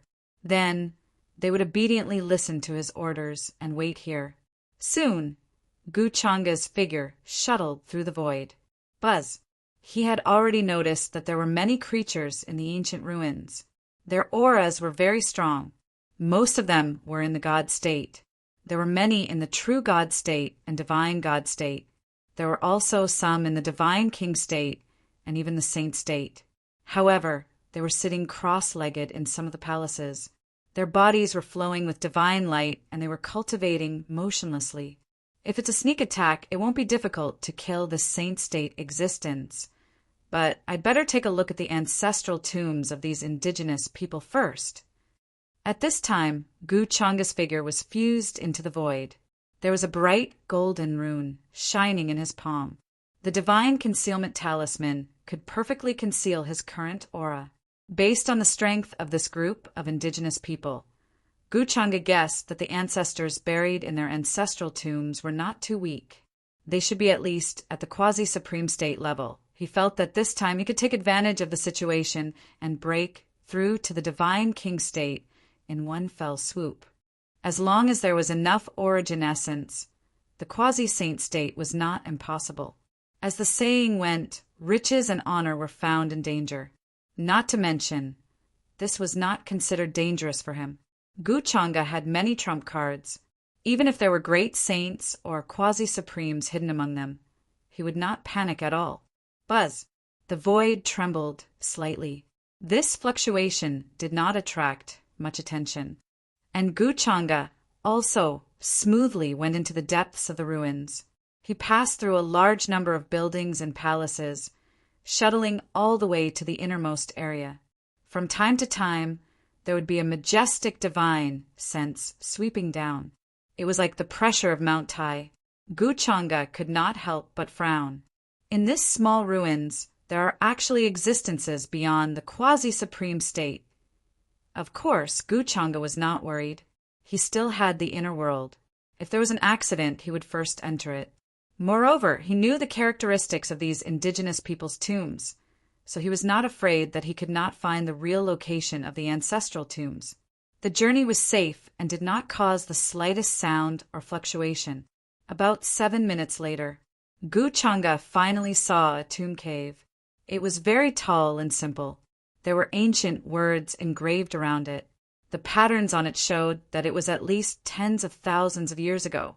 In addition, he also noticed that there were many array patterns and a few altars here.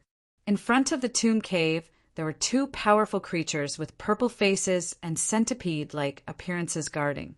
Their strength was at the quasi-saint realm. These tombs in the immortal ancient continent have been nourished by the essence of the sun and moon and spiritual energy for many years. There should be a lot of original essence left, at least several times more than the ancient corpses in the outside world. If they find out that their ancestral tombs have been dug up, I'm afraid they will go crazy. Yiling, you don't want to be the scapegoat. Gu Changa's expression was a little playful, just as he finished thinking. In the void there was a blur, and his figure stepped out instantly. At the same time, the demon halberd of desolation, which was full of demonic aura, was held in his hand. He directly slashed down, as if he was destroying the universe. Who is it? The two creatures in front of him were extremely shocked, but they had not yet reacted. There was a dazzling black light in front of them. Poof! Their hard scales suddenly exploded, and blood splattered everywhere. One of them was swept by Gu Changa's halberd, and his body was directly pierced through in midair. The body of the quasi-saint realm was like a piece of paper, and could not withstand the demon halberd of desolation at all. Who are you? Asking for flowers, the other creature was also stunned. It did not expect that such a young man would appear in the ancestral tomb. Moreover, its companion was severely injured in an instant and lost the ability to fight.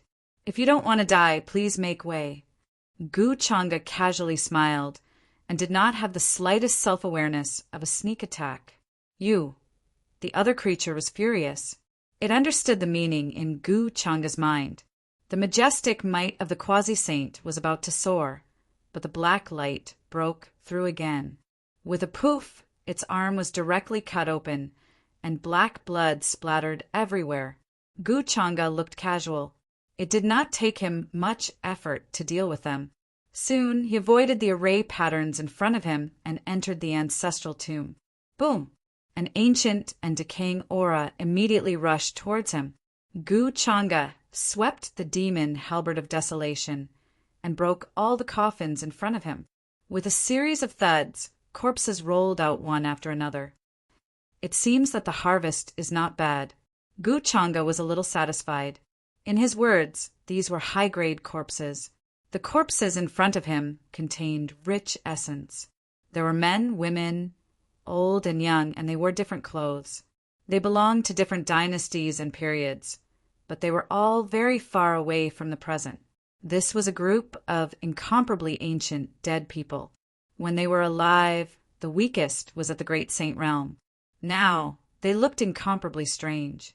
There was an old Taoist in a tattered, feathered robe, and there was a rotten aura, as if he had just been dug out of a grave.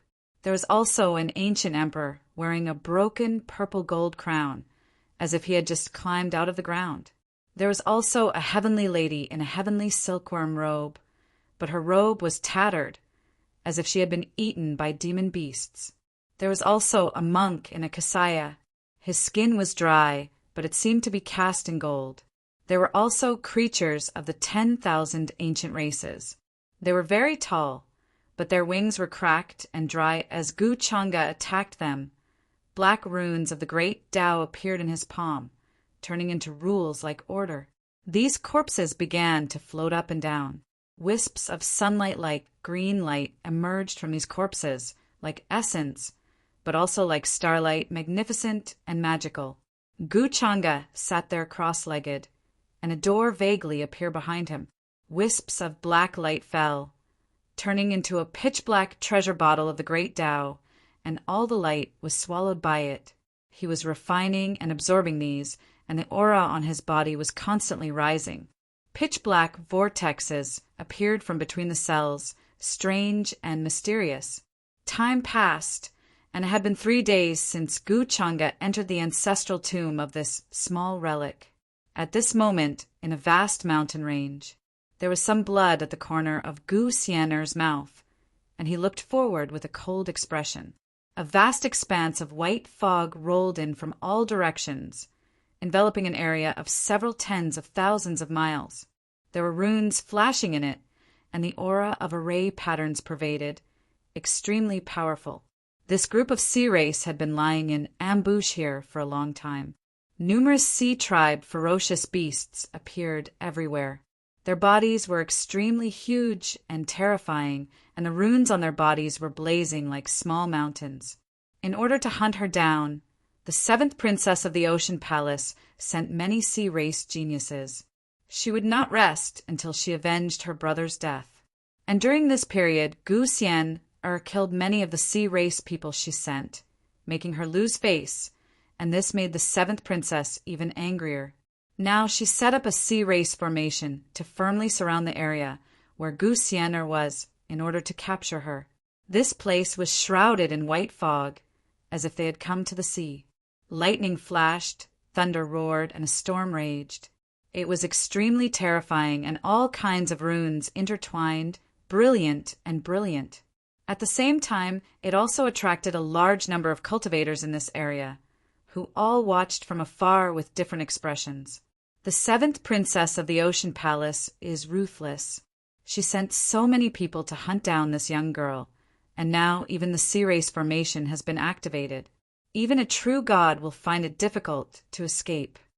But the enmity of killing my brother is not to be borne under the heavens. Who can you blame? It is said that when the crown prince of the unparalleled celestial dynasty rushed over, he was held back by another young female supreme being. The two are fighting, and I am afraid it will be difficult for them to come over for a while. Many cultivators were talking about it. Suddenly, a loud sound came from the horizon. A shocking aura came, and the world seemed to be in a riot, and the sound of horse hooves came. It was hair-raising, as if thousands of soldiers and horses were galloping over. Golden spears filled the sky, and the sound of killing shook the world. A golden war horse was galloping in the sky. There were golden flames on the horse's hooves. A blue-haired woman sat on it. She was wearing golden armor and holding a spear in her right hand. Her expression was cold and disdainful. She stared at Gu Xian in the mountain range in front of her, whose face was cold and pale, and sneered. "Little girl, where are you going to run today?" Many of the nearby sea race saw this and said respectfully, "Welcome, seventh princess!" All the cultivators who were watching from afar also changed their expressions. Hiss! This seventh princess of the Ocean Palace has such a powerful aura. She has broken through to the peak of the Emperor realm. No wonder she is so bold. She is simply invincible. They were all shocked. This seventh princess's strength was really terrifying. It was not without reason that she dared to command a group of sea race prodigies and young supreme beings. 1,000,